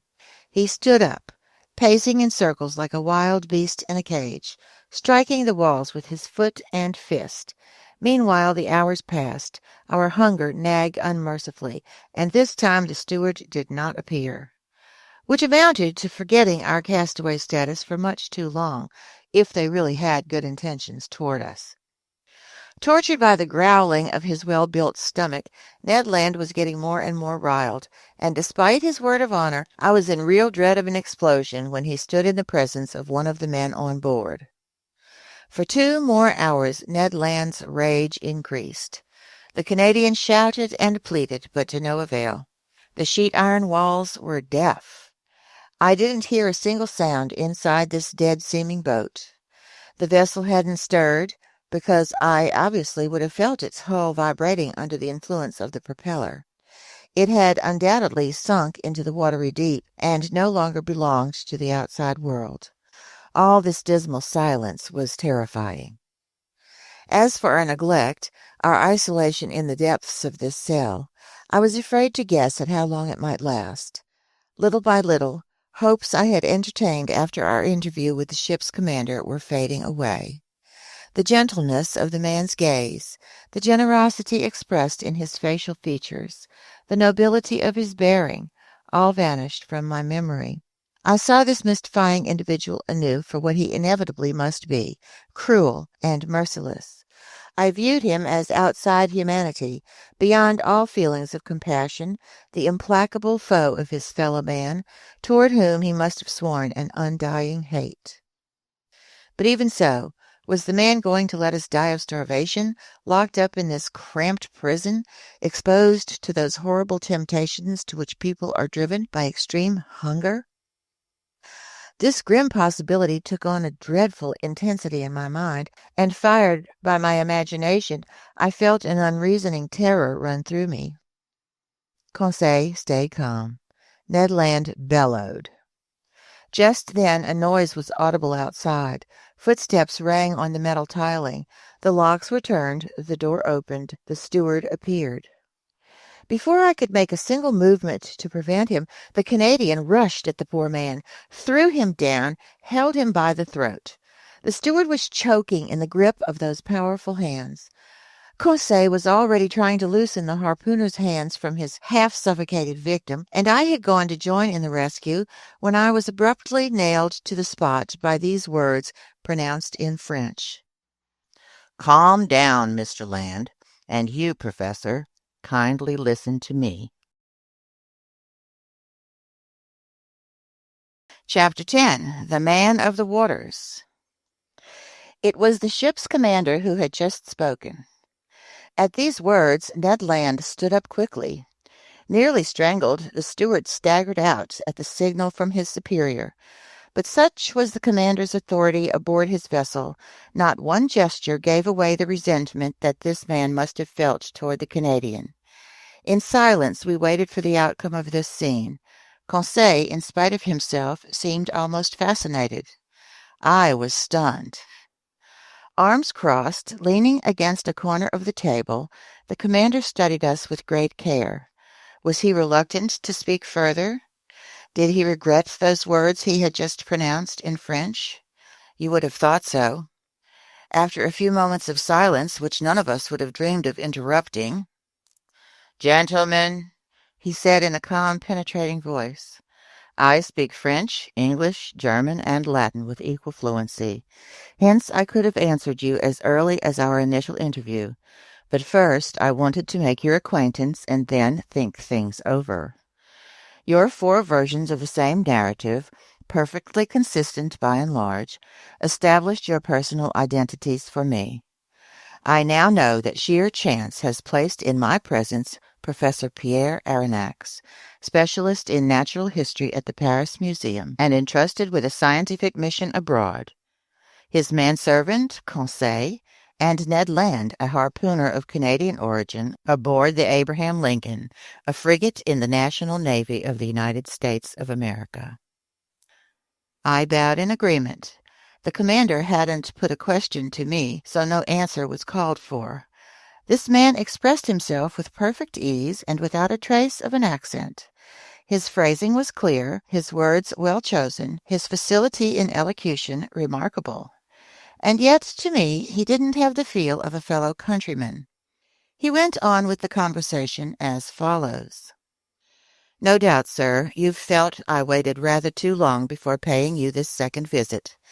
After discovering your identities, I wanted to weigh carefully what policy to pursue towards you. I had great difficulty deciding.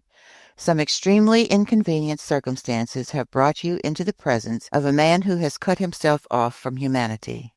Your coming has disrupted my whole existence." "Unintentionally," I said. "Unintentionally," the stranger replied, raising his voice a little. "Was it unintentionally that the Abraham Lincoln hunted me on every sea? Was it unintentionally that you traveled aboard that frigate? Was it unintentionally that your shells bounced off my ship's hull? Was it unintentionally that Mr. Ned Land hit me with his harpoon?" I detected a controlled irritation in these words, but there was a perfectly natural reply to these charges, and I made it. "Sir," I said, "you're surely unaware of the discussions that have taken place in Europe and America with yourself as the subject. You don't realize that various accidents, caused by collisions with your underwater machine, have aroused public passions on those 2 continents. I'll spare you the innumerable hypotheses with which we've tried to explain this inexplicable phenomenon, whose secret is yours alone. But please understand that the Abraham Lincoln chased you over the Pacific high seas in belief it was hunting some powerful marine monster, which had to be purged from the ocean at all cost." A half-smile curled the commander's lips. Then, in a calmer tone, "Professor Aronnax," he replied, "do you dare claim that your frigate wouldn't have chased and cannonaded an underwater boat as readily as a monster?" This question baffled me, since Commander Farragut would certainly have shown no such hesitation. He would have seen it as his sworn duty to destroy a contrivance of this kind just as promptly as a gigantic narwhal. "So you understand, sir," the stranger went on, "that I have a right to treat you as my enemy." I kept quiet, with good reason. What was the use of debating such a proposition when superior force can wipe out the best arguments? "It took me a good while to decide," the commander went on. "Nothing obliged me to grant you hospitality. If I were to part company with you, I'd have no personal interest in ever seeing you again. I could put you back on the platform of this ship that has served as your refuge. I could sink under the sea, and I could forget you ever existed. Wouldn't that be my right?" "Perhaps it would be the right of a savage," I replied, "but not that of a civilized man." "Professor," the commander replied swiftly, "I'm not what you term a civilized man. I've severed all ties with society, for reasons that I alone have the right to appreciate. Therefore, I obey none of its regulations, and I insist that you never invoke them in front of me." This was plain speaking. A flash of anger and scorn lit up the stranger's eyes, and I glimpsed a fearsome past in this man's life. Not only had he placed himself beyond human laws, he had rendered himself independent, out of all reach, free in the strictest sense of the word. For who would dare chase him to the depths of the sea when he thwarted all attacks on the surface? What ship could withstand a collision with his underwater monitor? What armor plate, no matter how heavy, could bear the thrusts of his spur? No man among men could call him to account for his actions. God, if he believed in him, his conscience, if he had one, these were the only judges to whom he was answerable. These thoughts swiftly crossed my mind while this strange individual fell silent, like someone completely self-absorbed. I regarded him with a mixture of fear and fascination, in the same way, no doubt, that Oedipus regarded the Sphinx. After a fairly long silence, the commander went on with our conversation. "So I had difficulty deciding," he said, "but I concluded that my personal interests could be reconciled with that natural compassion to which every human being has a right. Since fate has brought you here, you'll stay aboard my vessel. You'll be free here, and in exchange for that freedom, moreover totally related to it, I'll lay on you just one condition. Your word that you'll submit to it will be sufficient." "Go on, sir," I replied. "I assume this condition is one an honest man can accept?" "Yes, sir, just this. It's possible that certain unforeseen events may force me to confine you to your cabins for some hours, or even for some days, as the case may be. Since I prefer never to use violence, I expect from you in such a case, even more than in any other, your unquestioning obedience. By acting in this way, I shield you from complicity. I absolve you of all responsibility, since I myself make it impossible for you to see what you aren't meant to see. Do you accept this condition?" So things happened on board that were quite odd, to say the least, things never to be seen by people not placing themselves beyond society's laws. Among all the surprises the future had in store for me, this would not be the mildest. "We accept," I replied. "Only I'll ask your permission, sir, to address a question to you. Just one."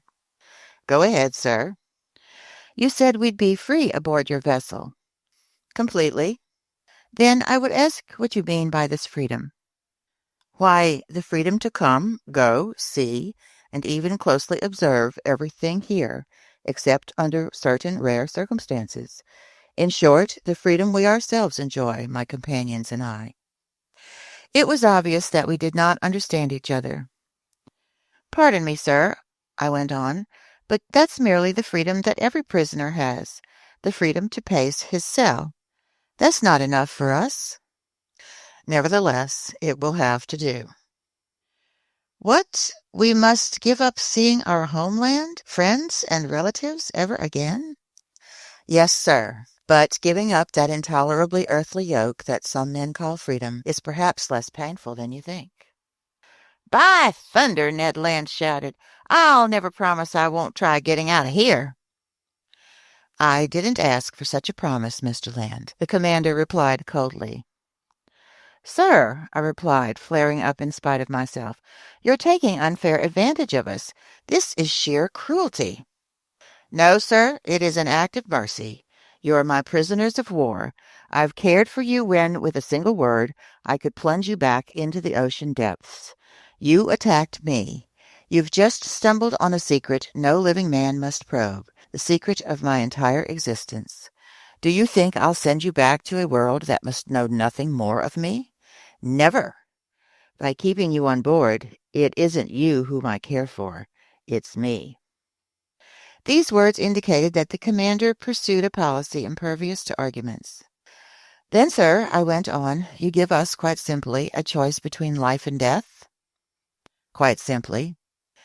"My friends," I said, "to a question couched in these terms, our answer can be taken for granted. But no solemn promises bind us to the commander of this vessel." "None, sir," the stranger replied.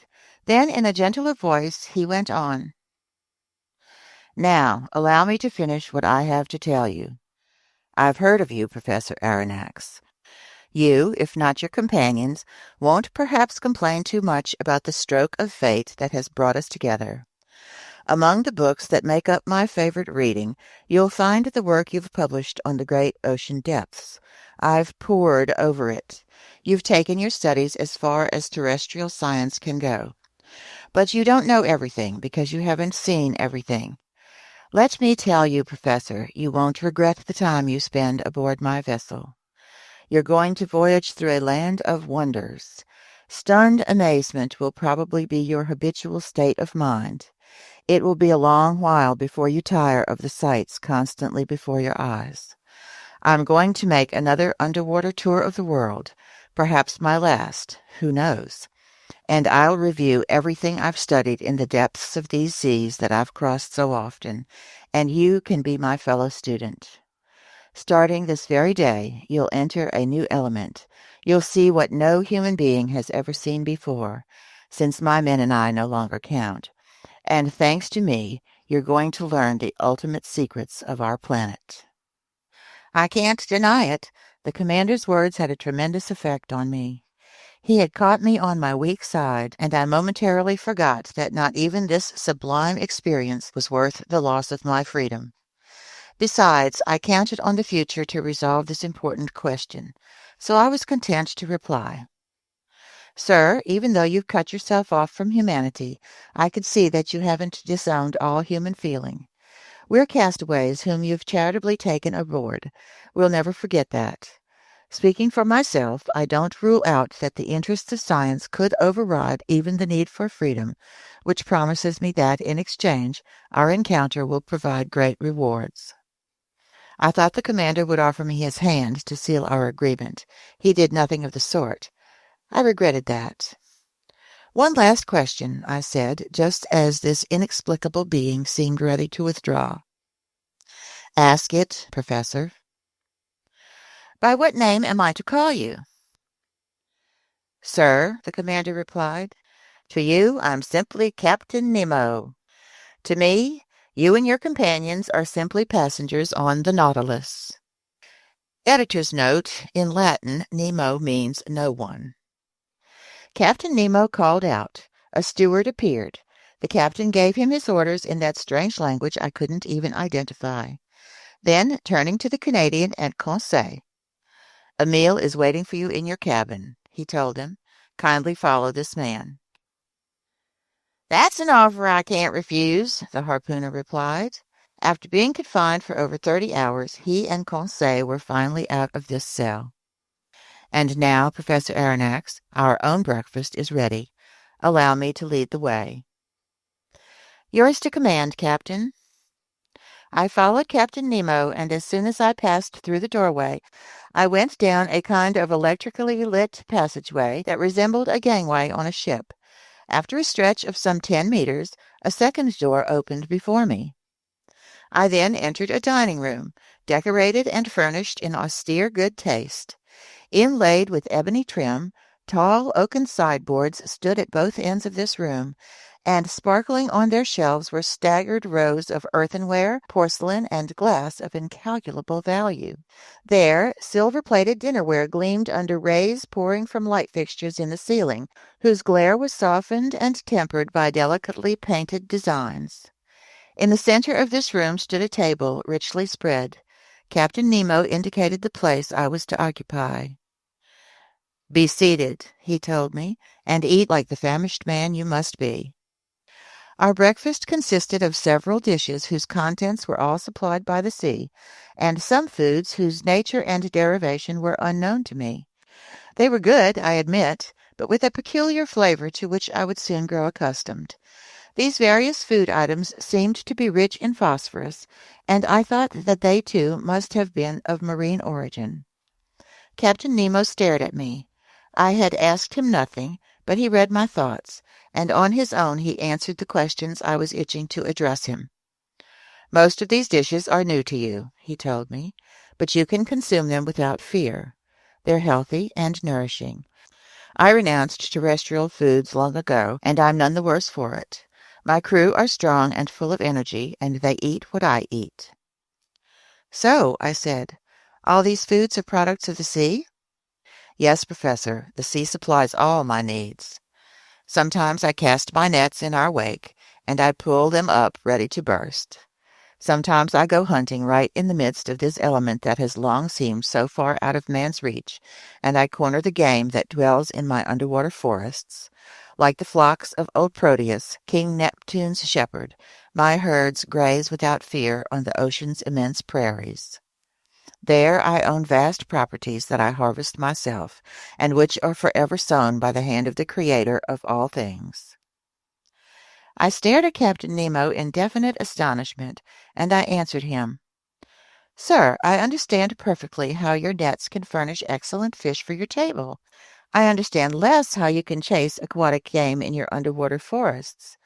But how a piece of red meat, no matter how small, can figure in your menu, that I don't understand at all." "Nor I, sir," Captain Nemo answered me. "I never touch the flesh of land animals."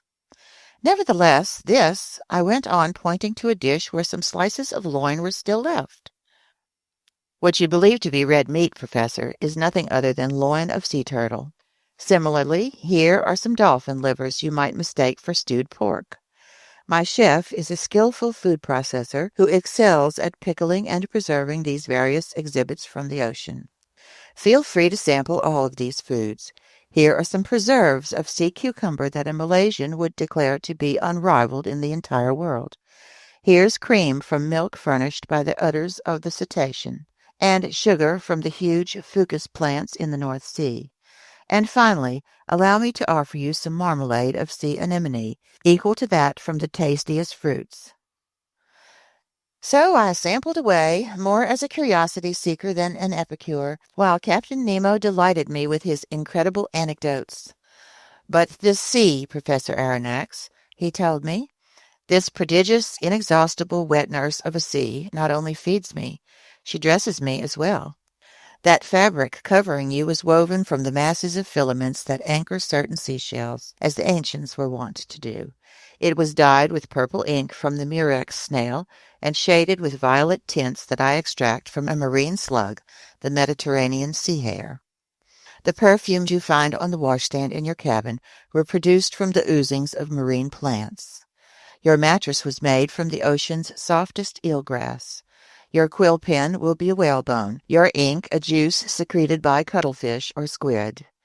Everything comes to me from the sea, just as someday everything will return to it." "You love the sea, Captain."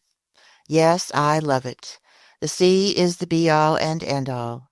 It covers 7/10 of the planet Earth. Its breath is clean and healthy. It's an immense wilderness where a man is never lonely because he feels life astir on every side. The sea is simply the vehicle for a prodigious, unearthly mode of existence. It's simply movement and love. It's living infinity, as one of your poets put it. And in essence, Professor, nature is here made manifest by all three of her kingdoms, mineral, vegetable, and animal. The last of these is amply represented by the 4 zoophyte groups, 3 classes of articulates, 5 classes of mollusks, and 3 vertebrate classes, mammals, reptiles, and those countless legions of fish. An infinite order of animals totaling more than 13,000 species, of which only 1/10 belong to fresh water. The sea is a vast pool of nature. Our globe began with the sea, so to speak, and who can say we won't end with it? Here lies supreme tranquility. The sea doesn't belong to tyrants. On its surface they can still exercise their iniquitous claims, battle each other, devour each other, haul every earthly horror. But 30 feet below sea level, their dominion ceases, their influence fades, their power vanishes. Ah, sir, live in the heart of the seas. Here alone lies independence. Here I recognize no superiors. Here I am free. Captain Nemo suddenly fell silent in the midst of this enthusiastic outpouring. He had let himself get carried away, past the bounds of his habitual reserve. Had he said too much? For a few moments he strolled up and down, all a-quiver. Then his nerves grew calmer, his facial features recovered their usual icy composure, and turning to me, "Now, Professor," he said, "if you'd like to inspect the Nautilus, I'm yours to command." Chapter 11. The Nautilus. Captain Nemo stood up. I followed him. Contrived at the rear of the dining room, a double door opened, and I entered a room whose dimensions equaled the one I had just left. It was a library. Tall black rosewood bookcases, inlaid with copperwork, held on their wide shelves a large number of uniformly bound books. These furnishings followed the contours of the room, their lower parts leading to huge couches upholstered in maroon leather and curved for maximum comfort. Light, movable reading stands, which could be pushed away or pulled near as desired, allowed books to be positioned on them for easy study. In the center stood a huge table covered with pamphlets, among which some newspapers, long out of date, were visible. Electric light flooded this whole harmonious totality, falling from 4 frosted half-globes set in the scroll-work of the ceiling. I stared in genuine wonderment at this room, so ingeniously laid out, and I couldn't believe my eyes. "Captain Nemo," I told my host, who had just stretched out on the couch, "this is a library that would do credit to more than one continental palace, and I truly marvel to think it can go with you into the deepest seas." "Where could one find greater silence or solitude, Professor?" Captain Nemo replied.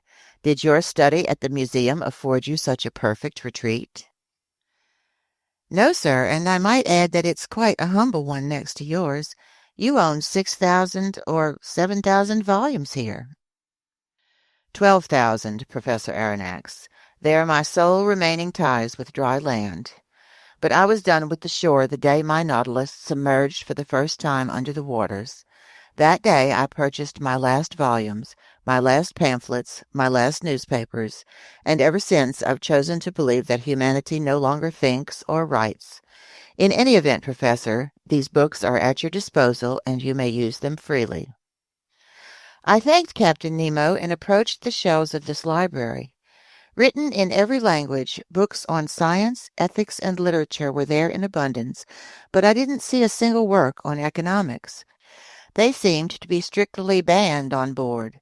One odd detail, all these books were shelved indiscriminately without regard to the language in which they were written, and this jumble proved that the Nautilus's captain could read fluently whatever volumes he chanced to pick up. Among these books I noted masterpieces by the greats of ancient and modern times.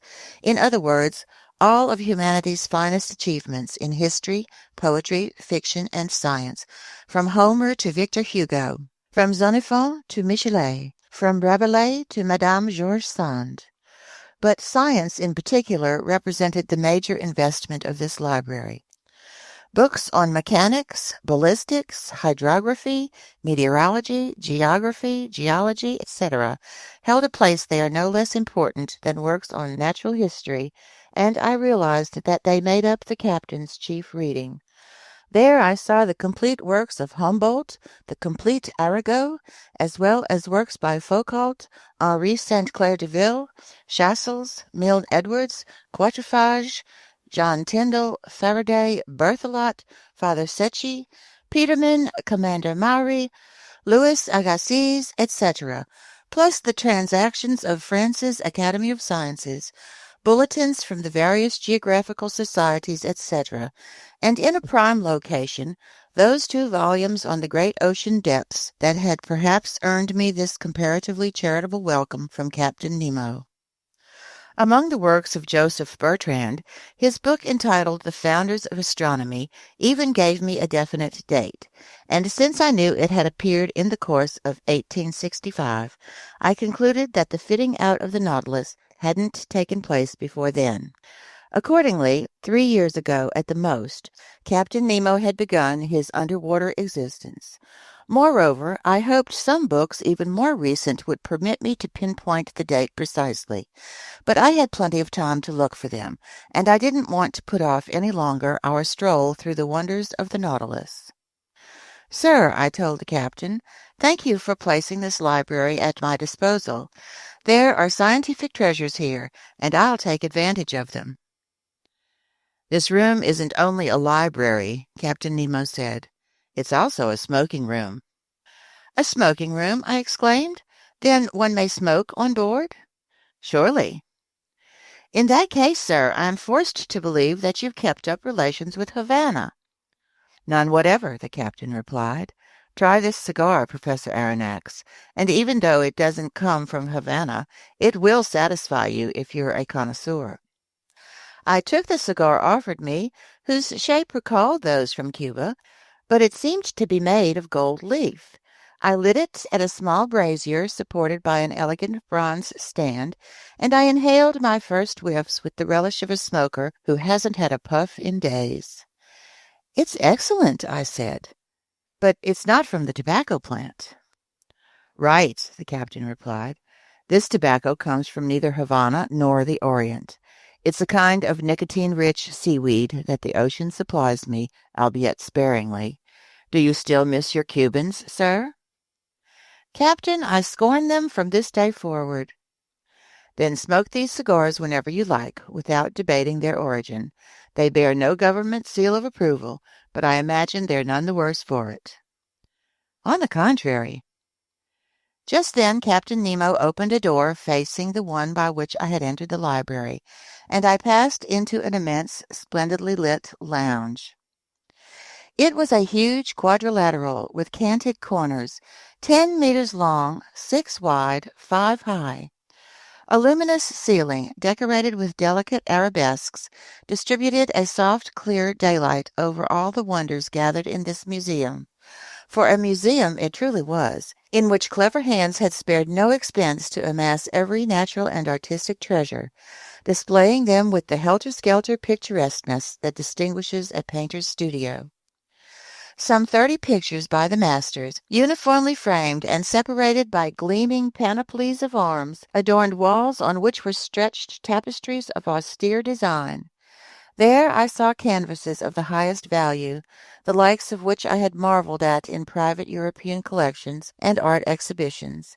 The various schools of the old masters were represented by a Raphael Madonna, a Virgin by Leonardo da Vinci, a nymph by Correggio, a woman by Titan, an Adoration of the Magi by Veronese, an Assumption of the Virgin by Murillo, a Holbein portrait, a monk by Velasquez, a martyr by Ribera, a village fair by Rubens, 2 Flemish landscapes by Teniers, 3 little genre paintings by Gerard Dow, Metsu, and Paul Potter, 2 canvases by Géricault and Proudhon, plus seascapes by Bakhuysen and Vernet. Among the works of modern art were pictures signed by Delacroix, Ingres, Descamps, Troyon, Meissonier, Davigny, etc., and some wonderful miniature statues in marble or bronze, modeled after antiquity's finest originals, stood on their pedestals in the corners of this magnificent museum. As the Nautilus's commander had predicted, my mind was already starting to fall into that promised state of stunned amazement. "Professor," this strange man then said, "you must excuse the informality with which I receive you, and the disorder reigning in this lounge." "Sir," I replied, "without prying into who you are, might I venture to identify you as an artist?" "A collector, sir, nothing more. Formerly I loved acquiring these beautiful works created by the hand of man. I sought them greedily, ferreted them out tirelessly, and I've been able to gather some objects of great value. They are my last mementos of those shores that are now dead for me. In my eyes, your modern artists are already as old as the ancients. They've existed for 2,000 or 3,000 years, and I mix them up in my mind. The masters are ageless." "What about these composers?" I said, pointing to sheet music by Weber, Rossini, Mozart, Beethoven, Haydn, Meyerbeer, Harold, Wagner, Auber, Gounod, Victor Massé, and a number of others, scattered over a full-size piano organ which occupied one of the wall panels in this lounge. "These composers," Captain Nemo answered me, "are the contemporaries of Orpheus, because in the annals of the dead all chronological differences fade, and I'm dead, Professor, quite as dead as those friends of yours sleeping 6 feet under." Captain Nemo fell silent and seemed lost in reverie. I regarded him with intense excitement, silently analyzing his strange facial expression. Leaning his elbow on the corner of a valuable mosaic table, he no longer saw me. He had forgotten my very presence. I didn't disturb his meditations, but continued to pass in review the curiosities that enriched this lounge. After the works of art, natural rarities predominated. They consisted chiefly of plants, shells, and other exhibits from the ocean that must have been Captain Nemo's own personal findings. In the middle of the lounge, a jet of water, electrically lit, fell back into a basin made from a single giant clam. The delicately festooned rim of this shell, supplied by the biggest mollusk in the class Acephala, measured about 6 meters in circumference, so it was even bigger than those fine giant clams given to King Francois I by the Republic of Venice, and which the Church of Saint Sulpice in Paris had made into 2 gigantic holy water fonts. Around this basin, inside elegant glass cases fastened with copper bands, there were classified and labeled the most valuable marine exhibits ever put before the eyes of a naturalist. My professorial glee may easily be imagined. The zoophyte branch offered some very unusual specimens from its 2 groups, the polyps and the echinoderms.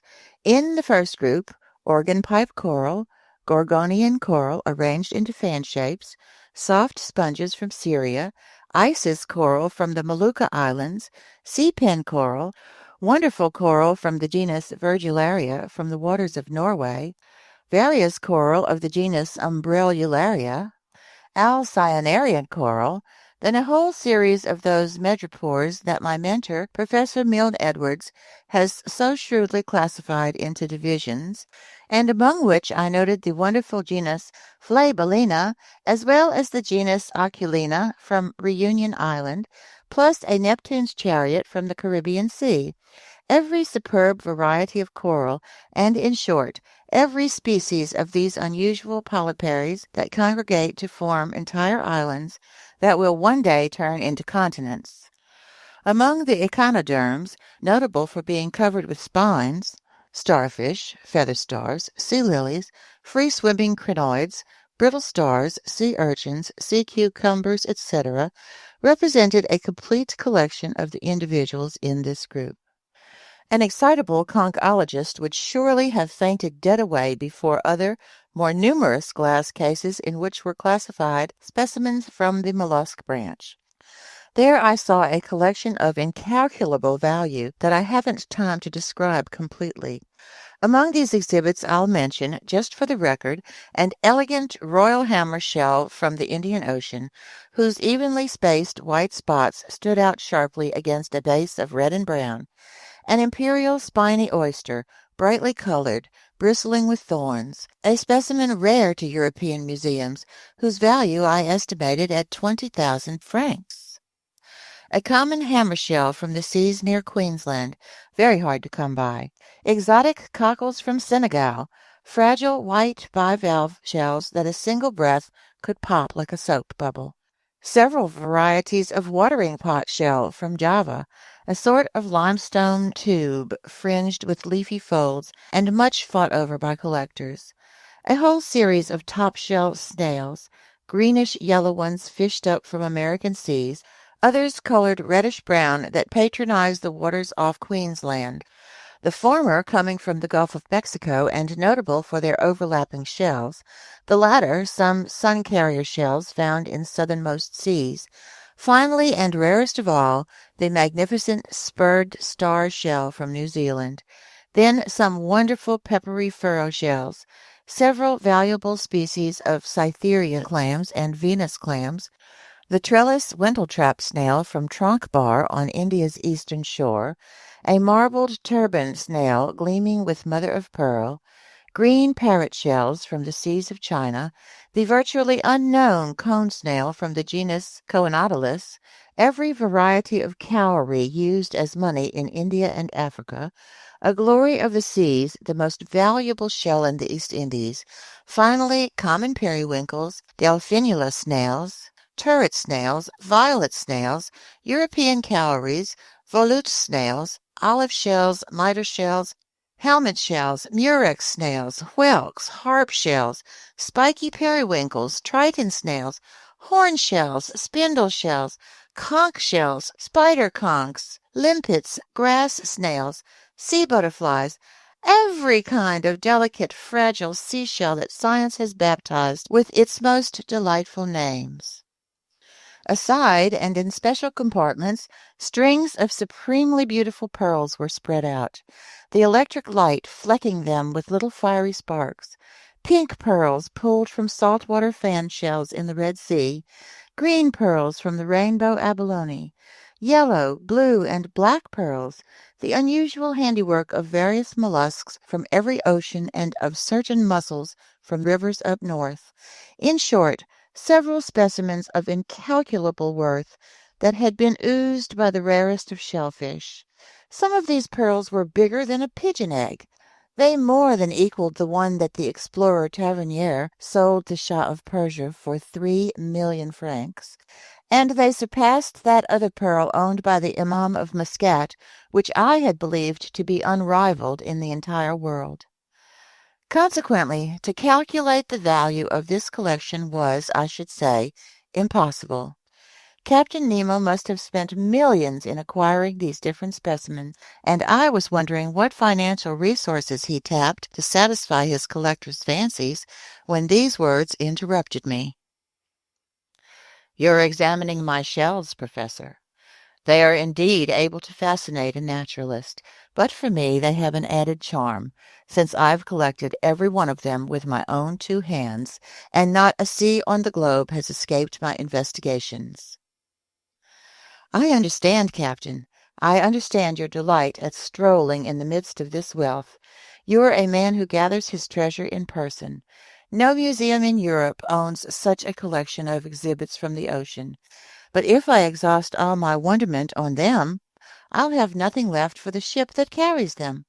I have absolutely no wish to probe those secrets of yours, but I confess that my curiosity is aroused to the limit by this Nautilus, the motor power it contains, the equipment enabling it to operate, the ultra-powerful force that brings it to life. I see some instruments hanging on the walls of this lounge whose purposes are unknown to me. May I learn?" "Professor Aronnax," Captain Nemo answered me, "I've said you'd be free aboard my vessel, so no part of the Nautilus is off limits to you. You may inspect it in detail, and I'll be delighted to act as your guide." "I don't know how to thank you, sir, but I won't abuse your good nature. I would only ask you about the uses intended for these instruments of physical measure." "Professor, these same instruments are found in my stateroom, where I'll have the pleasure of explaining their functions to you. But beforehand, come inspect the cabin set aside for you. You need to learn how you'll be lodged aboard the Nautilus." I followed Captain Nemo, who, via one of the doors cut into the lounge's canted corners, led me back down the ship's gangways.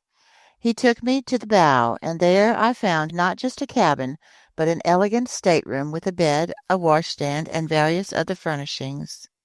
I could only thank my host. "Your stateroom adjoins mine," he told me, opening a door, "and mine leads into that lounge we've just left." I entered the captain's stateroom. It had an austere, almost monastic appearance. An iron bedstead, a work table, some washstand fixtures, subdued lighting, no luxuries, just the bare necessities. Captain Nemo showed me to a bench. "Kindly be seated," he told me. I sat, and he began speaking as follows. Chapter 12. Everything Through Electricity. "Sir," Captain Nemo said, showing me the instruments hanging on the walls of his stateroom. "These are the devices needed to navigate the Nautilus.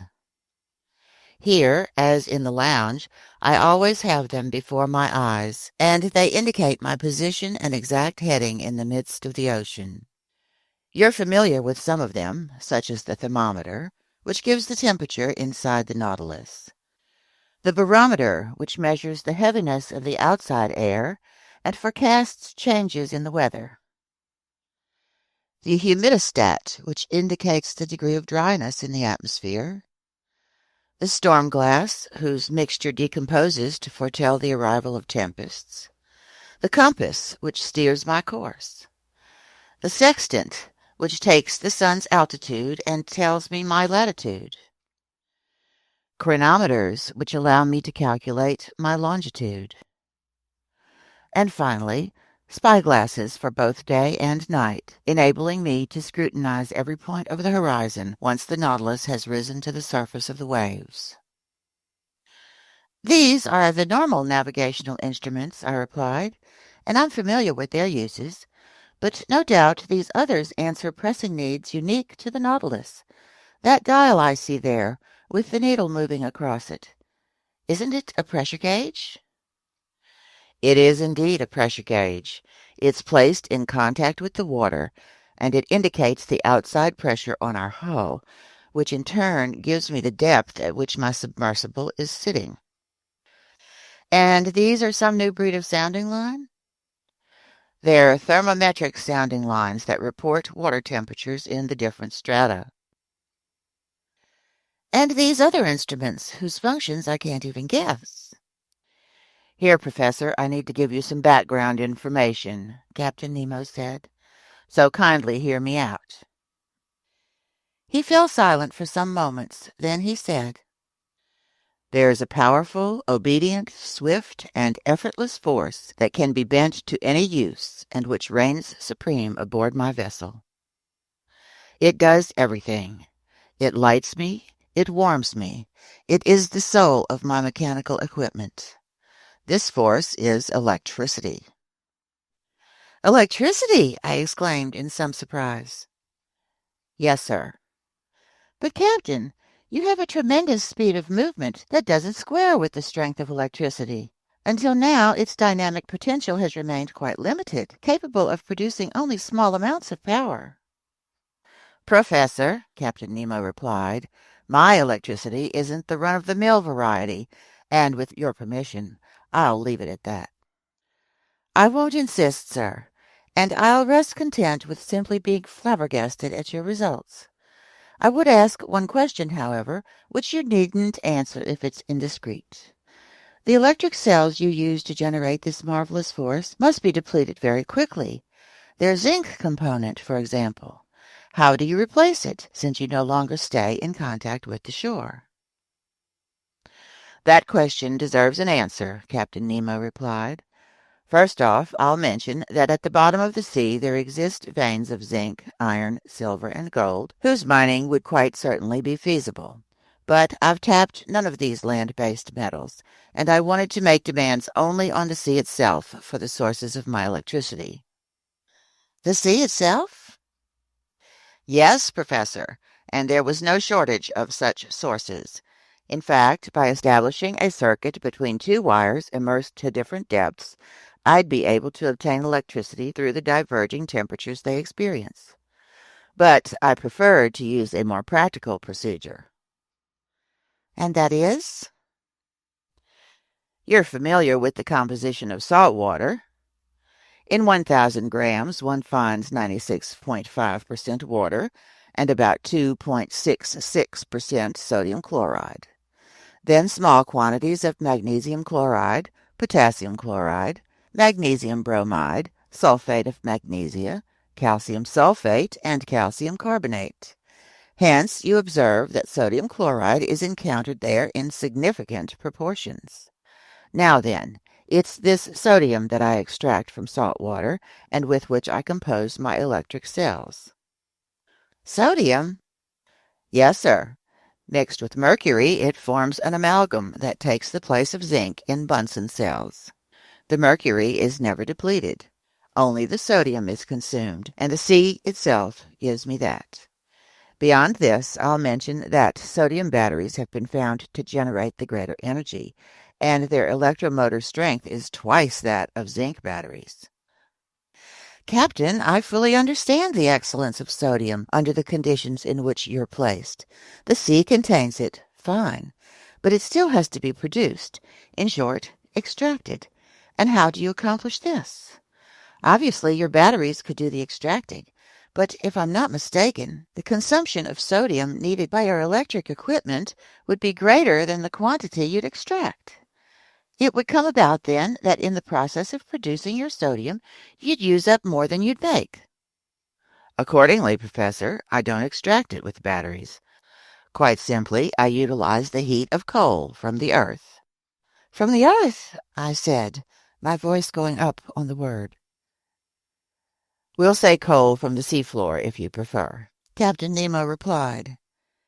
And you can mine these veins of underwater coal? You'll watch me work them, Professor Aronnax. I only ask a little patience of you, since you'll have ample time to be patient. Just remember one thing. I owe everything to the ocean. It generates electricity, and electricity gives the Nautilus heat, light, motion, and, in a word, life itself. But not the air you breathe. Oh, I could produce the air needed on board, but it would be pointless, since I can rise to the surface of the sea whenever I like. However, even though electricity doesn't supply me with breathable air, it at least operates the powerful pumps that store it under pressure in special tanks, which, if need be, allows me to extend my stay in the lower strata for as long as I want. Captain, I replied, I'll rest content with marveling. You've obviously found what all mankind will surely find one day, the true dynamic power of electricity. I'm not so certain they'll find it, Captain Nemo replied icily. But be that as it may, you're already familiar with the first use I've found for this valuable force. It lights us, and with a uniformity and continuity not even possessed by sunlight. Now look at that clock. It's electric. It runs with an accuracy rivaling the finest chronometers. I've had it divided into 24 hours like Italian clocks, since neither day nor night, sun nor moon exist for me, but only this artificial light that I import into the depths of the seas. See, right now it's 10 o'clock in the morning. That's perfect. Another use for electricity, that dial hanging before your eyes, indicates how fast the Nautilus is going. An electric wire puts it in contact with the patent log. This needle shows me the actual speed of my submersible. And, hold on, just now we're proceeding at a moderate pace of 15 miles an hour. It's marvelous, I replied. And I truly see, Captain, how right you are to use this force. It's sure to take the place of wind, water, and steam. But that's not all, Professor Aronnax, Captain Nemo said, standing up. And if you'd care to follow me, we'll inspect the Nautilus's stern. In essence, I was already familiar with the whole forward part of this underwater boat, and here are its exact subdivisions, going from amidships to its spur. The dining room, 5 meters long, and separated from the library by a watertight bulkhead. In other words, it couldn't be penetrated by the sea. The library, 5 meters long. The main lounge, 10 meters long, separated from the captain's stateroom by a second watertight bulkhead. The aforesaid stateroom, 5 meters long. Mine, 2.5 meters long. And finally, air tanks, 7.5 meters long and extending to the stem post. Total, a length of 35 meters. Doors were cut into the watertight bulkheads and were shut hermetically by means of India rubber seals, which ensured complete safety aboard the Nautilus in the event of a leak in any one section. I followed Captain Nemo down gangways located for easy transit, and I arrived amidships. There I found a sort of shaft heading upward between two watertight bulkheads. An iron ladder clamped to the wall led to the shaft's upper end. I asked the captain what this ladder was for. "It goes to the skiff," he replied. "What? You have a skiff?" I replied in some astonishment. "Surely, an excellent longboat, light and unsinkable, which is used for excursions and fishing trips." "But when you want to set out, don't you have to return to the surface of the sea?" "By no means. The skiff is attached to the top side of the Nautilus's hull and is set in a cavity expressly designed to receive it. It's completely decked over, absolutely watertight, and held solidly in place by bolts. This ladder leads to a manhole cut into the Nautilus's hull and corresponding to a comparable hole cut in the side of the skiff. I insert myself through this double opening into the longboat. My crew close up the hole belonging to the Nautilus. I close up the one belonging to the skiff simply by screwing it into place. I undo the bolts holding the skiff to the submersible, and the longboat rises with prodigious speed to the surface of the sea. I then open the deck paneling, carefully closed until that point. I up mast and hoist sail, or I take out my oars, and I go for a spin. "But how do you return to the ship?" "I don't, Professor Aronnax. The Nautilus returns to me." "At your command?" "At my command. An electric wire connects me to the ship. I fire off a telegram, and that's that." "Right," I said, tipsy from all these wonders. "Nothing to it." After passing the well of the companionway that led to the platform, I saw a cabin 2 meters long in which Conseil and Ned Land, enraptured with their meal, were busy devouring it to the last crumb. Then a door opened into the galley, 3 meters long and located between the vessel's huge storage lockers. There, even more powerful and obedient than gas, electricity did most of the cooking. Arriving under the stoves, wires transmitted to platinum griddles a heat that was distributed and sustained with perfect consistency. It also heated a distilling mechanism that, via evaporation, supplied excellent drinking water. Next to this gallery was a bathroom, conveniently laid out, with faucets supplying hot or cold water at will. After the galley came the crew's quarters, 5 meters long, but the door was closed and I couldn't see its accommodations, which might have told me the number of men it took to operate the Nautilus. At the far end stood a fourth watertight bulkhead, separating the crew's quarters from the engine room. A door opened, and I stood in the compartment where Captain Nemo, indisputably a world-class engineer, had set up his locomotive equipment. Brightly lit, the engine room measured at least 20 meters in length. It was divided by function into two parts. The first contained the cells for generating electricity. The second, that mechanism transmitting movement to the propeller. Right off, I detected an odor permeating the compartment that was sui generis. Editor's note, Latin phrase meaning in a class by itself. Captain Nemo noticed the negative impression it made on me. "That," he told me, "is a gaseous discharge caused by our use of sodium, but it's only a mild inconvenience. In any event, every morning we sanitized the ship by ventilating it in the open air. Meanwhile, I examined the Nautilus's engine with a fascination easy to imagine. "You observe," Captain Nemo told me, "that I use Bunsen cells, not Ruhmkorff cells. The latter would be ineffectual. One uses fewer Bunsen cells, but they're big and strong, and experience has proven their superiority. The electricity generated here makes its way to the stern, where electromagnets of huge size activate a special system of levers and gears that transmit movement to the propeller's shaft. The latter has a diameter of 6 meters, a pitch of 7.5 meters, and can do up to 120 revolutions per minute. And that gives you a speed of 50 miles per hour. There lay a mystery, but I didn't insist on exploring it. How could electricity work with such power? Where did this nearly unlimited energy originate? Was it in the extraordinary voltage obtained from some new kind of induction coil? Could its transmission have been immeasurably increased by some unknown system of levers? This was the point I couldn't grasp. Author's note. And sure enough, there is now talk of such a discovery, in which a new set of levers generates considerable power.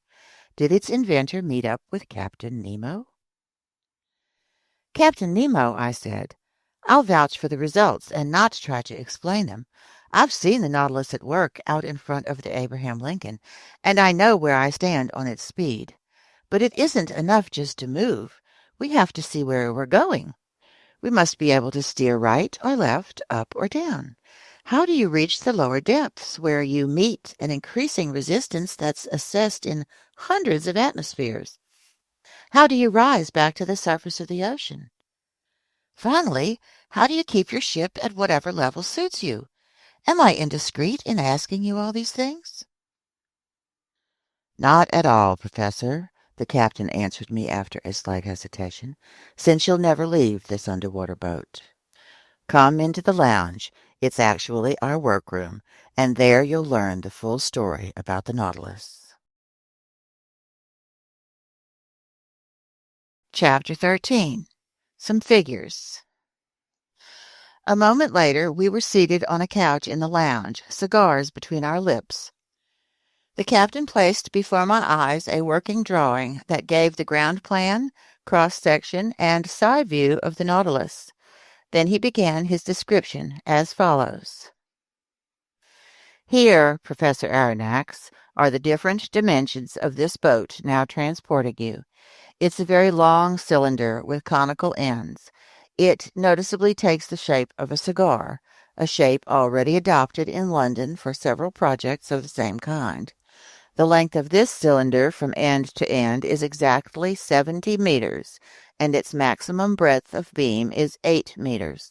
So it isn't quite built on the 10-to-1 ratio of your high-speed steamers, but its lines are sufficiently long, and their tapering gradual enough, so that the displaced water easily slips past and poses no obstacle to the ship's movements. These two dimensions allow you to obtain, via a simple calculation, the surface area and volume of the Nautilus. Its surface area totals 1,011.45 square meters. Its volume is 1,507.2 cubic meters, which is tantamount to saying that when it's completely submerged, it displaces 1,500 cubic meters of water, or weighs 1,500 metric tons.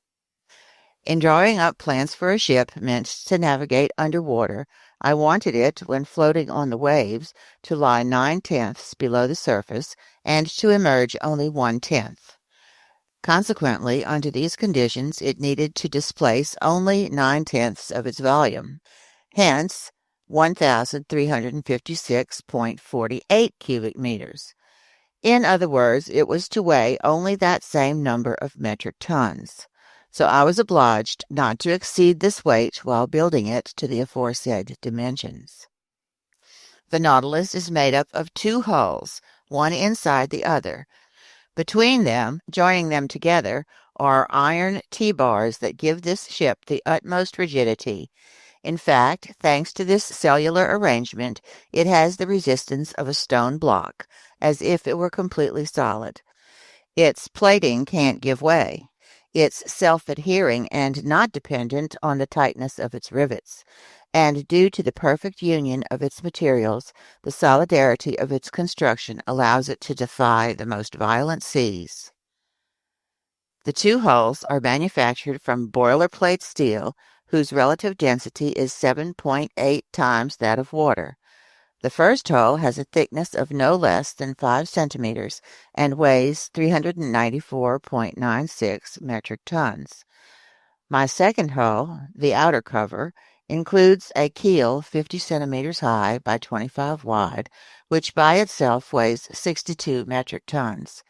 This hull, the engine, the ballast, the various accessories and accommodations, plus the bulkheads and interior braces, have a combined weight of 961.52 metric tons, which, when added to 394.96 metric tons, gives us the desired total of 1,356.48 metric tons.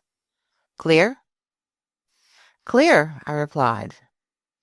So, the captain went on, when the Nautilus lies on the waves under these conditions, 1/10 of it does emerge above water. Now then, if I provide some ballast tanks equal in capacity to that 1/10, hence able to hold 150.72 metric tons, and if I fill them with water, the boat then displaces 1,507.2 metric tons, or it weighs that much, and it would be completely submerged. That's what comes about, Professor. These ballast tanks exist within easy access in the lower reaches of the Nautilus. I open some stopcocks, the tanks fill, the boat sinks, and it's exactly flush with the surface of the water. Fine, Captain, but now we come to a genuine difficulty. If you're able to lie flush with the surface of the ocean, that I understand. But lower down, while diving beneath that surface, isn't your submersible going to encounter a pressure and consequently undergo an upward thrust that must be assessed at 1 atmosphere per every 30 feet of water, hence at about 1 kilogram per each square centimeter? Precisely, sir. Then, unless you fill up the whole Nautilus, I don't see how you can force it down into the heart of these liquid masses. Professor, Captain Nemo replied, static objects mustn't be confused with dynamic ones, or will be open to serious error. Comparatively little effort is spent in reaching the ocean's lower regions, because all objects have a tendency to become sinkers. Follow my logic here? I'm all ears, Captain. When I wanted to determine the increase in weight the Nautilus needed to be given in order to submerge, I had only to take note of the proportionate reduction in volume that salt water experiences in deeper and deeper strata. That's obvious, I replied. Now then, if water isn't absolutely incompressible, at least it compresses very little. In fact, according to the most recent calculations, this reduction is only 0.0000436 per atmosphere, or per every 30 feet of depth. For instance, to go 1,000 meters down, I must take into account the reduction in volume that occurs under a pressure equivalent to that from a 1,000-meter column of water. In other words, under a pressure of 100 atmospheres. In this instance, the reduction would be 0.00436. Consequently, I'd have to increase my weight from 1,502.2 metric tons to 1,513.77. So the added weight would be only 6.57 metric tons. That's all? That's all, Professor Aronnax, and the calculation is easy to check. Now then, I have supplementary ballast tanks capable of shipping 100 metric tons of water, so I can descend to considerable depths. When I want to rise again and lie flush with the surface, all I have to do is expel the water, and if I desire that the Nautilus emerge above the waves to 1/10 of its total capacity, I empty all the ballast tanks completely. This logic, backed up by figures, left me without a single objection. I accept your calculations, Captain, I replied, and I'd be ill-mannered to dispute them since your daily experience bears them out. But at this juncture, I have a hunch that we're still left with one real difficulty. What's that, sir? When you're at a depth of 1,000 meters, the Nautilus's plating bears a pressure of 100 atmospheres. If at this point you want to empty the supplementary ballast tanks in order to lighten your boat and rise to the surface, your pumps must overcome that pressure of 100 atmospheres, which is 100 kilograms per each square centimeter. This demands a strength that electricity alone can give me, Captain Nemo said swiftly. Sir, I repeat, the dynamic power of my engines is nearly infinite. The Nautilus's pumps have prodigious strength, as you must have noticed when their waterspouts swept like a torrent over the Abraham Lincoln. Besides, I use my supplementary ballast tanks only to reach an average depth of 1,500 to 2,000 meters, and that with a view to conserving my machinery. Accordingly, when I have a mind to visit the ocean depths 2 or 3 vertical leagues beneath the surface, I use maneuvers that are more time-consuming, but no less infallible. What are they, Captain? I asked. Here, I'm naturally led to telling you how the Nautilus is maneuvered. I can't wait to find out. In order to steer this boat to port or starboard, in short, to make turns on a horizontal plane, I use an ordinary wide-bladed rudder that's fastened to the rear of the stern post and worked by a wheel and tackle. But I can also move the Nautilus upward and downward on a vertical plane by the simple method of slanting its 2 fins, which are attached to its sides at the center of flotation. These fins are flexible, able to assume any position, and can be operated from inside by means of powerful levers. If these fins stay parallel with the boat, the latter moves horizontally. If they slant, the Nautilus follows the angle of that slant, and under its propeller's thrust either sinks on a diagonal as steep as it suits me, or rises on that diagonal. And similarly, if I want to return more swiftly to the surface, I throw the propeller in gear, and the water's pressure makes the Nautilus rise vertically, as an air balloon inflated with hydrogen lifts swiftly into the skies. Bravo, Captain, I exclaimed. But in the midst of the waters, how can your helmsman follow the course you've given him? My helmsman is stationed behind the windows of the pilot-house, which protrudes from the top side of the Nautilus's hull and is fitted with biconvex glass. Is glass capable of resisting such pressures? Perfectly capable. Though fragile on impact, crystal can still offer considerable resistance. In 1864, during experiments on fishing by electric light in the middle of the North Sea, glass panes less than 7 millimeters thick were seen to resist a pressure of 16 atmospheres, all the while letting through strong heat-generating rays whose warmth was unevenly distributed. Now then, I use glass windows measuring no less than 21 centimeters at their centers. In other words, they are 30 times the thickness. Fair enough, Captain, but if we're going to sea, we need light to drive away the dark, and in the midst of the murky waters, I wonder how your helmsman can... Set astern of the pilot-house is a powerful electric reflector, whose rays light up the sea for a distance of half a mile. Oh, bravo, bravo 3 times over, Captain. That explains the phosphorescent glow from this so-called narwhal that so puzzled us scientists. Pertinent to this, I'll ask you if the Nautilus running afoul of the Scotia, which caused such a great uproar, was the result of an accidental encounter. Entirely accidental, sir.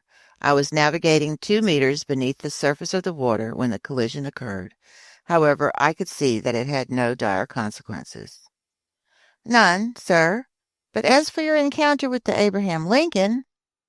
Professor, that troubled me, because it's one of the best ships in the gallant American Navy. But they attacked me, and I had to defend myself. All the same, I was content simply to put the frigate in a condition where it could do me no harm. It won't have any difficulty getting repairs at the nearest port. Ah, Commander, I exclaimed with conviction, your Nautilus is truly a marvelous boat. Yes, Professor, Captain Nemo replied with genuine excitement, and I love it as if it were my own flesh and blood. Aboard a conventional ship, facing the ocean's perils, danger lurks everywhere. On the surface of the sea, your chief sensation is the constant feeling of an underlying chasm, as the Dutchman Jansen so aptly put it. But below the waves, aboard the Nautilus, your heart never fails you. There are no structural deformities to worry about, because the double hull of this boat has a rigidity of iron, no rigging to be worn out by rolling and pitching on the waves, no sails for the wind to carry off, no boilers for steam to burst open, no fires to fear, because this submersible is made of sheet iron, not wood, no coal to run out of, since electricity is its mechanical force. No collisions to fear, because it navigates the watery deep all by itself. No storms to brave, because just a few meters beneath the waves it finds absolute tranquility. There, sir, there's the ideal ship. And if it's true that the engineer has more confidence in a craft than a builder, and the builder more than the captain himself, you can understand the utter abandon with which I place my trust in this Nautilus, since I'm its captain, builder, and engineer all in one. Captain Nemo spoke with winning eloquence. The fire in his eyes and the passion in his gestures transfigured him. Yes, he loved his ship the same way a father loves his child. But one question, perhaps indiscreet, naturally popped up, and I couldn't resist asking it. "You're an engineer, then, Captain Nemo?" "Yes, Professor," he answered me. "I studied in London, Paris, and New York back in the days when I was a resident of the Earth's continents." "But how were you able to build this wonderful Nautilus in secret?" "Each part of it, Professor Aronnax, came from a different spot on the globe and reached me at a cover address. Its keel was forged by Creusot in France, its propeller shaft by Penn and Company in London, the sheet iron plates for its hull by Laird's in Liverpool, its propeller by Scott's in Glasgow. Its tanks were manufactured by Kale and Company in Paris, its engine by Krupp in Persia, its spurs by Metallo Workshops in Sweden, its precision instruments by Hart Brothers in New York, etc., and each of these suppliers received my specifications under a different name." "But," I went on, "once these parts were manufactured, didn't they have to be mounted and adjusted?" "Professor, I set up my workshops on a deserted islet in mid-ocean. There our Nautilus was completed by me and my workmen, in other words, by my gallant companions, whom I've molded and educated. Then, when the operation was over, we burned every trace of our stay on that islet, which, if I could have, I'd have blown up. From all this, may I assume that such a boat costs a fortune?" "An iron ship, Professor Aronnax, runs 1,125 francs per metric ton. Now then, the Nautilus has a burden of 1,500 metric tons. Consequently, it cost 1,687,000 francs, hence 2,000,000 including its accommodations, and 4,000,000 francs or 5,000,000 francs with all the collections and works of art it contains." "One last question, Captain Nemo." "Ask, Professor." "You're rich, then?" "Infinitely rich, sir, and without any trouble. I could pay off the 10 billion-franc French national debt." I gaped at the bizarre individual who had just spoken these words. Was he playing on my credulity? Time would tell. Chapter 14. The Black Current. The part of the planet Earth that the seas occupy has been assessed at 3,832,558 square myriameters, hence more than 38 billion hectares. This liquid mass totals 2,250,000,000 cubic miles, and could form a sphere with a diameter of 60 leagues, whose weight would be 3 quintillion metric tons. To appreciate such a number, we should remember that a quintillion is to a billion what a billion is to one. In other words, there are as many billions in a quintillion as ones in a billion. Now then, this liquid mass nearly equals the total amount of water that has poured through all the Earth's rivers for the past 40,000 years. During prehistoric times, an era of fire was followed by an era of water. At first, there was ocean everywhere. Then, during the Silurian period, the tops of mountains gradually appeared above the waves. Islands emerged, disappeared beneath temporary floods, rose again, refused to form continents, and finally the Earth's geography settled into what we have today. Solid matter had wrested from liquid matter some 37,657,000 square miles, hence 12,916,000,000 hectares. The outlines of the continents allow the seas to be divided into 5 major parts: the frozen Arctic and Antarctic Oceans, the Indian Ocean, the Atlantic Ocean, and the Pacific Ocean. The Pacific Ocean extends north to south between the 2 polar circles and east to west between America and Asia over an expanse of 145 degrees of longitude. It's the most tranquil of the seas. Its currents are wide and slow-moving, its tides moderate, its rainfall abundant. And this was the ocean that I was first destined to cross under these strangest of auspices. "If you don't mind, Professor," Captain Nemo told me, "we'll determine our exact position and fix the starting point of our voyage. It's 15 minutes before noon. I'm going to rise to the surface of the water." The captain pressed an electric bell 3 times. The pumps began to expel water from the ballast tanks. On the pressure gauge, a needle marked the decreasing pressures that indicated the Nautilus's upward progress. Then the needle stopped. "Here we are," the captain said. I made my way to the central companionway which led to the platform. I climbed its metal steps, passed through the open hatches, and arrived topside on the Nautilus. The platform emerged only 80 centimeters above the waves.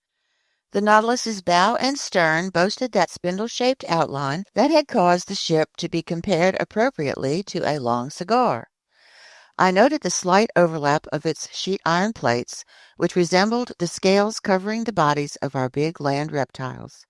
So I had a perfectly natural explanation for why, despite the best spyglasses, this boat had always been mistaken for a marine animal. Near the middle of the platform, the skiff was half set in the ship's hull, making a slight bulge. Fore and aft stood 2 cupolas of moderate height, their sides slanting and partly inset with heavy biconvex glass, one reserved for the helmsman steering the Nautilus, the other for the brilliance of the powerful electric beacon lighting his way. The sea was magnificent, the skies clear. This long aquatic vehicle could barely feel the broad undulations of the ocean.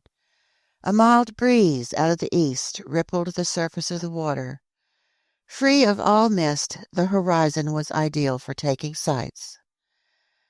There was nothing to be seen, not a reef, not an islet, no more Abraham Lincoln, a deserted immenseness. Raising his sextant, Captain Nemo took the altitude of the sun, which would give him his latitude.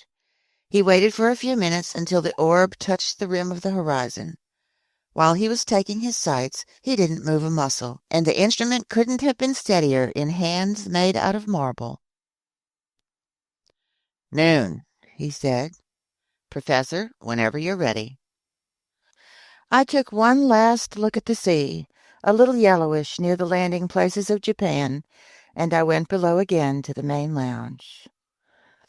There the captain fixed his position and used a chronometer to calculate his longitude, which he double-checked against his previous observations of hour angles. Then he told me, "Professor Aronnax, we're in longitude 137 degrees, 15 minutes west." "West of which meridian?" I asked quickly, hoping the captain's reply might give me a clue to his nationality. "Sir," he answered me, "I have chronometers variously set to the meridians of Paris, Greenwich, and Washington, D.C. but in your honor, I'll use the one for Paris." This reply told me nothing. I bowed, and the commander went on. "We're in longitude 137 degrees, 15 minutes west of the meridian of Paris, and latitude 30 degrees, 7 minutes north.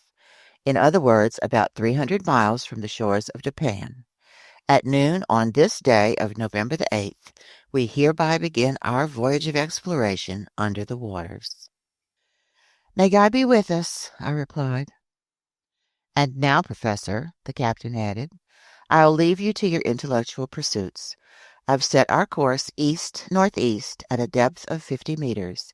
Here are some large-scale charts on which you'll be able to follow that course. The lounge is at your disposal, and with your permission, I'll take my leave." Captain Nemo bowed. I was left to myself, lost in my thoughts. They all centered on the Nautilus's commander. Would I ever learn the nationality of this eccentric man who had boasted of having none?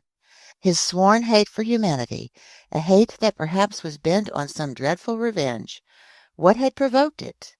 Was he one of those unappreciated scholars, one of those geniuses embittered by the world, as Conseil expressed it, a latter-day Galileo? Or maybe one of those men of science, like America's Commander Maury, whose careers were ruined by political revolutions? I couldn't say yet. As for me, whom fate had just brought aboard his vessel, whose life he had held in the balance, he had received me coolly but hospitably. Only he never took the hand I extended to him. He never extended his own. For an entire hour I was deep in these musings, trying to probe this mystery that fascinated me so. Then my eyes focused on a huge world map displayed on the table, and I put my finger on the very spot where our just determined longitude and latitude intersected. Like the continents, the sea has its rivers. These are exclusive currents that can be identified by their temperature and color, the most remarkable being the one called the Gulf Stream. Science has defined the global paths of 5 chief currents, one in the North Atlantic, a second in the South Atlantic, a third in the North Pacific, a fourth in the South Pacific, and a fifth in the Southern Indian Ocean. Also, it's likely that a 6th current used to exist in the Northern Indian Ocean, when the Caspian and Aral Seas joined up with certain large Asian lakes to form a single uniform expanse of water. Now then, at the spot indicated on the world map, one of these seagoing rivers was rolling by, the Kuroshio of the Japanese, the Black Current.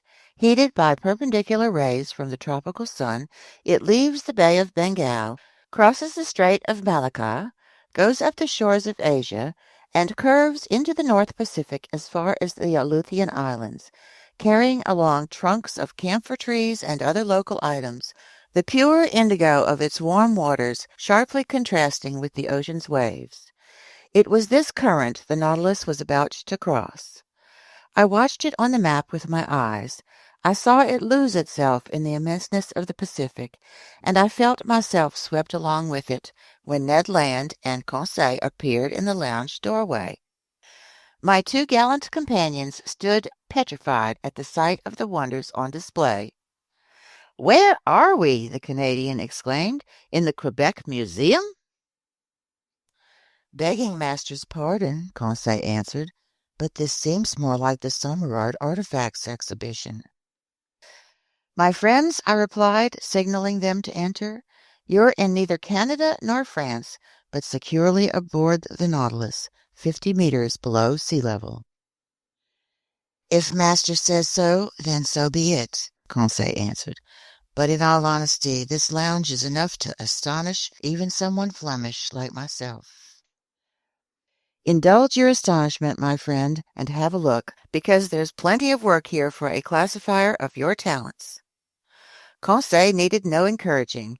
Bending over the glass cases, the gallant lad was already muttering choice words from the naturalist's vocabulary. "Class, Gastropoda. Family, Bucinoidea. Genus, Cowrie. Species, Cyprea madagascariensis," etc.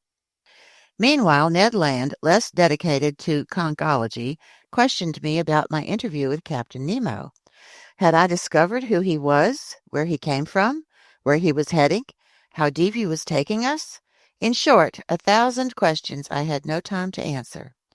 I told him everything I knew, or rather, everything I didn't know, and I asked him what he had seen or heard on his part. "Haven't seen or heard a thing," the Canadian replied. "I haven't even spotted the crew of this boat. By any chance, could they be electric too?" "Electric?"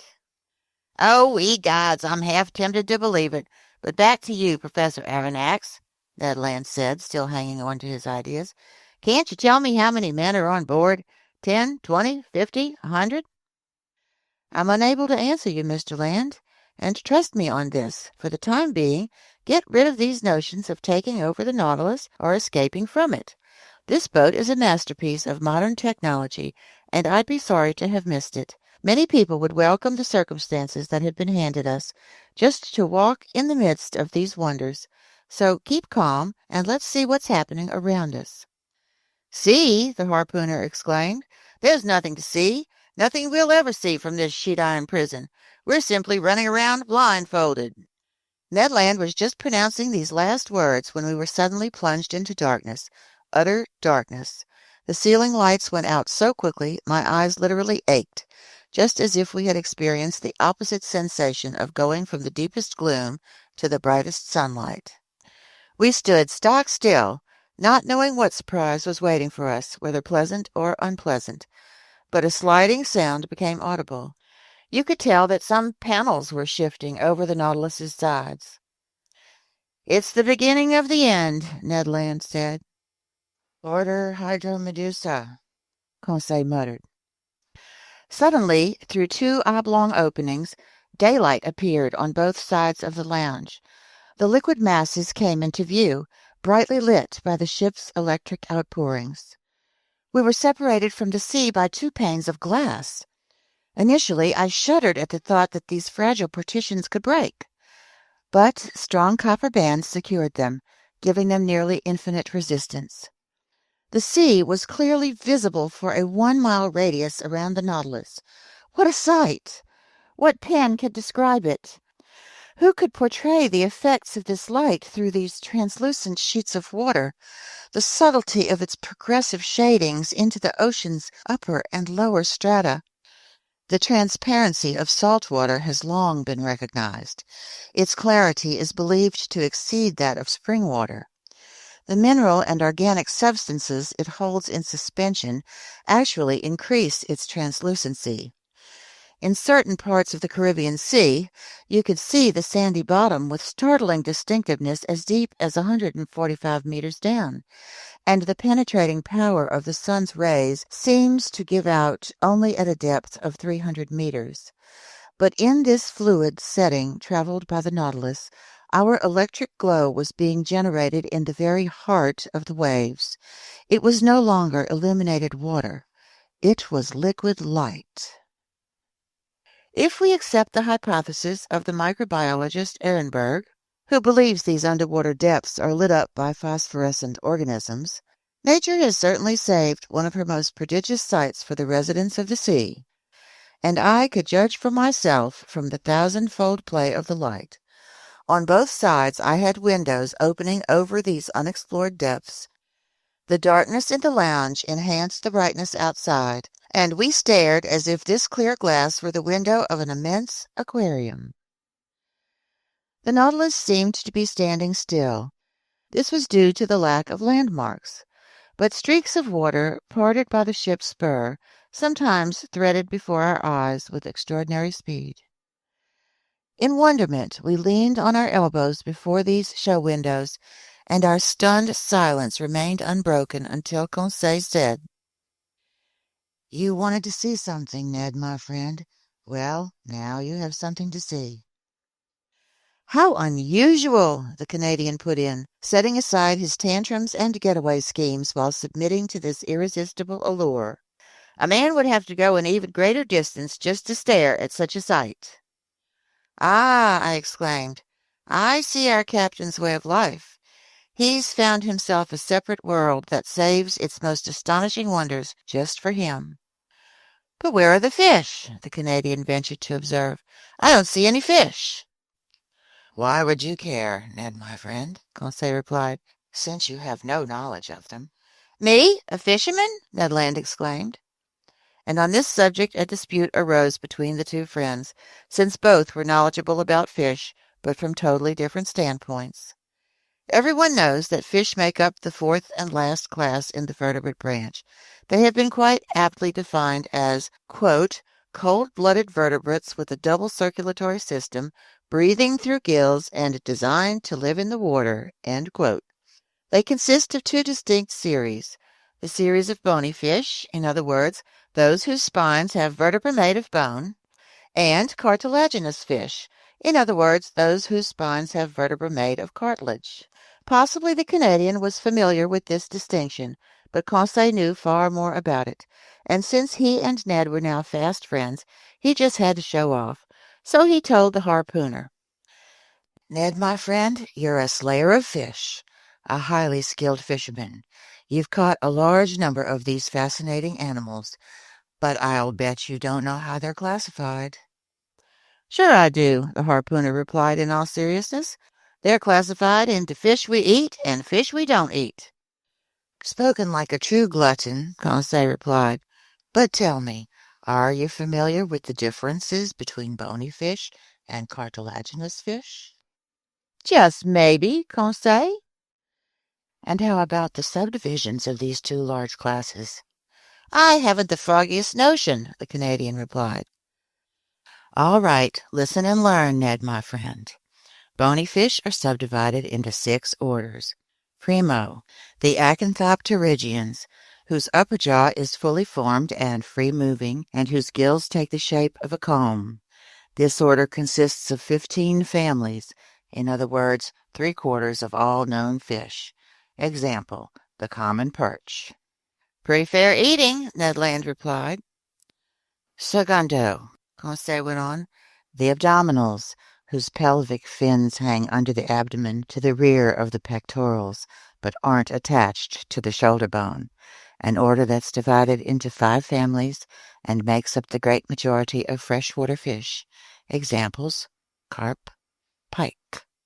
Ugh, the Canadian put in with distinct scorn. You can keep the freshwater fish. Tertio, Conseil said.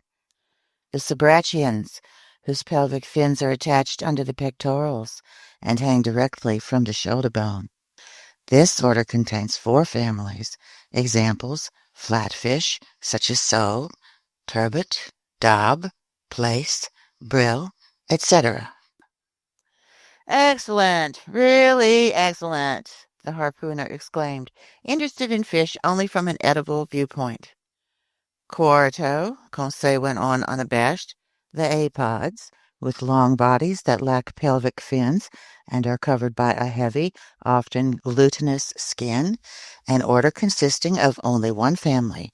Examples, common eels and electric eels. So-so, just so-so, Ned Land replied. Quinto, Conseil said, the lophobranchians, which have fully formed, free-moving jaws, but whose gills consist of little tufts arranged in pairs along their gill arches.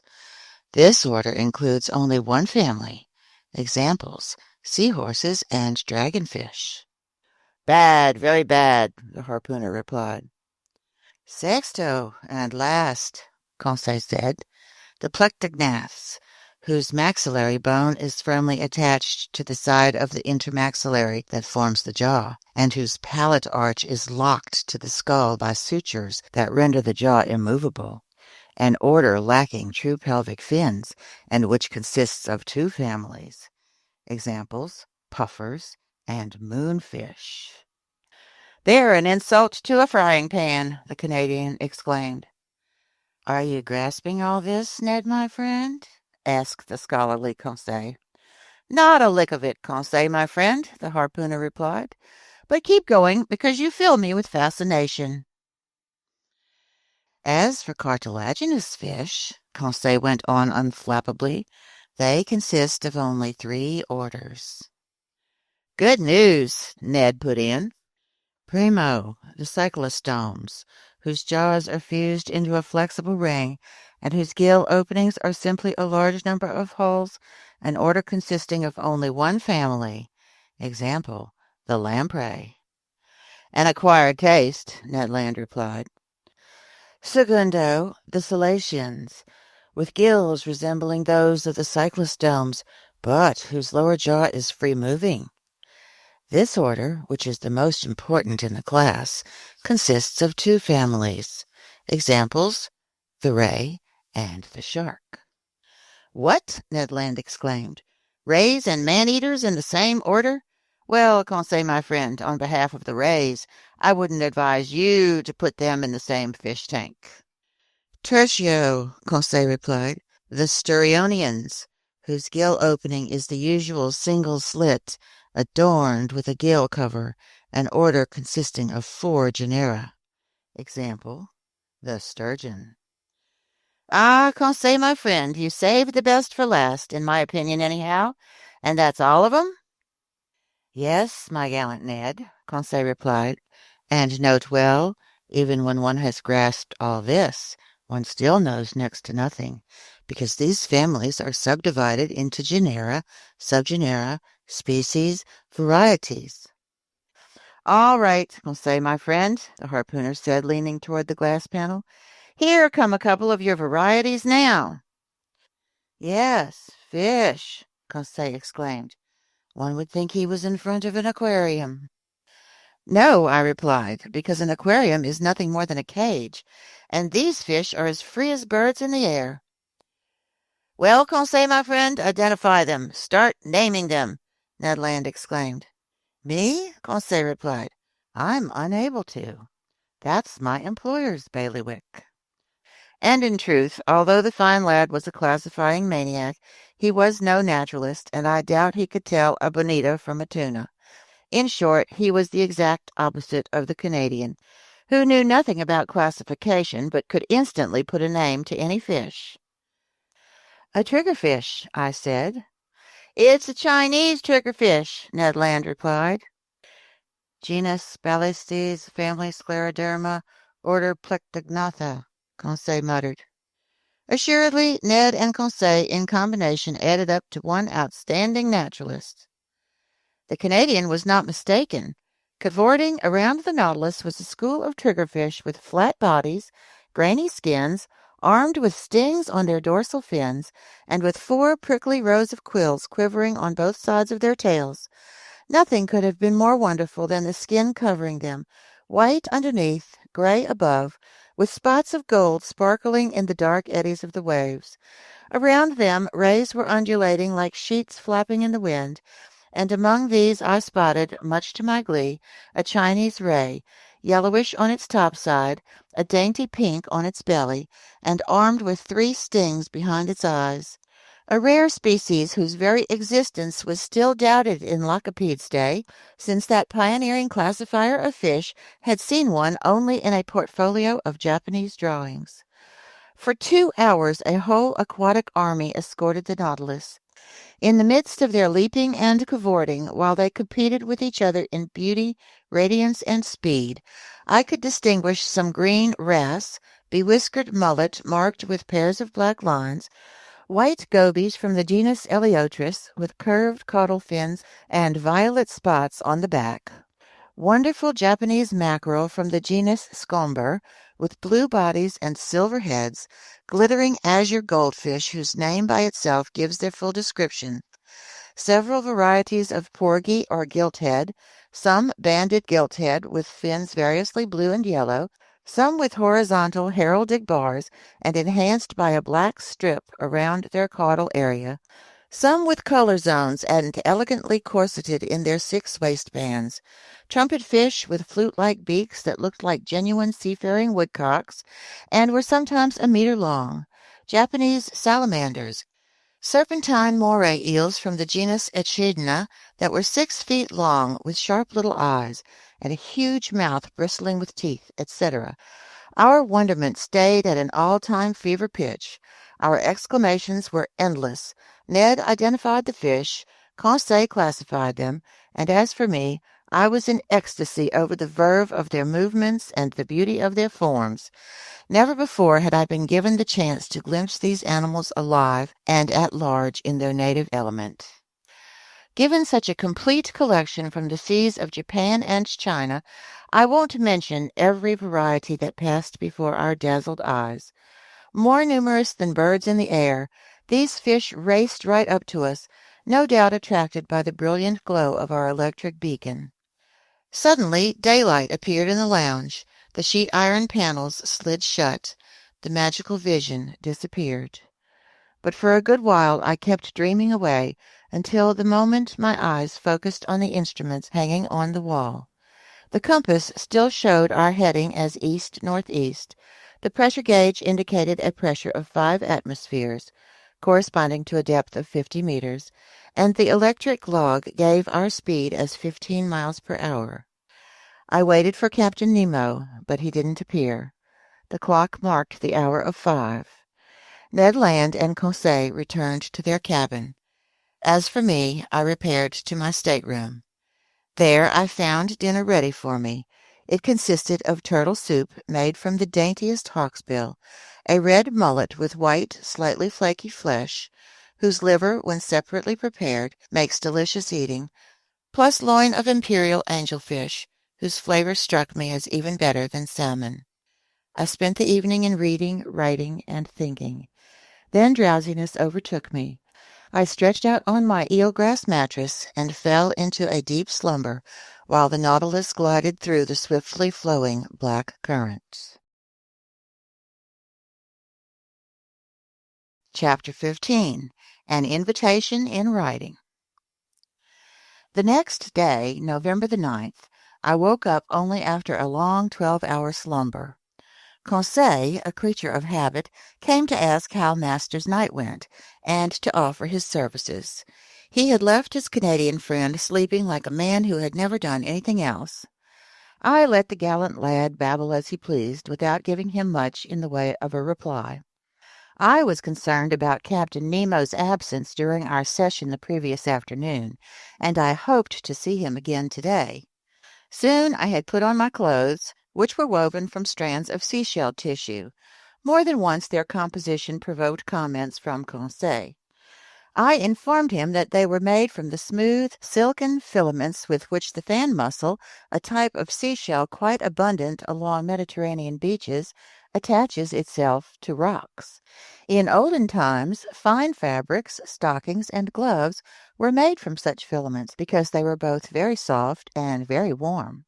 So the Nautilus's crew could dress themselves at little cost, without needing a thing from cotton growers, sheep, or silkworms on shore. As soon as I was dressed, I made my way to the main lounge. It was deserted. I dove into studying the conchological treasures amassed inside the glass cases. I also investigated the huge plant albums that were filled with the rarest marine herbs, which, although they were pressed and dried, still kept their wonderful colors.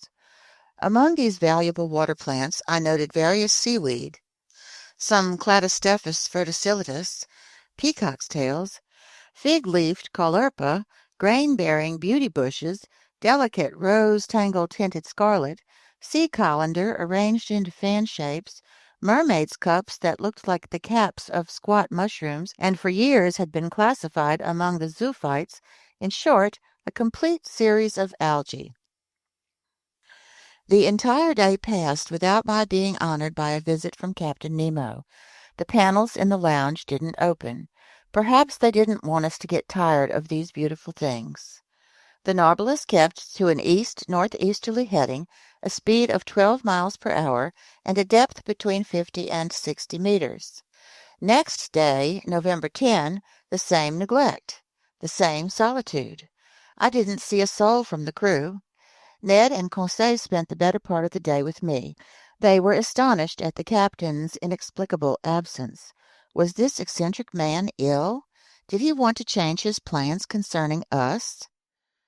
But after all, as Conseil noted, we enjoyed complete freedom. We were daintily and abundantly fed. Our host had kept to the terms of his agreement. We couldn't complain, and moreover, the very uniqueness of our situation had such generous rewards in store for us, we had no grounds for criticism. That day I started my diary of these adventures, which has enabled me to narrate them with the most scrupulous accuracy, and one odd detail. I wrote it on paper manufactured from marine eelgrass. Early in the morning on November 11th, fresh air poured through the Nautilus's interior, informing me that we had returned to the surface of the ocean to renew our oxygen supply. I headed for the central companionway and climbed onto the platform.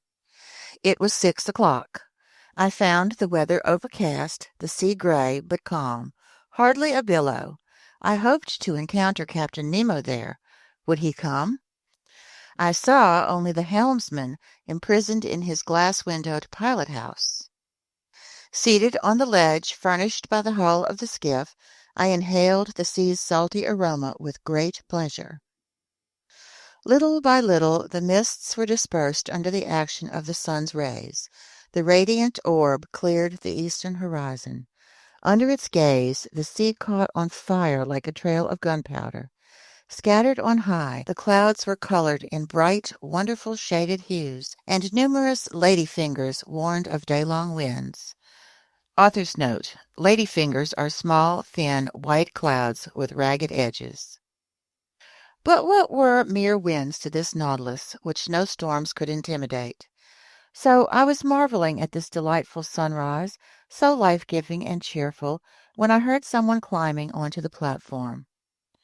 I was prepared to greet Captain Nemo, but it was his chief officer who appeared, whom I had already met during our first visit with the captain. He advanced over the platform, not seeming to notice my presence. A powerful spyglass to his eye, he scrutinized every point of the horizon with utmost care. Then, his examination over, he approached the hatch and pronounced a phrase whose exact wording follows below. I remember it because every morning it was repeated under the same circumstances. It ran like this: Natron, Respoc, Lorni, Verch. What it meant I was unable to say. These words pronounced, the chief officer went below again.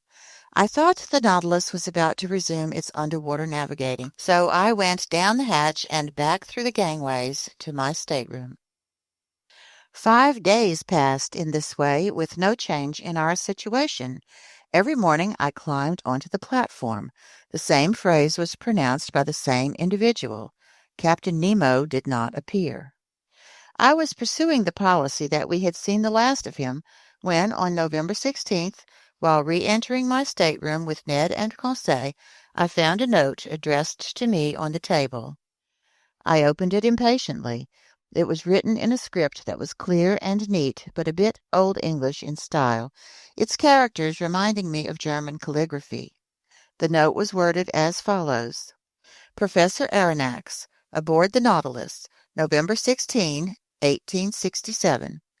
Captain Nemo invites Professor Aronnax on a hunting trip that will take place tomorrow morning in his Crespo Island forests. He hopes nothing will prevent the professor from attending, and he looks forward with pleasure to the professor's companions joining him. Captain Nemo, commander of the Nautilus. "A hunting trip!" Ned Land exclaimed. "And in his forests on Crespo Island," Conseil added.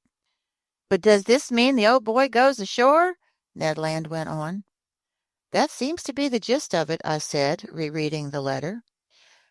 "Well, we've got to accept," the Canadian answered. "Once we're on solid ground, we'll figure out a course of action. Besides, it wouldn't pain me to eat a couple slices of fresh venison."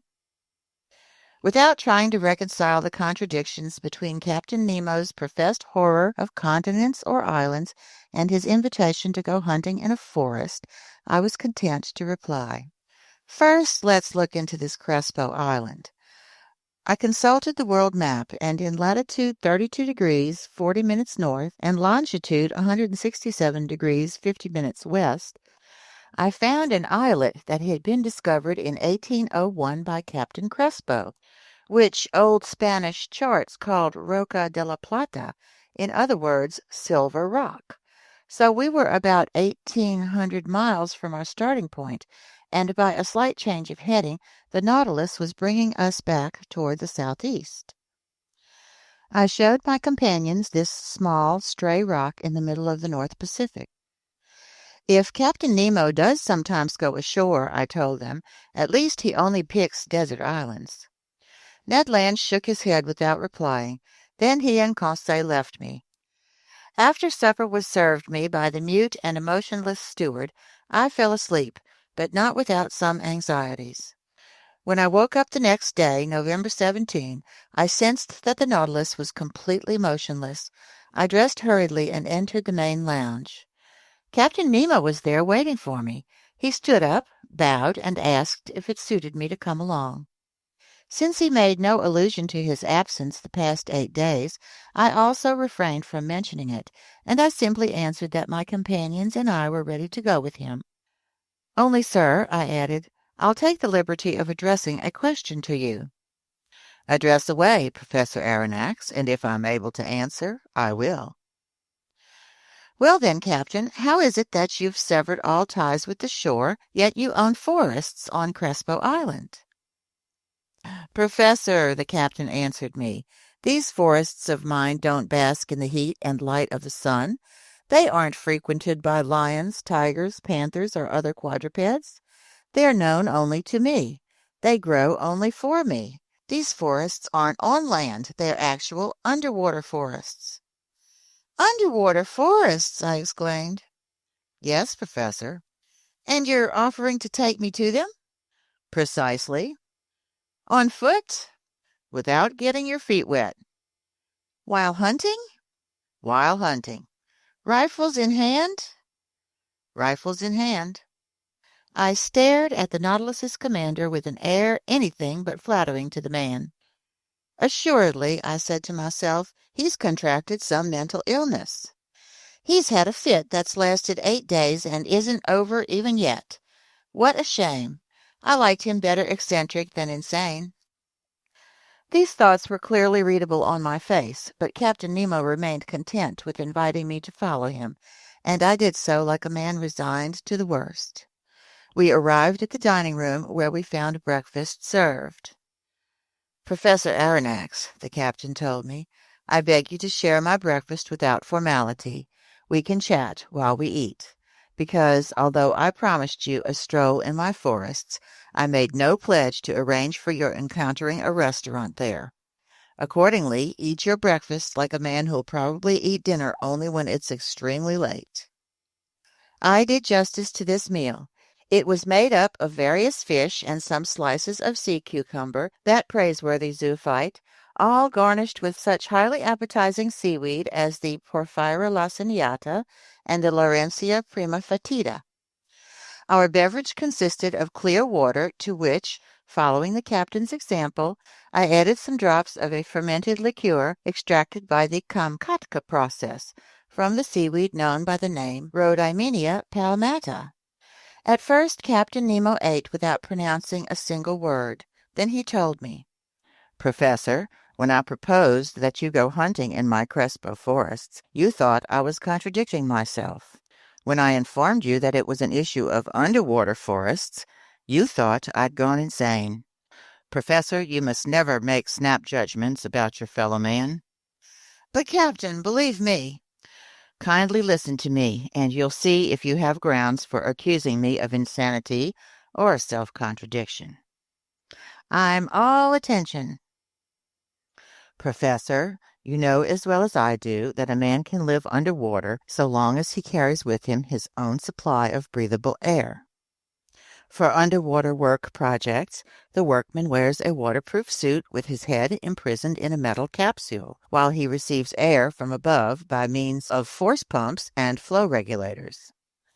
"That's the standard equipment for a diving suit," I said. "Correct, but under such conditions the man has no freedom. He's attached to a pump that sends him air through an India rubber hose. It's an actual chain that fetters him to the shore, and if we were to be bound in this way to the Nautilus, we couldn't go far either."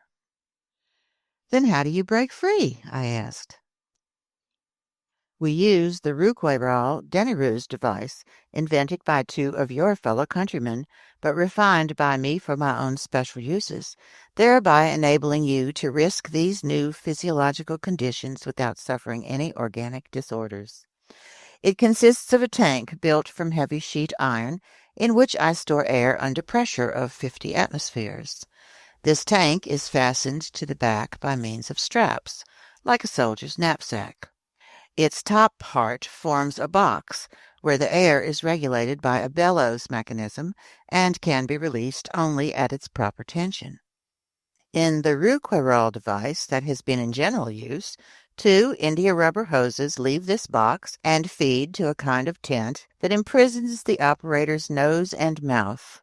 One hose is for the entrance of air to be inhaled, the other for the exit of air to be exhaled, and the tongue closes off the former or the latter, depending on the breather's needs. But in my case, since I face considerable pressures at the bottom of the sea, I needed to enclose my head in a copper sphere, like those found on standard diving suits, and the two hoses for inhalation and exhalation now feed to that sphere. That's perfect, Captain Nemo. But the air you carry must be quickly depleted, and once it contains no more than 15% oxygen, it becomes unfit for breathing. Surely, but as I told you, Professor Aronnax, the Nautilus's pumps enable me to store air under considerable pressure, and given this circumstance, the tank on my diving equipment can supply breathable air for 9 or 10 hours. I've no more objections to raise, I replied. I'll only ask you, Captain, how can you light your way at the bottom of the ocean? With the Ruhmkorff device, Professor Aronnax. If the first is carried on the back, the second is fastened to the belt. It consists of a Bunsen battery that I activate, not with potassium dichromate, but with sodium. An induction coil gathers the electricity generated and directs it to a specially designed lantern. In this lantern, one finds a glass spiral that contains only a residue of carbon dioxide gas. When the device is operating, this gas becomes luminous and gives off a continuous whitish light. Thus provided for, I breathe and I see. Captain Nemo, to my every objection you give such crushing answers. I'm afraid to entertain a single doubt. However, though I have no choice but to accept both the Rouquayrol and Ruhmkorff devices, I'd like to register some reservations about the rifle with which you'll equip me. But it isn't a rifle that uses gunpowder, the captain replied. Then it's an air gun? Surely. How can I make gunpowder on my ship when I have no saltpeter, sulfur, or charcoal? Even so, I replied. To fire underwater in a medium that's 855 times denser than air, you'd have to overcome considerable resistance. That doesn't necessarily follow. There are certain Fulton-style guns perfected by the Englishmen Philippe Coles and Burly, the Frenchman Furcy, and the Italian Landi. They are equipped with a special system of airtight fastenings and can fire in underwater conditions. But I repeat, having no gunpowder, I've replaced it with air at high pressure, which is abundantly supplied me by the Nautilus's pumps. But this air must be swiftly depleted. Well, in a pinch, can't my Rouquayrol tank supply me with more? All I have to do is draw it from an ad hoc spigot. Editor's note, Latin, a spigot just for that purpose. Besides, Professor Aronnax, you'll see for yourself that during these underwater hunting trips we make no great expenditure of either air or bullets. But it seems to me that in this semi-darkness, amid this liquid that's so dense in comparison to the atmosphere, a gunshot couldn't carry far and would prove fatal only with difficulty. On the contrary, sir, with this rifle every shot is fatal, and as soon as the animal is hit, no matter how lightly, it falls as if struck by lightning. Why? Because this rifle doesn't shoot ordinary bullets, but little glass capsules invented by the Austrian chemist Leniebroek. and I have a considerable supply of them.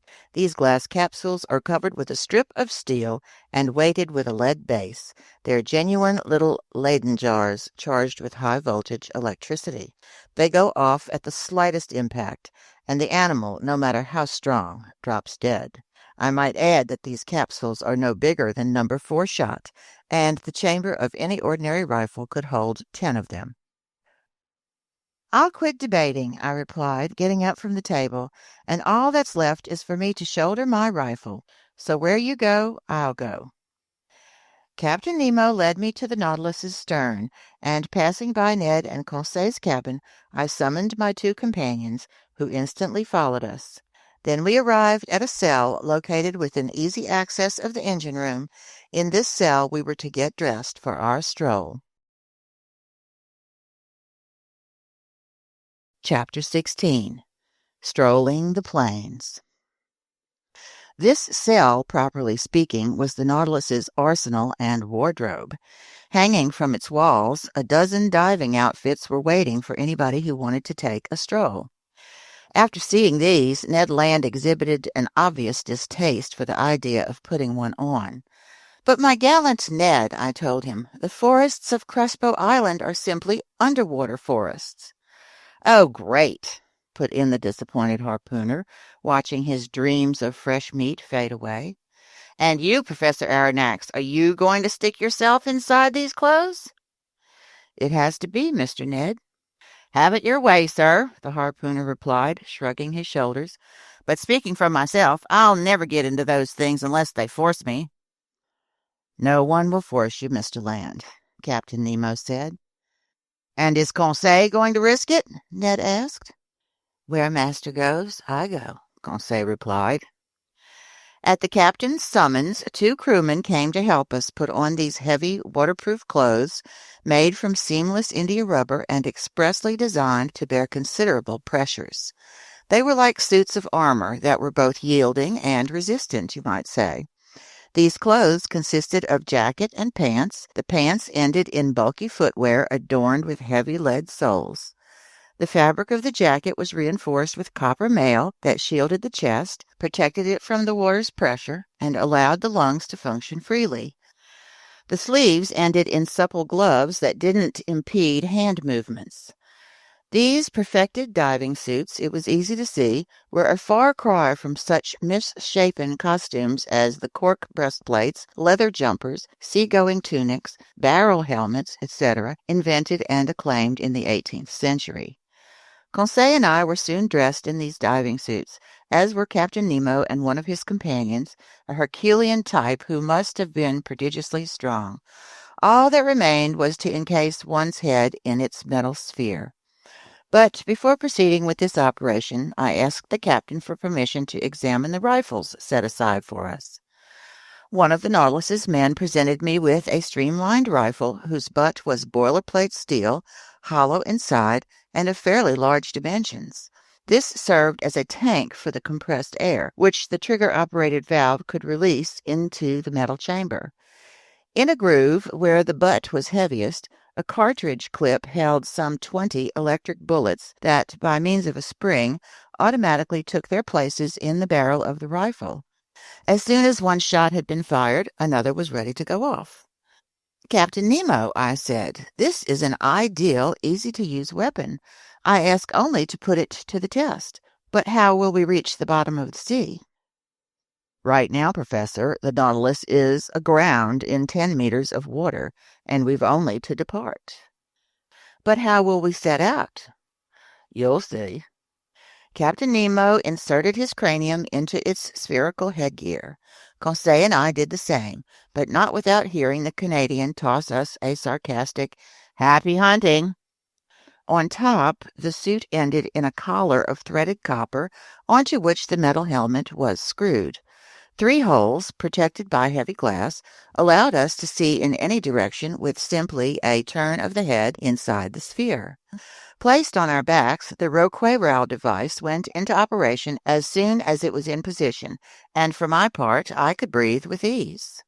The Ruhmkorff lamp hanging from my belt, my rifle in hand, I was ready to go forth. But in all honesty, while imprisoned in these heavy clothes and nailed to the deck by my lead soles, it was impossible for me to take a single step. But this circumstance had been foreseen because I felt myself propelled into a little room adjoining the wardrobe. Towed in the same way, my companions went with me. I heard a door with watertight seals close after us, and we were surrounded by profound darkness.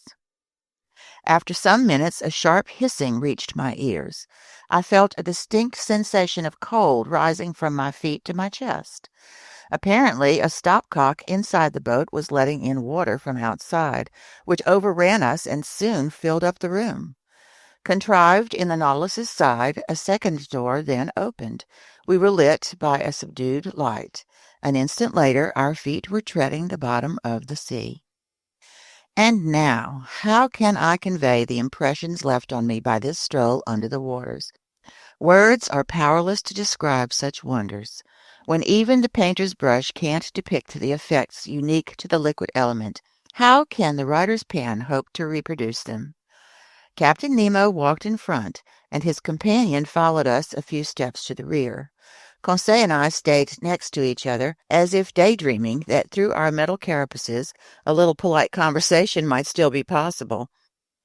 Already I no longer felt the bulkiness of my clothes, footwear, and air tank, nor the weight of the heavy sphere inside which my head was rattling like an almond in its shell.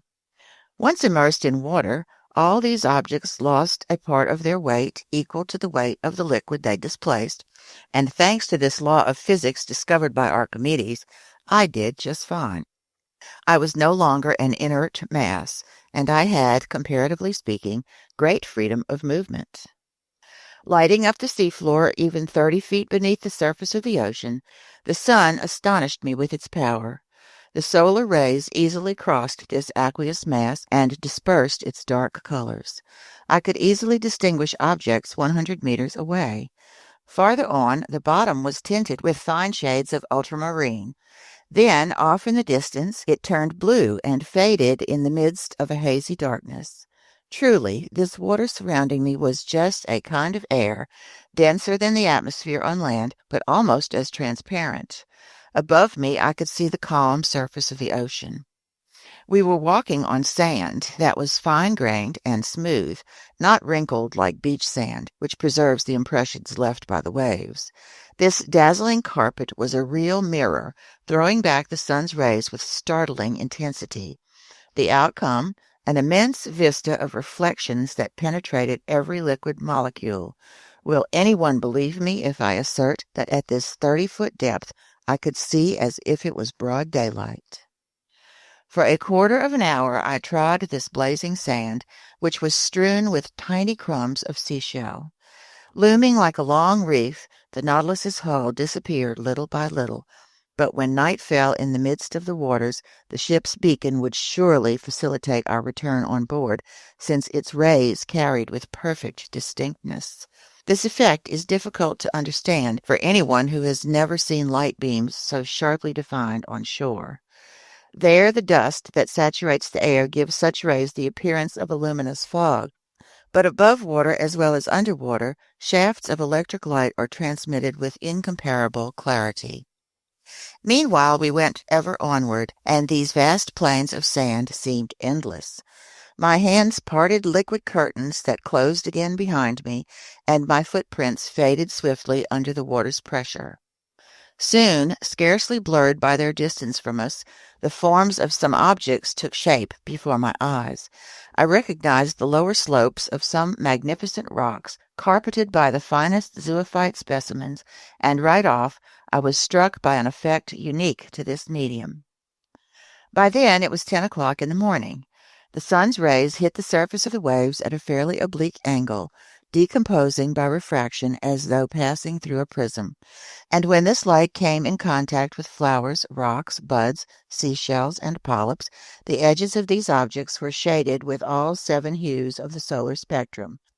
This riot of rainbow tints was a wonder, a feast for the eyes, a genuine kaleidoscope of red, green, yellow, orange, violet, indigo, and blue, in short, the whole palette of a color-happy painter. If only I had been able to share with Conseil the intense sensations rising in my brain, competing with him in exclamations of wonderment. If only I had known, like Captain Nemo and his companion, how to exchange thoughts by means of prearranged signals. So, for lack of anything better, I talked to myself. I declaimed inside this copper box that topped my head, spending more air on empty words than was perhaps advisable. Conseil, like me, had stopped before this splendid sight. Obviously, in the presence of these zoophyte and mollusk specimens, the fine lad was classifying his head off. Polyps and echinoderms abounded on the seafloor, various Isis coral, cornellarian coral living in isolation, tufts of virginal genus Oculina, formerly known by the name white coral, prickly fungus coral in the shape of mushrooms, sea anemone holding on by their muscular discs, providing a literal flower bed adorned by jellyfish from the genus Porpita, wearing collars of azure tentacles, and starfish that spangled the sand, including vein-like feather stars from the genus Astrophyton that were like fine lace embroidered by the hands of water nymphs, their festoons swaying to the faint undulations caused by our walking. It filled me with real chagrin to crush underfoot the gleaming mollusk samples that littered the seafloor by the thousands. Concentric comb shells, hammer shells, coquina, seashells that actually hop around, top shell snails, red helmet shells, angel wing conchs, sea hares, and so many other exhibits from this inexhaustible ocean. But we had to keep walking, and we went forward while overhead there scudded schools of Portuguese men o' war that let their ultramarine tentacles drift in their wakes, medusas whose milky white or dainty pink parasols were festooned with azure tassels and shaded us from the sun's rays, plus jellyfish of the species Pelagia panopyra that in the dark would have strewn our path with phosphorescent glimmers. All these wonders I glimpsed in the space of a quarter of a mile, barely pausing, following Captain Nemo, whose gestures kept beckoning me onward. Soon the nature of the seafloor changed. The plains of sand were followed by a bed of that viscous slime Americans call ooze, which is composed exclusively of seashells rich in limestone or silica. Then we crossed a prairie of algae, open sea plants that the waters hadn't yet torn loose, whose vegetation grew in wild profusion. Soft to the foot, these densely textured lawns would have rivaled the most luxuriant carpets woven by the hand of man. But while this greenery was sprawling under our steps, it didn't neglect us overhead. The surface of the water was crisscrossed by a floating arbor of marine plants belonging to that superabundant algae family that numbers more than 2,000 known species. I saw long ribbons of fucus drifting above me, some globular, others tubular. Laurencia, Cladostephus with the slenderest foliage, Rhodymenia palmata resembling the fan shapes of cactus. I observed that green-colored plants kept closer to the surface of the sea, while reds occupied a medium depth, which left blacks and browns in charge of designing gardens and flower beds in the ocean's lower strata.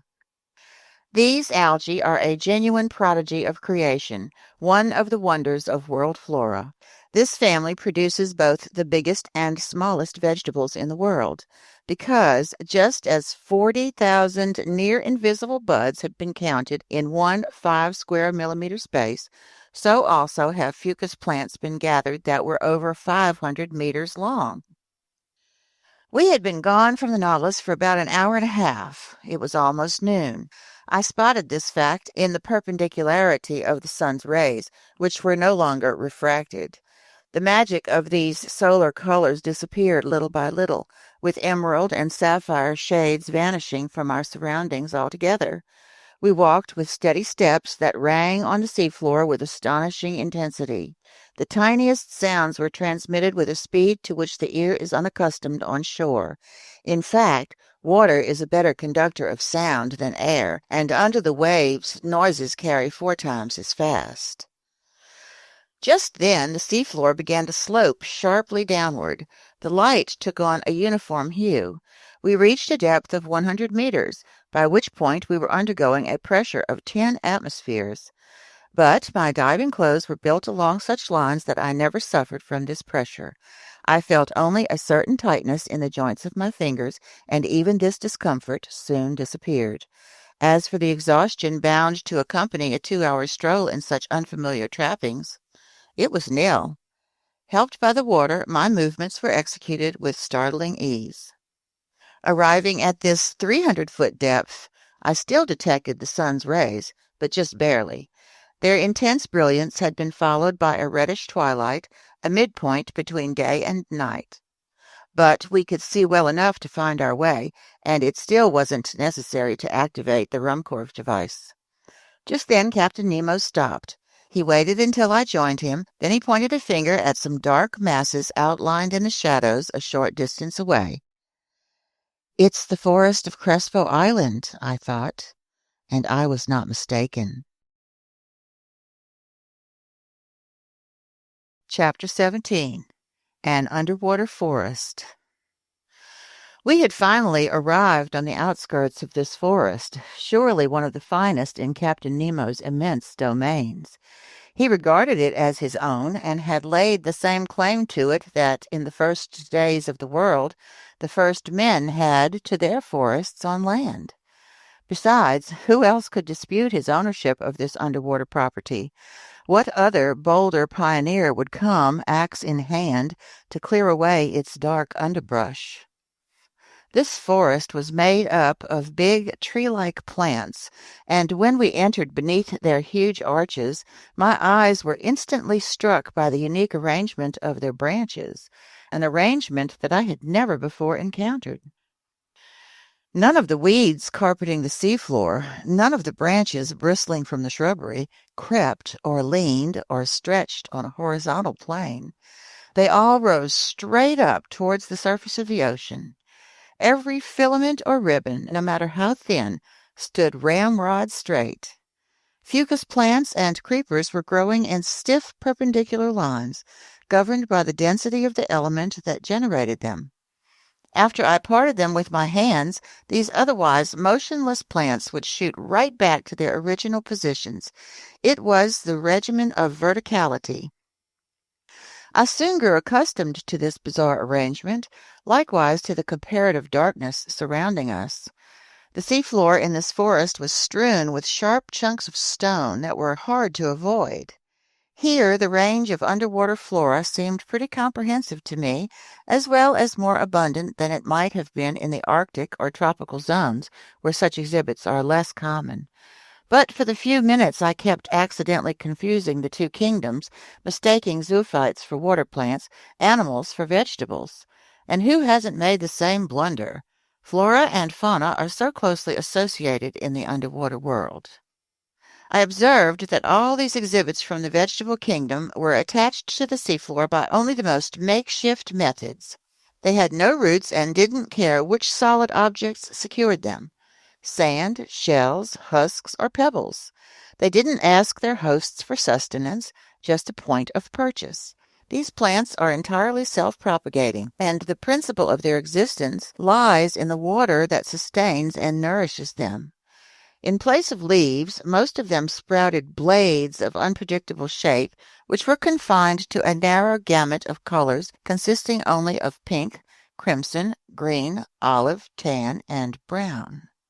There I saw again, but not yet pressed and dried like the Nautilus's specimens, some peacocks' tails spread open like fans to stir up a cooling breeze, scarlet rose-tangle, sea-tangle stretching out their young and edible shoots, twisting strings of kelp from the genus Nereocystis that bloomed to a height of 15 meters, bouquets of mermaids' cups whose stems grew wider at the top, and a number of other open sea plants, all without flowers.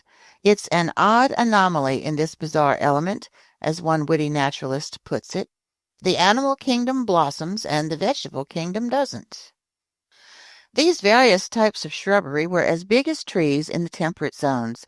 In the damp shade between them, there were clustered actual bushes of moving flowers, hedges of zoophytes, in which there grew stony coral striped with twisting furrows, yellowish sea anemone from the genus Caryophylla with translucent tentacles, plus anemone with grassy tufts from the genus Zoantheria. And to complete the illusion, minnows flitted from branch to branch like a swarm of hummingbirds, while there rose underfoot, like a covey of snipe, yellowfish from the genus Lepisacanthus with bristling jaws and sharp scales, flying gurnards, and pinecone fish. Near 1 o'clock, Captain Nemo gave the signal to halt. Speaking for myself, I was glad to oblige, and we stretched out beneath an arbor of winged kelp whose long, thin tendrils stood up like arrows. This short break was a delight. It lacked only the charm of conversation. But it was impossible to speak, impossible to reply. I simply nudged my big copper headpiece against Conseil's headpiece. I saw a happy gleam in the gallant lad's eyes, and to communicate his pleasure, he jiggled around inside his carapace in the world's silliest way. After 4 hours of strolling, I was quite astonished not to feel any intense hunger. What kept my stomach in such a good mood, I'm unable to say. But in exchange, I experienced that irresistible desire for sleep that comes over every diver. Accordingly, my eyes soon closed behind the heavy glass windows, and I fell into an uncontrollable doze, which until then I had been able to fight off only through the movements of our walking. Captain Nemo and his muscular companion were already stretched out in this clear crystal, setting us a fine nap-time example. How long I was sunk in this torpor I cannot estimate, but when I awoke it seemed as if the sun were setting toward the horizon. Captain Nemo was already up, and I had started to stretch my limbs, when an unexpected apparition brought me sharply to my feet. A few paces away, a monstrous, meter-high sea spider was staring at me with beady eyes, poised to spring on me. Although my diving suit was heavy enough to protect me from this animal's bites, I couldn't keep back a shudder of horror. Just then Conseil woke up, together with the Nautilus's sailor. Captain Nemo alerted his companion to this hideous crustacean, which a swing of the rifle butt quickly brought down, and I watched the monster's horrible legs writhing in dreadful convulsions. This encounter reminded me that other, more daunting animals must be lurking in these dark reaches, and my diving suit might not be adequate protection against their attacks. Such thoughts hadn't previously crossed my mind, and I was determined to keep on my guard. Meanwhile, I had assumed this rest period would be the turning point in our stroll, but I was mistaken, and instead of heading back to the Nautilus, Captain Nemo continued his daring excursion. The seafloor kept sinking, and its significantly steeper slope took us to greater depths. It must have been nearly 3 o'clock when we reached a narrow valley gorged between high vertical walls and located 150 meters down. Thanks to the perfection of our equipment, we had thus gone 90 meters below the limit that nature had, until then, set on man's underwater excursions. I say 150 meters, although I had no instruments for estimating this distance, but I knew that the sun's rays, even in the clearest seas, could reach no deeper. So at precisely this point the darkness became profound. Not a single object was visible past 10 paces. Consequently, I had begun to grope my way when suddenly I saw the glow of an intense white light. Captain Nemo had just activated his electric device. His companion did likewise. Conseil and I followed suit. By turning a switch, I established contact between the induction coil and the glass spiral, and the sea, lit up by our 4 lanterns, was illuminated for a radius of 25 meters. Captain Nemo continued to plummet into the dark depths of this forest, whose shrubbery grew even more sparse. I observed that vegetable life was disappearing more quickly than animal life. The open sea plants had already left behind the increasingly arid seafloor, where a prodigious number of animals were still swarming: zoophytes, articulates, mollusks, and fish. While we were walking, I thought the lights of our Ruhmkorff devices would automatically attract some inhabitants of these dark strata. But if they did approach us, at least they kept at a distance, regrettable from the hunter's standpoint. Several times I saw Captain Nemo stop and take aim with his rifle. Then, after sighting down its barrel for a few seconds, he would straighten up and resume his walk. Finally, at around 4 o'clock, this marvelous excursion came to an end. A wall of superb rocks stood before us, imposing in its sheer mass, a pile of gigantic stone blocks, an enormous granite cliffside pitted with dark caves, but not offering a single gradient we could climb up. This was the underpinning of Crespo Island. This was land. The captain stopped suddenly.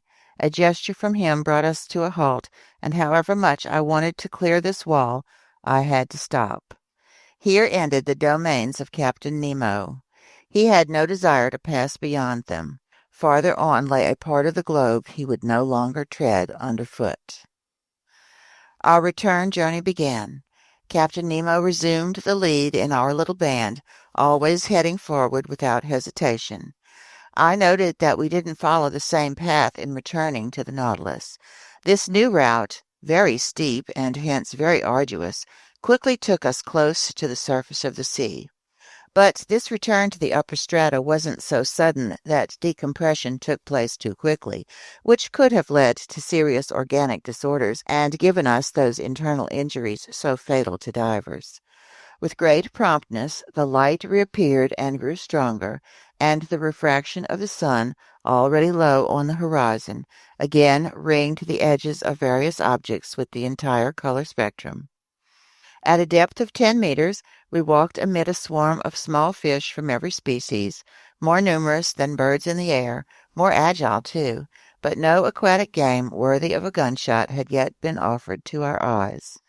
Just then I saw the captain's weapon spring to his shoulder and track a moving object through the bushes.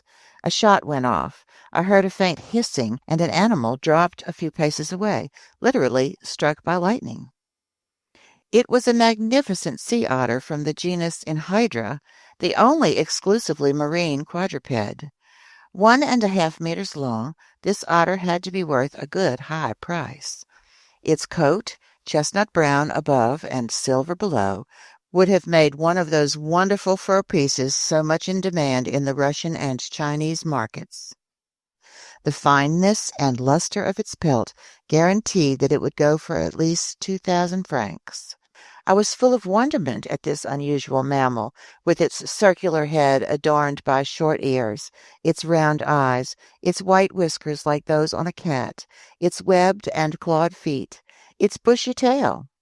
Hunted and trapped by fishermen, this valuable carnivore has become extremely rare, and it takes refuge chiefly in the northernmost parts of the Pacific, where in all likelihood its species will soon be facing extinction. Captain Nemo's companion picked up the animal, loaded it on his shoulder, and we took to the trail again. For an hour, plains of sand unrolled before our steps. Often the seafloor rose to within 2 meters of the surface of the water. I could then see our images clearly mirrored on the underside of the waves, but reflected upside down.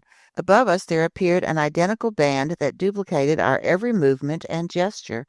In short, a perfect likeness of the quartet near which it walked, but with heads down and feet in the air. Another unusual effect. Heavy clouds passed above us, forming and fading swiftly. But after thinking it over, I realized that these so-called clouds were caused simply by the changing densities of the long ground swells, and I even spotted the foaming whitecaps that their breaking crests were proliferating over the surface of the water. Lastly, I couldn't help seeing the actual shadows of large birds passing over our heads, swiftly skimming the surface of the sea. On this occasion I witnessed one of the finest gunshots ever to thrill the marrow of a hunter. A large bird with a wide wingspan, quite clearly visible, approached and hovered over us. When it was just a few meters above the waves, Captain Nemo's companion took aim and fired. The animal dropped, electrocuted, and its descent brought it within reach of our adroit hunter, who promptly took possession of it. It was an albatross of the finest species, a wonderful specimen of these open sea fowl. This incident did not interrupt our walk. For 2 hours we were sometimes led over plains of sand, sometimes over prairies of seaweed that were quite arduous to cross. In all honesty, I was dead tired by the time I spotted a hazy glow half a mile away, cutting through the darkness of the waters. It was the Nautilus's beacon. Within 20 minutes we would be on board, and there I could breathe easy again, because my tank's current air supply seemed to be quite low in oxygen. But I was reckoning without an encounter that slightly delayed our arrival.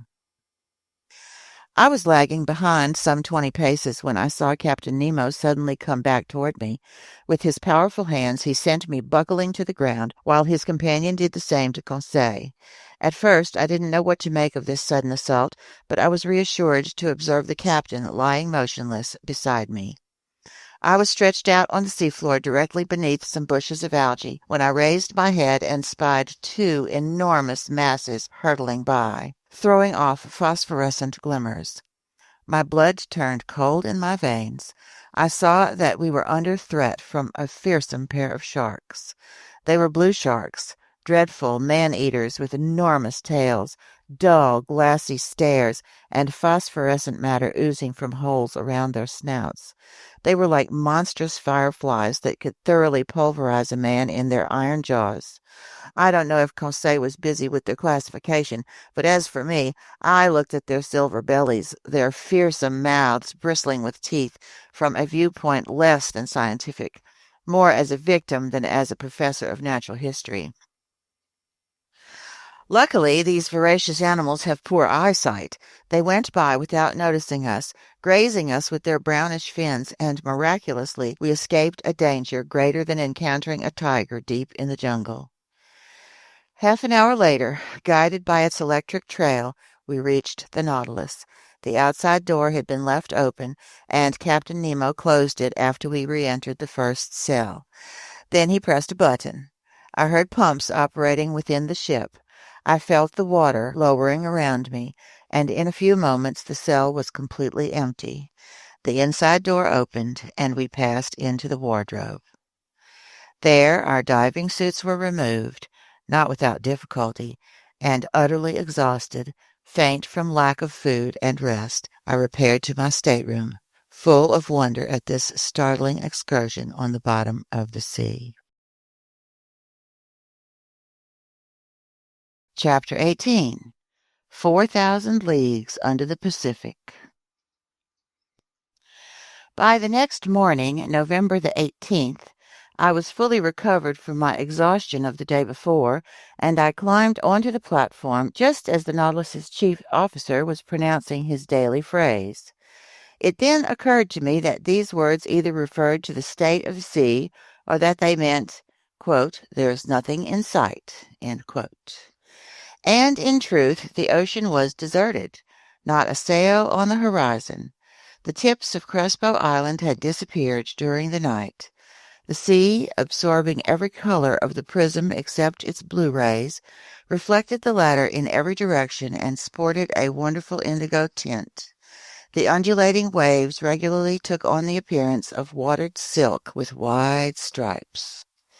I was marveling at this magnificent ocean view when Captain Nemo appeared. He didn't seem to notice my presence and began a series of astronomical observations. Then, his operations finished, he went and leaned his elbows on the beacon housing, his eyes straying over the surface of the ocean. Meanwhile, some 20 of the Nautilus's sailors, all energetic, well-built fellows, climbed onto the platform. They had come to pull up the nets left in our wake during the night. These seamen obviously belonged to different nationalities, although indications of European physical traits could be seen in them all. And if I'm not mistaken, I recognized some Irishmen, some Frenchmen, a few Slavs, and a native of either Greece or Crete. Even so, these men were frugal of speech and used among themselves only that bizarre dialect whose origin I couldn't even guess. So I had to give up any notions of questioning them. The nets were hauled on board. They were a breed of trawl resembling those used off the Normandy coast. Huge pouches held half open by a floating pole and a chain laced through the lower meshes. Trailing in this way from these iron glove makers, the resulting receptacles scoured the ocean floor and collected every marine exhibit in their path. That day they gathered up some unusual specimens from these fish-filled waterways, anglerfish whose comical movements qualified them for the epithet clowns, black commerson anglers equipped with their antennas, undulating triggerfish encircled by little red bands, bloated puffers whose venom is extremely insidious, some olive-hued lampreys, snipefish covered with silver scales, cutlass fish whose electrocuting power equals that of the electric eel and the electric ray, scaly featherbacks with brown crosswise bands, greenish codfish, several varieties of goby, etc. Finally, some fish of larger proportions, a 1-meter jack with a prominent head, several fine bonito from the genus Scomber, decked out in the colors blue and silver, and 3 magnificent tuna whose high speeds couldn't save them from our trawl. I estimate that this cast of the net brought in more than 1,000 pounds of fish. It was a fine catch, but not surprising. In essence, these nets stayed in our wake for several hours, incarcerating an entire aquatic world in prisons made of thread. So we were never lacking in provisions of the highest quality, which the Nautilus's speed and the allure of its electric light could continually replenish. These various exhibits from the sea were immediately lowered down the hatch in the direction of the storage lockers, some to be eaten fresh, others to be preserved.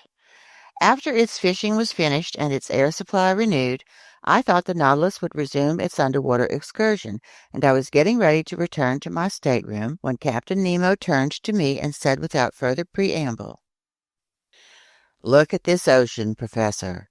Doesn't it have the actual gift of life? Doesn't it experience both anger and affection? Last evening it went to sleep, just as we did, and there it is, waking up after a peaceful night." No hellos or good mornings for this gent. You would have thought this eccentric individual was simply continuing a conversation we'd already started. "See," he went on, "it's waking up under the sun's caresses. It's going to relive its daily existence. What a fascinating field of study lies in watching the play of its organism. It owns a pulse and arteries. It has spasms, and I side with the scholarly Commander Maury, who discovered that it has a circulation as real as the circulation of blood in animals."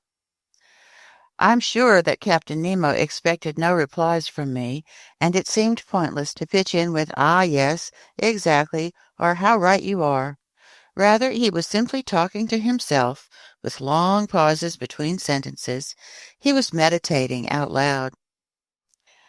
"Yes," he said, "the ocean owns a genuine circulation, and to start it going, the Creator of all things has only to increase its heat, salt, and microscopic animal life. In essence, heat creates the different densities that leads to currents and countercurrents. Evaporation, which is nil in the high Arctic regions and very active in equatorial zones, brings about a constant interchange of tropical and polar waters.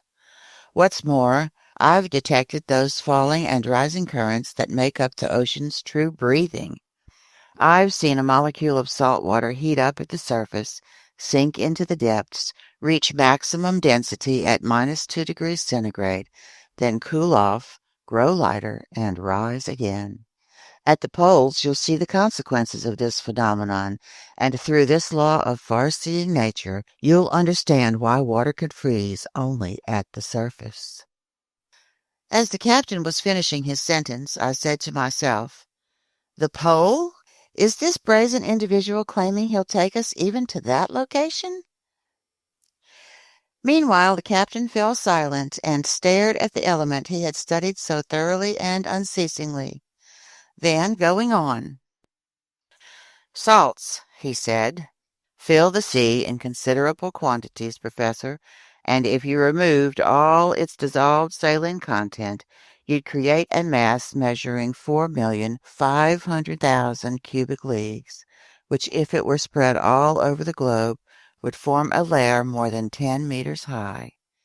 And don't think that the presence of these salts is due merely to some whim of nature. No. They make ocean water less open to evaporation and prevent winds from carrying off excessive amounts of steam, which, when condensing, would submerge the temperate zones. Salts play a leading role, the role of stabilizer for the general ecology of the globe.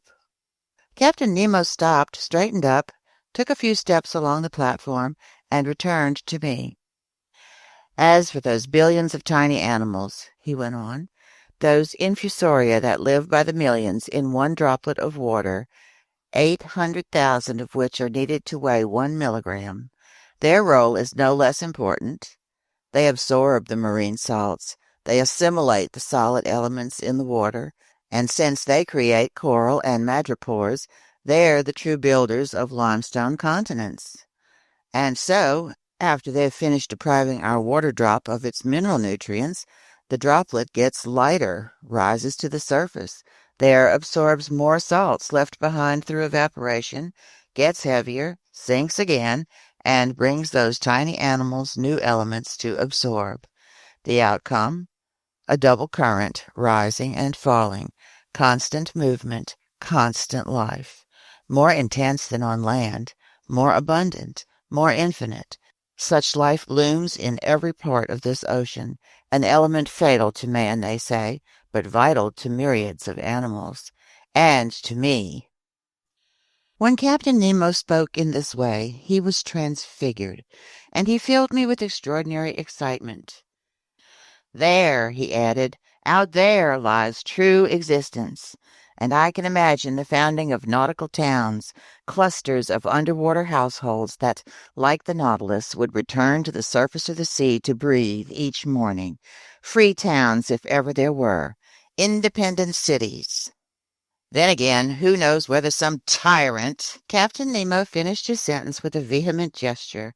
Then, addressing me directly, as if to drive away an ugly thought. "Professor Aronnax," he asked me, "do you know the depth of the ocean floor?"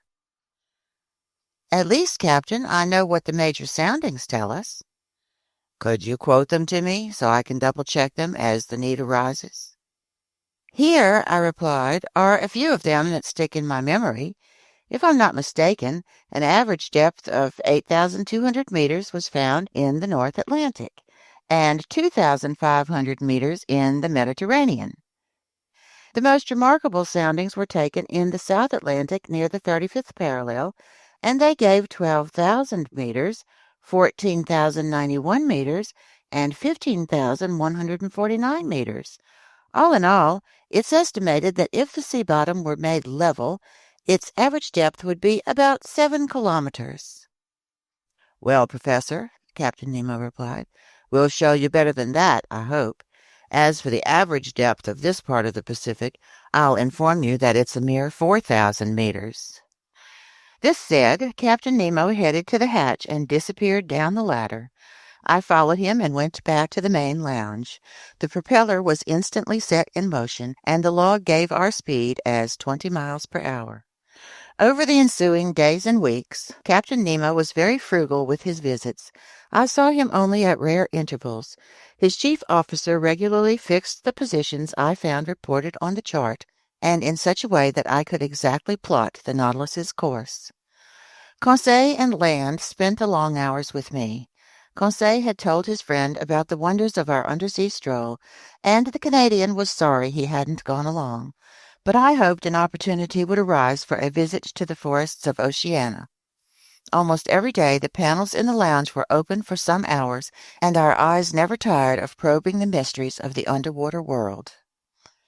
The Nautilus's general heading was southeast, and it stayed at a depth between 100 and 150 meters. However, from Lord knows what whim, one day it did a diagonal dive by means of its slanting fins, reaching strata located 2,000 meters underwater. The thermometer indicated a temperature of 4.25 degrees centigrade, which at this depth seemed to be a temperature common to all latitudes. On November 26th, at 3 o'clock in the morning, the Nautilus cleared the Tropic of Cancer at longitude 172 degrees. On the 27th, it passed in sight of the Hawaiian Islands, where the famous Captain Cook met his death on February 14th, 1779. By then we had fared 4,860 leagues from our starting point. When I arrived on the platform that morning, I saw the island of Hawaii 2 miles to leeward, the largest of the 7 islands making up this group.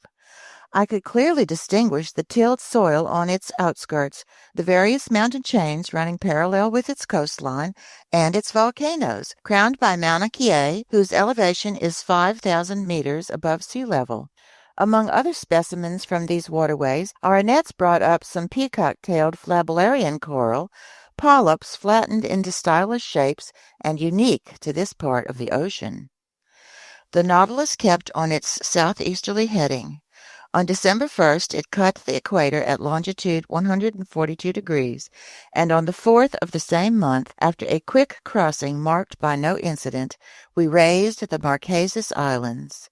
3 miles off, in latitude 8 degrees 57 minutes south and longitude 139 degrees 32 minutes west, I spotted Martin Point on Nuku Hiva, chief member of this island group that belongs to France.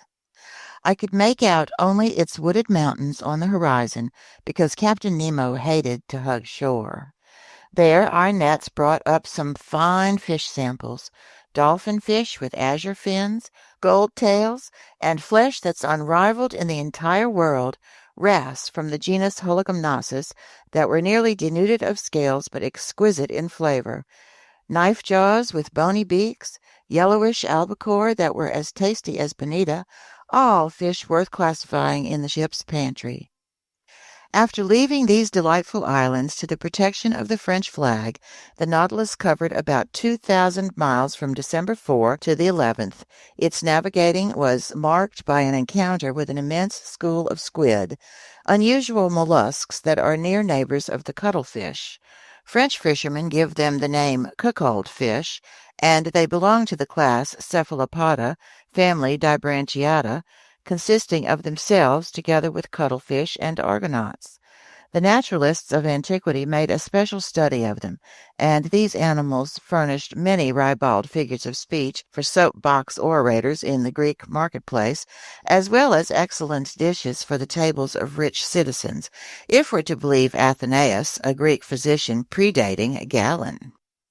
It was during the night of December 9-10 that the Nautilus encountered this army of distinctly nocturnal mollusks. They numbered in the millions.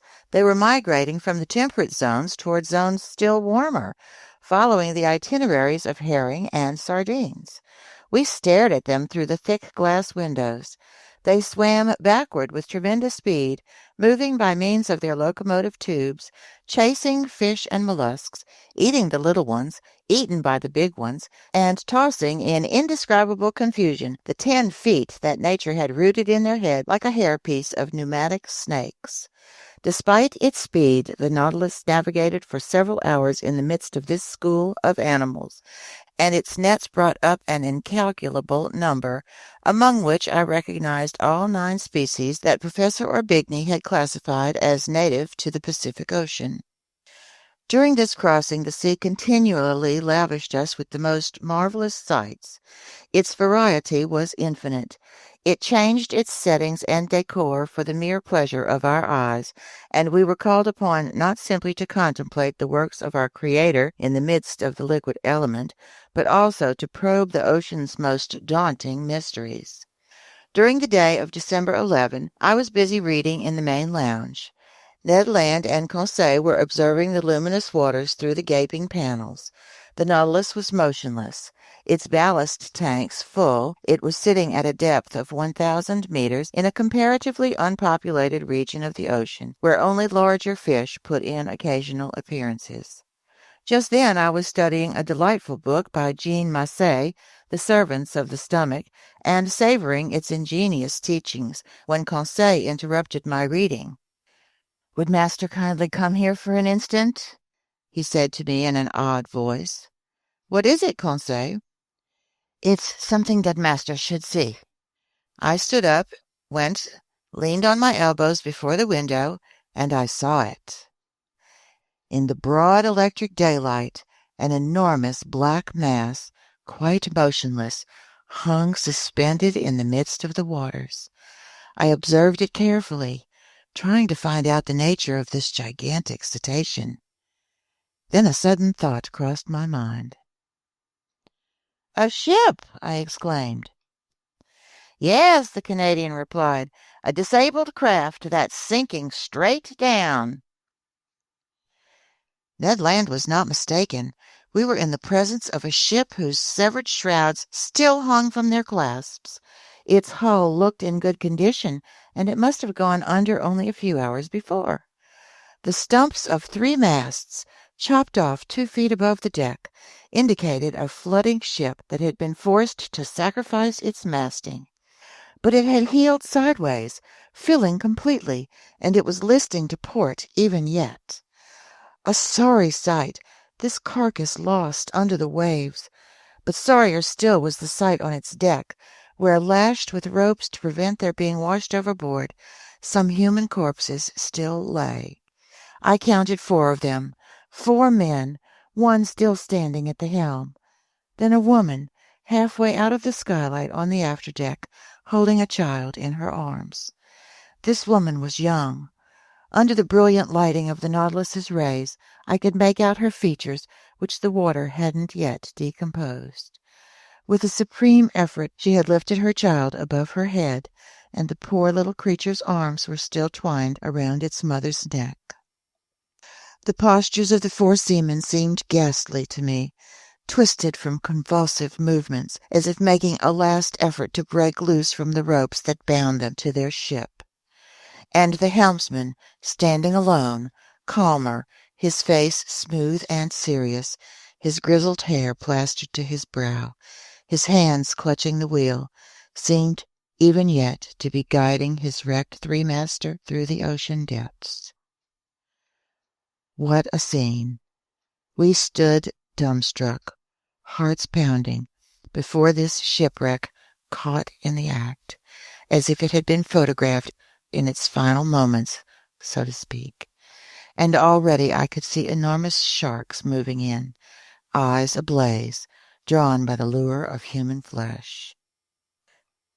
Meanwhile, turning, the Nautilus made a circle around the sinking ship, and for an instant I could read the board on its stern. The Florida, Sunderland, England. Chapter 19. Vanikoro. This dreadful sight was the first of a whole series of maritime catastrophes that the Nautilus would encounter on its run.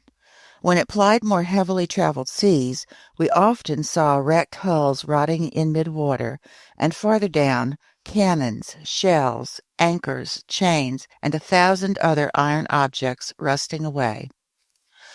Meanwhile, continuously swept along by the Nautilus, where we lived in near isolation, we raised the Tuamotu Islands on December 11th, that old, dangerous group associated with the French global navigator, Commander Bougainville. It stretches from Ducie Island to Lazareff Island over an area of 500 leagues from the east-southeast to west-northwest, between latitude 13 degrees 30 minutes and 23 degrees 50 minutes south, and between longitude 125 degrees 30 minutes and 151 degrees 30 minutes west. This island group covers a surface area of 370 square leagues, and it's made up of some 60 subgroups, among which we noted the Gambier group, which is a French protectorate. These islands are coral formations. Thanks to the work of polyps, a slow but steady upheaval will someday connect these islands to each other. Later on, this new island will be fused to its neighboring island groups, and a 5th continent will stretch from New Zealand and New Caledonia as far as the Marquesas Islands. The day I expounded this theory to Captain Nemo, he answered me coldly. The Earth doesn't need new continents, but new men. Sailor's luck led the Nautilus straight to Rayo Island, one of the most unusual in this group, which was discovered in 1822 by Captain Bell aboard the Minerva. So I was able to study the madreporic process that has created the islands in this ocean. Madrepores, which one must guard against confusing with precious coral, clothe their tissue in a limestone crust, and their variations in structure have led my famous mentor, Professor Milne Edwards, to classify them into 5 divisions. The tiny microscopic animals that secrete this polypary live by the billions in the depths of their cells. Their limestone deposits build up into rocks, reefs, islets, islands. In some places they form atolls, a circular ring surrounding a lagoon or small inner lake that gaps place in contact with the sea. Elsewhere, they take the shape of barrier reefs, such as those that exist along the coasts of New Caledonia and several of the Tuamotu Islands. In still other localities, such as Reunion Island and the island of Mauritius, they build fringing reefs, high, straight walls next to which the ocean's depth is considerable. While cruising along only a few cable lengths from the underpinning of Rayo Island, I marveled at the gigantic piece of work accomplished by these microscopic laborers. These walls were the express achievements of madrepores known by the names fire coral, finger coral, star coral, and stony coral. These polyps grow exclusively in the agitated strata at the surface of the sea, and so it's in the upper reaches that they begin these substructures, which sink little by little together with the secreted rubble binding them. This, at least, is the theory of Mr. Charles Darwin, who thus explains the formation of atolls, a theory superior, in my view, to the one that says these madreporic edifices sit on the summits of mountains or volcanoes submerged a few feet below sea level. I could observe these strange walls quite closely. Our sounding lines indicated that they dropped perpendicularly for more than 300 meters, and our electric beams made the bright limestone positively sparkle. In reply to a question Conseil asked me about the growth rates of these colossal barriers, I thoroughly amazed him by saying that scientists put it at 1/8 of an inch per biennium. Therefore, he said to me, to build these walls it took 192,000 years, my gallant Conseil, which significantly extends the biblical days of creation. What's more, the formation of coal, in other words, the petrification of forests swallowed by floods, and the cooling of basaltic rocks likewise call for a much longer period of time. I might add that those days in the Bible must represent whole epochs, and not literally the lapse of time between 2 sunrises, because according to the Bible itself, the sun doesn't date from the first day of creation. When the Nautilus returned to the surface of the ocean, I could take in Rayo Island over its whole flat, wooded expanse. Obviously, its madreporic rocks had been made fertile by tornadoes and thunderstorms. One day, carried off by a hurricane from neighboring shores, some seed fell onto these limestone beds, mixing with decomposed particles of fish and marine plants to form vegetable humus. Propelled by the waves, a coconut arrived on this new coast. Its germ took root. Its tree grew tall, catching steam off the water. A brook was born. Little by little, vegetation spread. Tiny animals, worms, insects, rode ashore on tree trunks, snatched from the islands to windward. Turtles came to lay their eggs. Birds nested in the young trees. In this way, animal life developed, and drawn by the greenery and fertile soil, man appeared. And that's how these islands were formed, the immense achievement of microscopic animals. Near evening, Rayo Island melted into the distance, and the Nautilus noticeably changed course. After touching the Tropic of Capricorn at longitude 135 degrees, it headed west-northwest, going back up the whole intertropical zone. Although the summer sun lavished its rays on us, we never suffered from the heat because 30 or 40 meters underwater, the temperature didn't go over 10 degrees to 12 degrees centigrade. By December 15th, we had left the alluring Society Islands in the west, likewise elegant Tahiti, Queen of the Pacific. In the morning, I spotted this island's lofty summits a few miles to leeward. Its waters supplied excellent fish for the tables on board. Mackerel, bonito, albacore, and a few varieties of that sea serpent named the moray eel. The Nautilus had cleared 8,100 miles. We logged 9,720 miles when we passed between the Tonga Islands, where crews from the Argo, Port-au-Prince, and Duke of Portland had perished, and the island group of Samoa, scene of the slaying of Captain de Langle, friend of that long-lost navigator, the Count de la Perouse. Then we raised the Fiji Islands, where savages slaughtered sailors from the Union, as well as Captain Bureau, commander of the Darling Josephine out of Nantes, France. Extending over an expanse of 100 leagues north to south and over 90 leagues east to west, this island group lies between latitude 2 degrees and 6 degrees south and between longitude 174 degrees and 179 degrees west. It consists of a number of islands, islets, and reefs, among which we noted the islands of Viti Levu, Vanuatu Levu, and Kadavu. It was the Dutch navigator Tasman who discovered this group in 1643, the same year the Italian physicist Torricelli invented the barometer and King Louis XIV ascended the French throne. I'll let the reader decide which of these deeds was more beneficial to humanity. Coming later, Captain Cook in 1774, Rear Admiral d'Entrecasteaux in 1793, and finally Captain Dumont d'Urville in 1827, untangled the whole chaotic geography of this island group.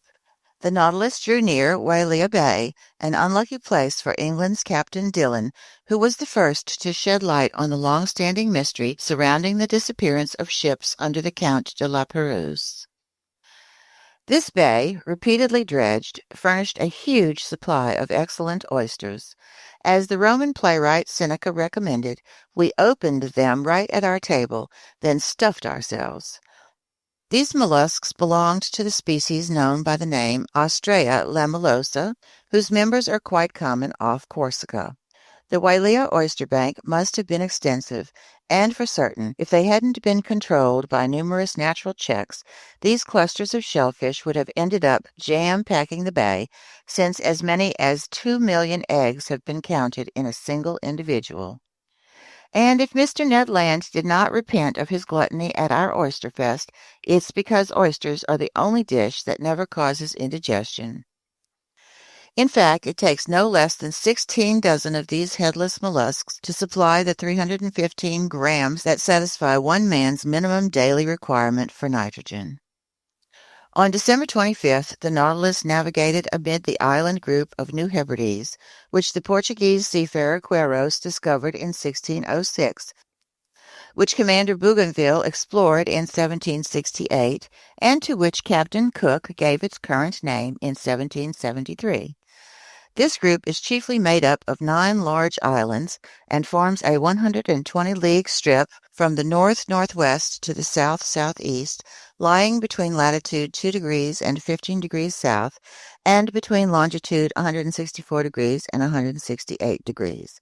At the moment of our noon sights, we passed fairly close to the island of Oru, which looked to me like a mass of green woods crowned by a peak of great height. That day it was Yuletide, and it struck me that Ned Land badly missed celebrating Christmas, that genuine family holiday where Protestants are such zealots. I hadn't seen Captain Nemo for over a week, when on the morning of the 27th he entered the main lounge, as usual acting as if he'd been gone for just 5 minutes. I was busy tracing the Nautilus's course on the world map. The captain approached, placed a finger over a position on the chart, and pronounced just one word. Vanikoro. This name was magic. It was the name of those islets where vessels under the Count de la Perouse had miscarried. I straightened suddenly. "The Nautilus is bringing us to Vanikoro?" I asked. "Yes, Professor," the captain replied. "And I'll be able to visit those famous islands where the compass and the astrolabe came to grief?"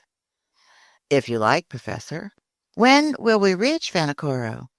"We already have, Professor." Followed by Captain Nemo, I climbed onto the platform, and from there my eyes eagerly scanned the horizon. In the northeast there emerged two volcanic islands of unequal size, surrounded by a coral reef whose circuit measured 40 miles. We were facing the island of Vanikoro proper, to which Captain Dumont d'Urville had given the name Island of the Search. We lay right in front of the little harbor of Vanna, located in latitude 16 degrees 4 minutes south and longitude 164 degrees 32 minutes east.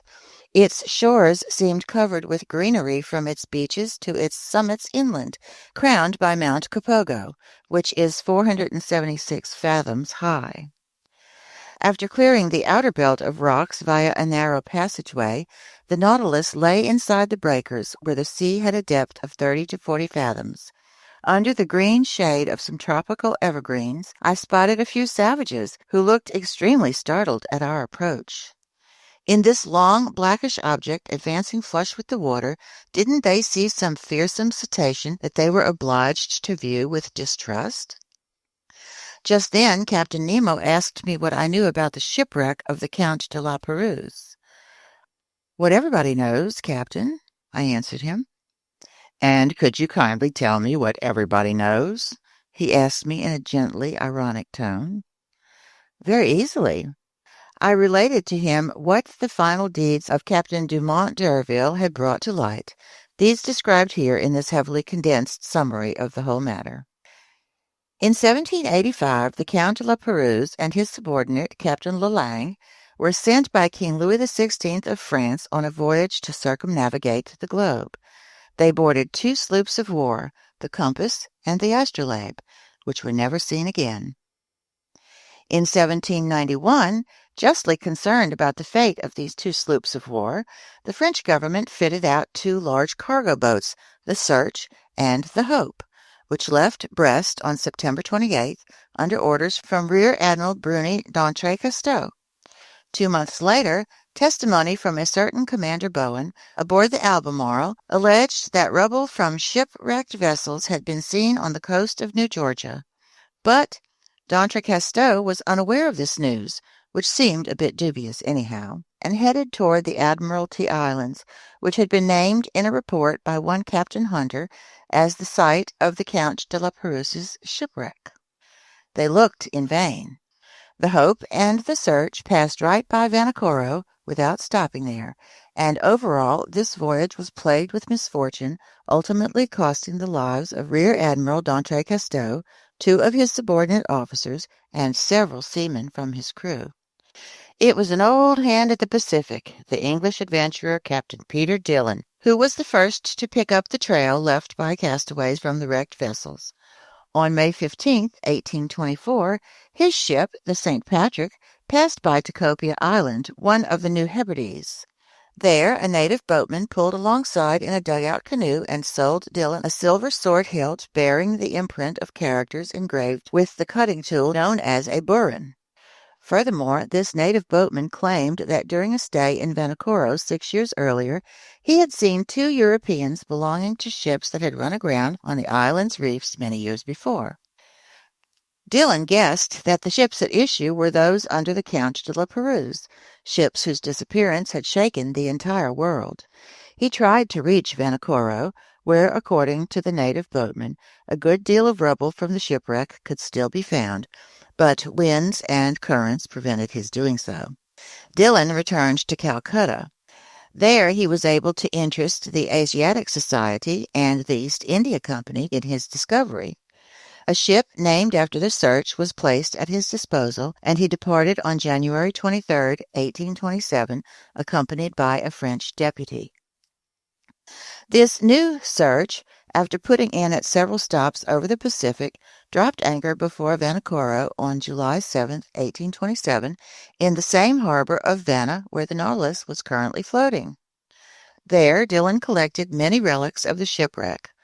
iron utensils, anchors, eyelets from pulleys, swivel guns, an 18-pound shell, the remains of some astronomical instruments, a piece of stern rail, and a bronze bell bearing the inscription "Made by Bazin," the foundry mark at Brest Arsenal around 1785. There could no longer be any doubt. Finishing his investigations, Dillon stayed at the site of the casualty until the month of October. Then he left Vanikoro, headed toward New Zealand, dropped anchor at Calcutta on April 7, 1828, and returned to France, where he received a very cordial welcome from King Charles X. But just then the renowned French explorer Captain Dumont d'Urville, unaware of Dillon's activities, had already set sail to search elsewhere for the site of the shipwreck. In essence, a whaling vessel had reported that some medals and a cross of St. Louis had been found in the hands of savages in the Louisade Islands and New Caledonia. So Captain Dumont d'Urville had put to sea in command of a vessel named after the astrolabe. And just 2 months after Dillon had left Vanikoro, Dumont d'Urville dropped anchor before Hobart.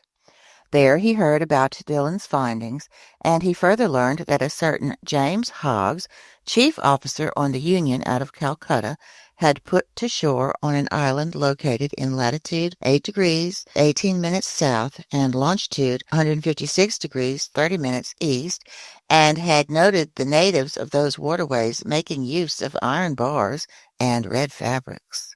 Pretty perplexed, Dumont d'Urville didn't know if he should give credence to these reports, which had been carried in some of the less reliable newspapers. Nevertheless, he decided to start on Dillon's trail. On February 10, 1828, the new astrolabe hove before Takopa Island, took on a guide and interpreter in the person of a deserter who had settled there, plied a course toward Vanikoro, raised it on February the 12th, sailed along its reefs until the 14th, and only on the 20th dropped anchor inside its barrier in the harbor of Vanna. On the 23rd, several officers circled the island and brought back some rubble of little importance. The natives, adopting a system of denial and evasion, refused to guide them to the site of the casualty. This rather shady conduct aroused the suspicion that the natives had mistreated the castaways, and in truth, the natives seemed afraid that Dumont d'Urville had come to avenge the Count de la Pérouse and his unfortunate companions. But on the 26th, appeased with gifts and seeing that they didn't need to fear any reprisals, the natives led the chief officer, Mr. Jacquinot, to the site of the shipwreck. At this location, in 3 or 4 fathoms of water between the Payou and Vanna reefs, there lay some anchors, cannons, and ingots of iron and lead, all caked with limestone concretions. A launch and whaleboat from the new astrolabe were steered to this locality, and after going to exhausting lengths, their crews managed to dredge up an anchor weighing 1,800 pounds, a cast-iron 8-pounder cannon, a lead ingot, and 2 copper swivel guns. Questioning the natives, Captain Dumont d'Urville also learned that after La Pérouse's 2 ships had miscarried on the island's reefs, the Count had built a smaller craft, only to go off and miscarry a second time. Where? Nobody knew. The commander of the new astrolabe then had a monument erected under a tuft of mangrove in memory of the famous navigator and his companions. It was a simple quadrangular pyramid set on a coral base, with no ironwork to tempt the natives' avarice. Then Dumont d'Urville tried to depart, but his crews were run down from the fevers raging on these unsanitary shores, and quite ill himself, he was unable to weigh anchor until March 17th. Meanwhile, fearing that Dumont d'Urville wasn't abreast of Dillon's activities, the French government sent a sloop of war to Vanikoro, the Bayonnaise under Commander Legarat de Tromelin, who had been stationed on the American west coast. Dropping anchor before Vanikoro a few months after the new astrolabe's departure, the Bayonnaise didn't find any additional evidence, but verified that the savages hadn't disturbed the memorial honoring the Count de la Pérouse. This is the substance of the account I gave Captain Nemo. "So," he said to me, "the castaways built a 3rd ship on Vanikoro Island, and to this day nobody knows where it went and perished?" Nobody knows. Captain Nemo didn't reply, but signaled me to follow him to the main lounge. The Nautilus sank a few meters beneath the waves, and the panels opened. I rushed to the window and saw crusts of coral. Fungus coral, Siphonoula coral, Alcyon coral, sea anemone from the genus Caryophylla, plus myriads of charming fish, including greenfish, damselfish, sweepers, snappers, and squirrelfish. Underneath this coral covering, I detected some rubble the old dredges hadn't been able to tear free. Iron stirrups, anchors, cannons, shells, tackle from the capstan, a stem post, all objects hailing from the wrecked ships and now carpeted in moving flowers. And as I stared at this desolate wreckage, Captain Nemo told me in a solemn voice. Commander La Perouse set out on December 7th, 1785, with his ships, the Compass and the Astrolabe. He dropped anchor first at Botany Bay, visited the Tonga Islands and New Caledonia, headed toward the Santa Cruz Islands, and put in at Nomuka, one of the islands in the Apia group. Then his ships arrived at the unknown reefs of Vanikoro. Traveling in the lead, the Compass ran afoul of breakers on the southerly coast. The Astrolabe went to its rescue and also ran aground. The first ship was destroyed almost immediately. The second, stranded to leeward, held up for some days. The natives gave the castaways a fair enough welcome. The latter took up residence on the island and built a smaller craft with rubble from the two large ones. A few seamen stayed voluntarily in Vanikoro. The others, weak and ailing, set sail with the Count de la Perouse. They headed to the Solomon Islands, and they perished with all hands on the westerly coast of the chief island in that group, between Cape Deception and Cape Satisfaction. "And how do you know all this?" I exclaimed. "Here's what I found at the very site of that final shipwreck." Captain Nemo showed me a tin box, stamped with the coat of arms of France and all corroded by salt water. He opened it, and I saw a bundle of papers, yellowed but still legible. They were the actual military orders given by France's Minister of the Navy to Commander La Perouse, with notes along the margin in the handwriting of King Louis XVI. "Ah, what a splendid death for a seaman," Captain Nemo then said. "A coral grave is a tranquil grave, and may heaven grant that my companions and I rest in no other." Chapter 20. The Torres Strait. During the night of December 27-28, the Nautilus left the waterways of Vanikoro behind with extraordinary speed. Its heading was southwesterly, and in 3 days it had cleared the 750 leagues that separated La Perouse's Islands from the southeastern tip of Papua. On January 1st, 1868, bright and early, Conseil joined me on the platform. "Will master," the gallant lad said to me, "allow me to wish him a happy new year?" "Good heavens, Conseil, it's just like old times in my office at the Botanical Gardens in Paris. I accept your kind wishes, and I thank you for them. Only, I'd like to know what you mean by a happy year under the circumstances in which we're placed. Is it a year that will bring our imprisonment to an end, or a year that will see this strange voyage continue?" "Egods," Conseil replied, "I hardly know what to tell master. We're certainly seeing some unusual things, and for 2 months we've had no time for boredom. The latest wonder is always the most astonishing, and if this progression keeps up, I can't imagine what its climax will be. In my opinion, we'll never again have such an opportunity." "Never, Conseil." "Besides, Mr. Nemo really lives up to his Latin name, since he couldn't be less in the way if he didn't exist." "True enough, Conseil. Therefore, with all due respect to master, I think a happy year would be a year that lets us see everything." "Everything, Conseil? No year could be that long. But what does Ned Land think about all this?" "Ned Land's thoughts are exactly the opposite of mine," Conseil replied. He has a practical mind and a demanding stomach. He's tired of staring at fish and eating them day in and day out. This shortage of wine, bread, and meat isn't suitable for an upstanding Anglo-Saxon, a man accustomed to beefsteak and unfazed by regular doses of brandy or gin. For my part, Conseil, that doesn't bother me in the least, and I've adjusted very nicely to the diet on board. So have I, Conseil replied.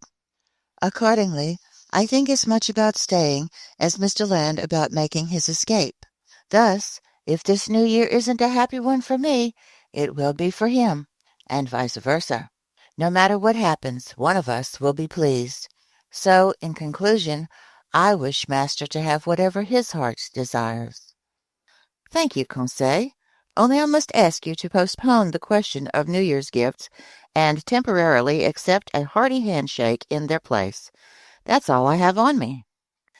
Master has never been more generous, Conseil replied. And with that, the gallant lad went away. By January 2nd, we had fared 11,340 miles, hence 5,250 leagues, from our starting point in the seas of Japan. Before the Nautilus's spur, there stretched the dangerous waters of the Coral Sea, off the northeast coast of Australia. Our boat cruised along a few miles away from that daunting shoal, where Captain Cook's ships well-nigh miscarried on June 10, 1770. The craft that Cook was aboard charged into some coral rock, and if his vessel didn't go down, it was thanks to the circumstance that a piece of coral broke off in the collision and plugged the very hole it had made in the hull. I would have been deeply interested in visiting this long 360-league reef, against which the ever-surging sea broke with the fearsome intensity of thunderclaps. But just then the Nautilus's slanting fins took us to great depths, and I could see nothing of those high coral walls. I had to rest content with the various specimens of fish brought up by our nets.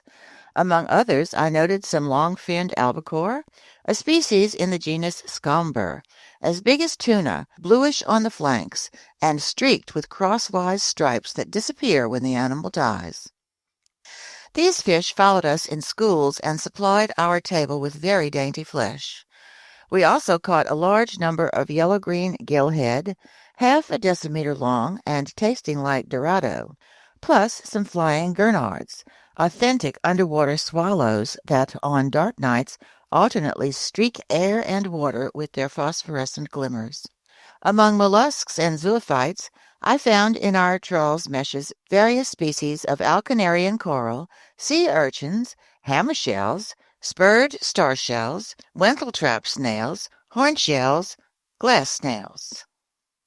The local flora was represented by fine floating algae, sea tangle, and kelp from the genus Macrocystis, saturated with the mucilage their pores perspire, from which I selected a wonderful Nemastoma gelineroidea, classifying it with the natural curiosities in the museum.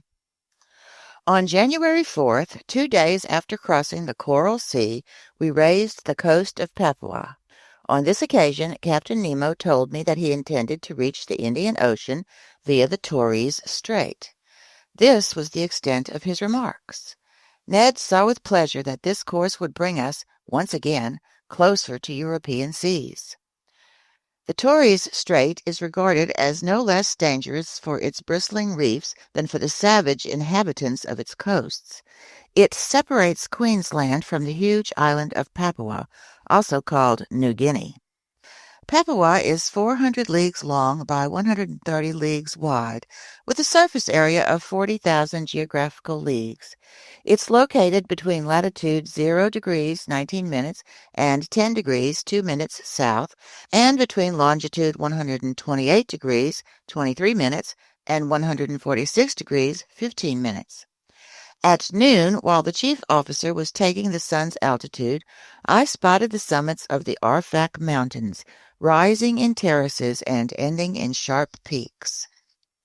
Discovered in 1511 by the Portuguese Francisco Serrano, These shores were successively visited by Don Jorge de Meneses in 1526, by Juan de Grijalva in 1527, by the Spanish general Alvaro de Saavedra in 1528, by Inigo Ortiz in 1545, by the Dutchman Schouten in 1616, by Nicholas Struck in 1753, by Tasman, Dampier, Femelle, Carteret, Edwards, Bougainville, Cook, McClure, and Thomas Forrest, by Rear Admiral d'Entrée Casteau in 1792, by Louis Isidore Duperrey in 1823, and by Captain Dumont d'Urville in 1827.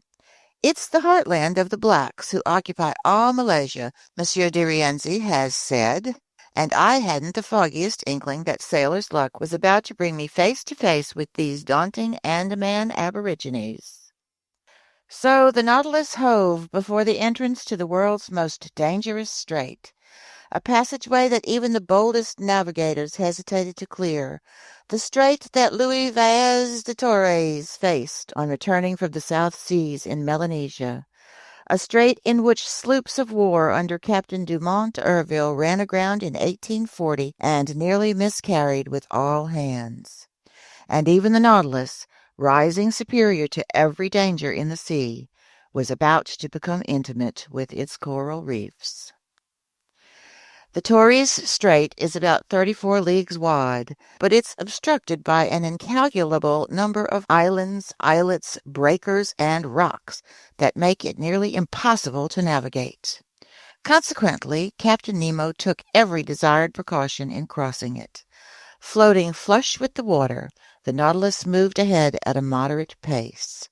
Like a cetacean's tail, its propeller churned the waves slowly. Taking advantage of this situation, my two companions and I found seats on the ever-deserted platform. In front of us stood the pilot-house, and unless I'm extremely mistaken, Captain Nemo must have been inside, steering the Nautilus himself. Under my eyes I had the excellent charts of the Torres Strait that had been surveyed and drawn up by the hydrographer engineer Vincendant Dumoulin and Sub-Lieutenant, now Admiral, Couvent de Bois, who were part of Dumont d'Urville's general staff during his final voyage to circumnavigate the globe. These, along with the efforts of Captain King, are the best charts for untangling the snarl of this narrow passageway, and I consulted them with scrupulous care. Around the Nautilus the sea was boiling furiously. A stream of waves, bearing from southeast to northwest at a speed of 2.5 miles per hour, broke over heads of coral emerging here and there. "That's one rough sea," Ned Land told me. "Abominable indeed," I replied, "and hardly suitable for a craft like the Nautilus."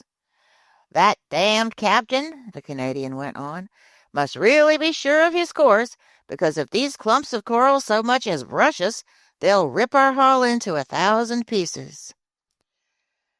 The situation was indeed dangerous, but, as if by magic, the Nautilus seemed to glide right down the middle of these rampaging reefs.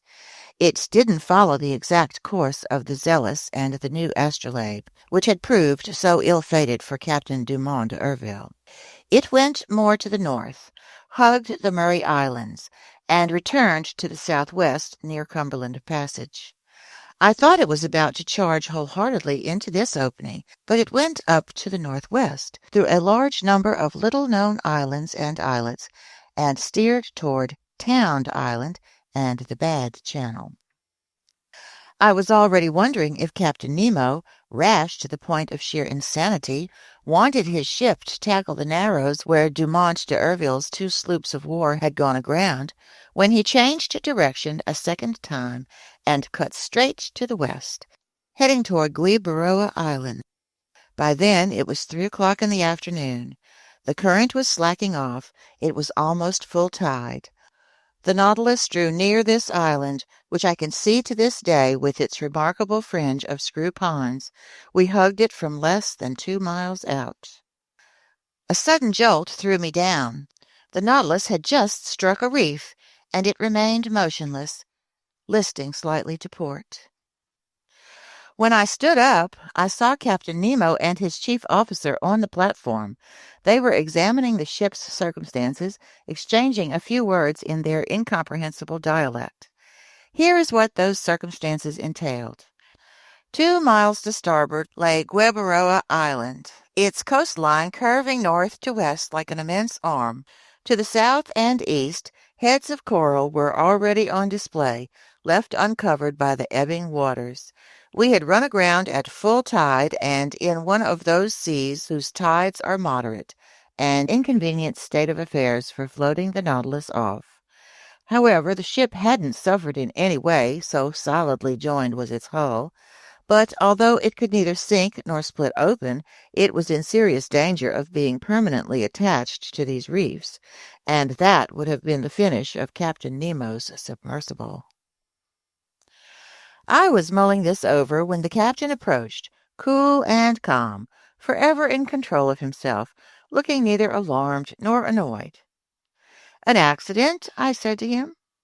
"No, an incident," he answered me. "But an incident," I replied, "that may oblige you to become a resident again of these shores you avoid." Captain Nemo gave me an odd look and gestured no, which told me pretty clearly that nothing would ever force him to set foot on a land mass again. Then he said, "No, Professor Aronnax, the Nautilus isn't consigned to perdition. It will still carry you through the midst of the ocean's wonders. Our voyage is just beginning, and I've no desire to deprive myself so soon of the pleasure of your company." "Even so, Captain Nemo," I went on, ignoring his ironic turn of phrase, "the Nautilus has run aground at a moment when the sea is full. Now then, the tides aren't strong in the Pacific, and if you can't unballast the Nautilus, which seems impossible to me, I don't see how it will float off." "You're right, Professor. The Pacific tides aren't strong," Captain Nemo replied. "But in the Torres Strait, one still finds a 1.5 meter difference in level between high and low seas. Today is January 4th, and in 5 days the moon will be full. Now then, I'll be quite astonished if that good-natured satellite doesn't sufficiently raise these masses of water and do me a favor for which I'll be forever grateful." This said, Captain Nemo went below again to the Nautilus's interior, followed by his chief officer. As for our craft, it no longer stirred, staying as motionless as if these coral polyps had already walled it in with their indestructible cement. "Well, sir," Ned Land said to me, coming up after the captain's departure. "Well, Ned, my friend, we'll serenely wait for the tide on the 9th, because it seems the moon will have the good nature to float us away." "As simple as that?" "As simple as that." "So our captain isn't going to drop his anchors, put his engines on the chains, and do anything to haul us off?" "Since the tide will be sufficient," Conseil replied simply. The Canadian stared at Conseil, then he shrugged his shoulders. The seaman in him was talking now. "Sir," he answered, "you can trust me when I say this hunk of iron will never navigate again, on the seas or under them. It's only fit to be sold for its weight. So I think it's time we give Captain Nemo the slip." "Ned, my friend," I replied, "unlike you, I haven't given up on our valiant Nautilus, and in 4 days we'll know where we stand on these Pacific tides. Besides, an escape attempt might be timely if we were in sight of the coasts of England or Provence, but in the waterways of Papua it's another story. And we'll always have that as a last resort if the Nautilus doesn't right itself, which I'd regard as a real calamity." "But couldn't we at least get the lay of the land?" Ned went on. "Here's an island. On this island there are trees. Under those trees land animals loaded with cutlets and roast beef, which I'd be happy to sink my teeth into." "In this instance, our friend Ned is right," Conseil said, and I side with his views. "Couldn't Master persuade his friend Captain Nemo to send the 3 of us ashore, if only so our feet don't lose the knack of treading on the solid parts of our planet?" "I can ask him," I replied, "but he'll refuse." "Let Master take the risk," Conseil said, "and we'll know where we stand on the captain's affability." Much to my surprise, Captain Nemo gave me the permission I asked for, and he did so with grace and alacrity, not even exacting my promise to return on board. But fleeing across the New Guinea territories would be extremely dangerous, and I wouldn't have advised Ned Land to try it. Better to be prisoners aboard the Nautilus than to fall into the hands of Papuan natives. The skiff was put at our disposal for the next morning. I hardly needed to ask whether Captain Nemo would be coming along. I likewise assumed that no crewman would be assigned to us, that Ned Land would be in sole charge of piloting the longboat. Besides, the shore lay no more than 2 miles off, and it would be child's play for the Canadian to guide that nimble skiff through those rows of reefs so ill-fated for big ships. The next day, January 5th, after its deck paneling was opened, the skiff was wrenched from its socket and launched to sea from the top of the platform. 2 men were sufficient for this operation. The oars were inside the longboat, and we had only to take our seats. At 8 o'clock, armed with rifles and axes, we pulled clear of the Nautilus. The sea was fairly calm. A mild breeze blew from shore. In place by the oars, Conseil and I rowed vigorously, and Ned steered us into the narrow lanes between the breakers. The skiff handled easily and sped swiftly. Ned Land couldn't conceal his glee. He was a prisoner escaping from prison, and never dreaming he would need to re-enter it. "Meat," he kept repeating. "Now we'll eat red meat. Actual game. A real mess call, by thunder. I'm not saying fish aren't good for you, but we mustn't overdo 'em, and a slice of fresh venison grilled over live coals will be a nice change from our standard fare." "You glutton," Conseil replied. "You're making my mouth water." "It remains to be seen," I said, "whether these forests do contain game, and if the types of game aren't of such size that they can hunt the hunter." "Fine, Professor Aronnax," replied the Canadian, whose teeth seemed to be as honed as the edge of an axe. "But if there's no other quadruped on this island, I'll eat tiger. Tiger sirloin." "Our friend Ned grows disturbing," Conseil replied. "Whatever it is," Ned Land went on, "any animal having 4 feet without feathers, or 2 feet with feathers, will be greeted by my very own one-gun salute." "Oh, good," I replied. "The reckless Mr. Land is at it again." "Don't worry, Professor Aronnax. Just keep rowing," the Canadian replied. "I only need 25 minutes to serve you one of my own special creations." By 8:30, the Nautilus's skiff had just run gently aground on a sandy strand after successfully clearing the ring of coral that surrounds Guibaroa Island. Chapter 21. Some Days Ashore. Stepping ashore had an exhilarating effect on me. Ned Land tested the soil with his foot as if he were laying claim to it. Yet it had been only 2 months since we had become, as Captain Nemo expressed it, passengers on the Nautilus.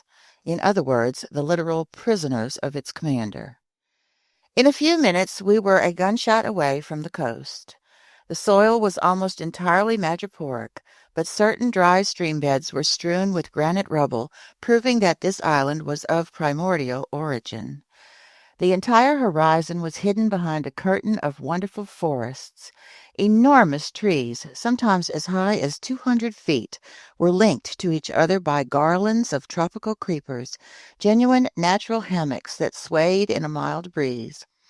There were mimosas, banyan trees, beefwood, teakwood, hibiscus, screw pines, palm trees, all mingling in wild profusion.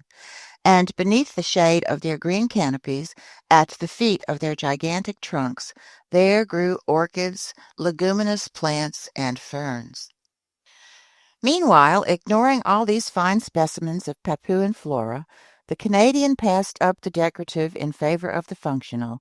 He spotted a coconut palm, beat down some of its fruit, broke them open, and we drank their milk and ate their meat with a pleasure that was a protest against our standard fare on the Nautilus. "Excellent," Ned Land said. "Exquisite," Conseil replied. "And I don't think," the Canadian said, "that your Nemo would object to us stashing a cargo of coconuts aboard his vessel." I imagine not, I replied, but he won't want to sample them. Too bad for him, Conseil said. And plenty good for us, Ned Land shot back. There'll be more left over. A word of caution, Mr. Land, I told the harpooner, who was about to ravage another coconut palm. Coconuts are admirable things, but before we stuff the skiff with them, it would be wise to find out whether this island offers other substances just as useful. Some fresh vegetables would be well received in the Nautilus's pantry. Master is right, Conseil replied, and I propose that we set aside 3 places in our longboat. One for fruit, another for vegetables, and a third for venison, of which I still haven't glimpsed the tiniest specimen. Don't give up so easily, Conseil, the Canadian replied. So let's continue our excursion, I went on, but keep a sharp lookout. This island seems uninhabited, but it still might harbor certain individuals who aren't so finicky about the sort of game they eat. Hee hee, Ned put in, with a meaningful movement of his jaws. Ned, oh horrors, Conseil exclaimed. Ye gods, the Canadian shot back. I'm starting to appreciate the charms of cannibalism. Ned, don't say that, Conseil answered. You a cannibal? Why, I'll no longer be safe next to you, I who share your cabin. Does this mean I'll wake up half devoured one fine day? I'm awfully fond of you, Conseil, my friend, but not enough to eat you when there's better food around. Then I daren't delay, Conseil replied. The hunt is on.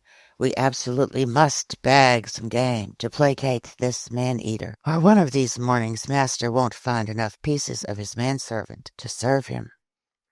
While exchanging this chit-chat, we entered beneath the dark canopies of the forest, and for 2 hours we explored it in every direction. We couldn't have been luckier in our search for edible vegetation, and some of the most useful produce in the tropical zones supplied us with a valuable foodstuff missing on board. I mean the breadfruit tree, which is quite abundant on Guibaroa Island, and there I chiefly noted the seedless variety that in Malaysia is called rima. This tree is distinguished from other trees by a straight trunk 40 feet high. To the naturalist's eye, its graceful rounded crown, formed of big, multi-lobed leaves, was enough to denote the artocarpus that has been so successfully transplanted to the Mascarene Islands east of Madagascar. From its mass of greenery, huge globular fruit stood out, a decimeter wide and furnished on the outside with creases that assumed a hexangular pattern. It's a handy plant that nature gives to regions lacking in wheat. Without needing to be cultivated, it bears fruit 8 months out of the year. Ned Land was on familiar terms with this fruit. He had already eaten it on his many voyages and knew how to cook its edible substance, so the very sight of it aroused his appetite, and he couldn't control himself. Sir, he told me, I'll die if I don't sample a little breadfruit pasta. Sample some, Ned, my friend. Sample all you like. We're here to conduct experiments. Let's conduct them. It won't take a minute, the Canadian replied. Equipped with a magnifying glass, he lit a fire of deadwood that was soon crackling merrily. Meanwhile, Conseil and I selected the finest artocarpus fruit. Some still weren't ripe enough, and their thick skins covered white, slightly fibrous pulps, but a great many others were yellowish and gelatinous, just begging to be picked. This fruit contained no pits. Conseil brought a dozen of them to Ned Land, who cut them into thick slices and placed them over a fire of live coals, all the while repeating, "You'll see, sir, how tasty this bread is." "Especially since we've gone without baked goods for so long," Conseil said. "It's more than just bread," the Canadian added. "It's a dainty pastry. You've never eaten any, sir?" "No, Ned." "All right. Get ready for something downright delectable. If you don't come back for seconds, I'm no longer the king of harpooners." After a few minutes, the parts of the fruit exposed to the fire were completely toasted. On the inside there appeared some white pasta, a sort of soft bread center whose flavor reminded me of artichoke. This bread was excellent, I must admit, and I ate it with great pleasure. "Unfortunately," I said, "this pasta won't stay fresh, so it seems pointless to make a supply for on board." "By thunder!" Ned Land exclaimed. "There you go, talking like a naturalist.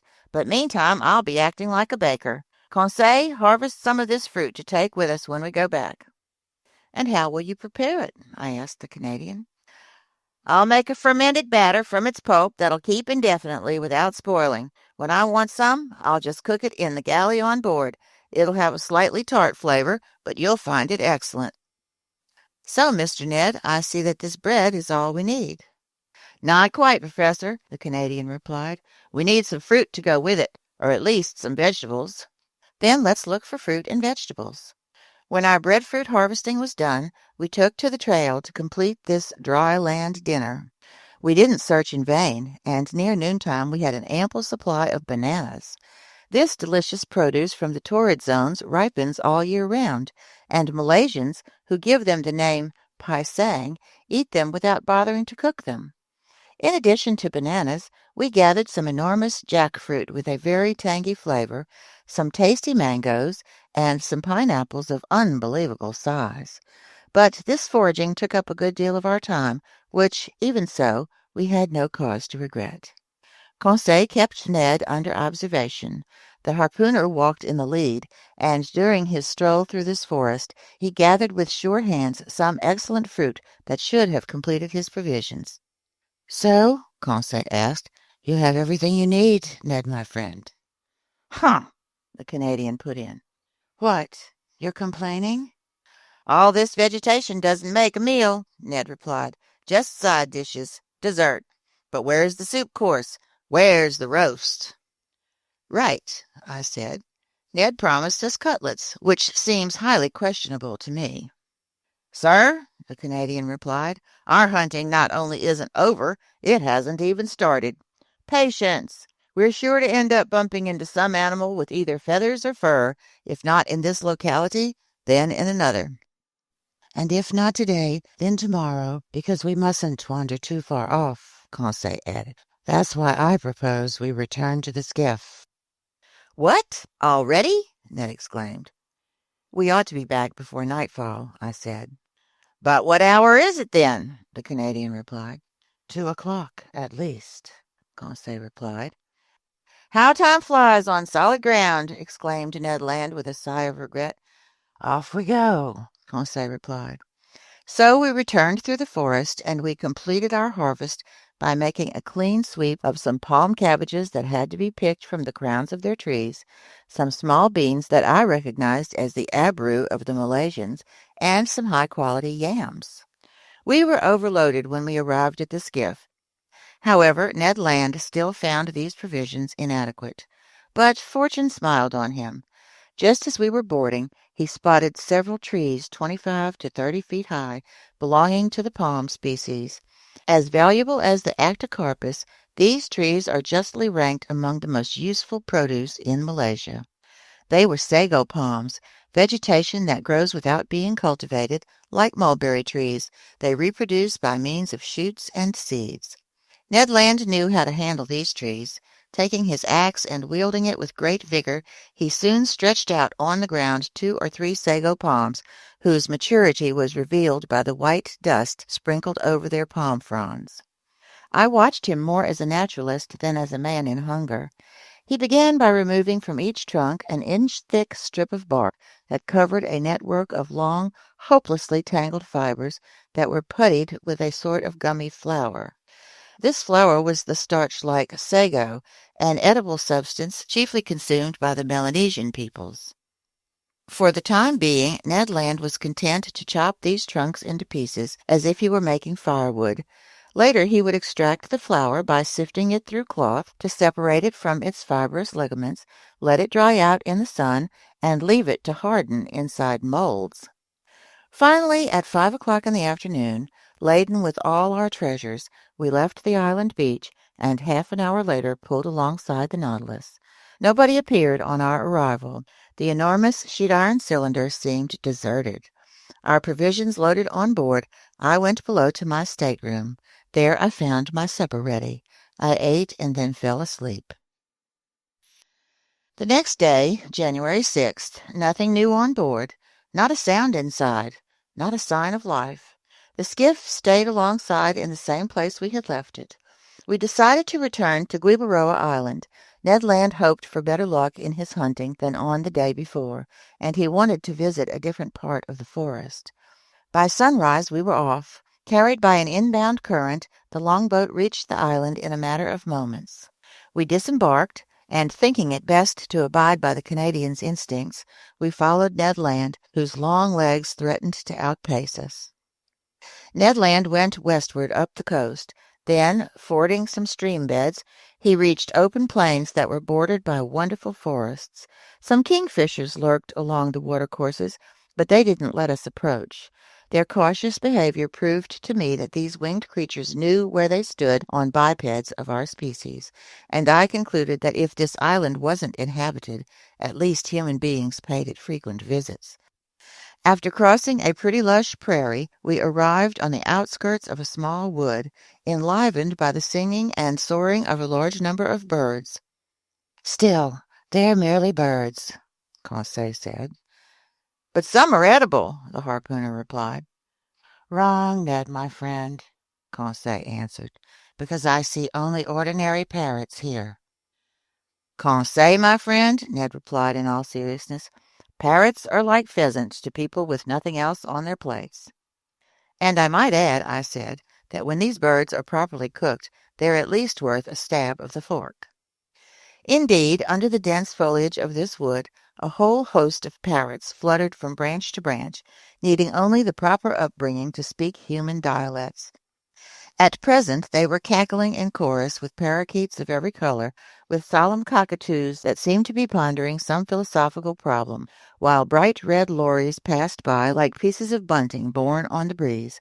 In the midst of Callao parrots raucously on the wing, Papuan lories painted the subtlest shades of azure, and a whole variety of delightful winged creatures, none terribly edible.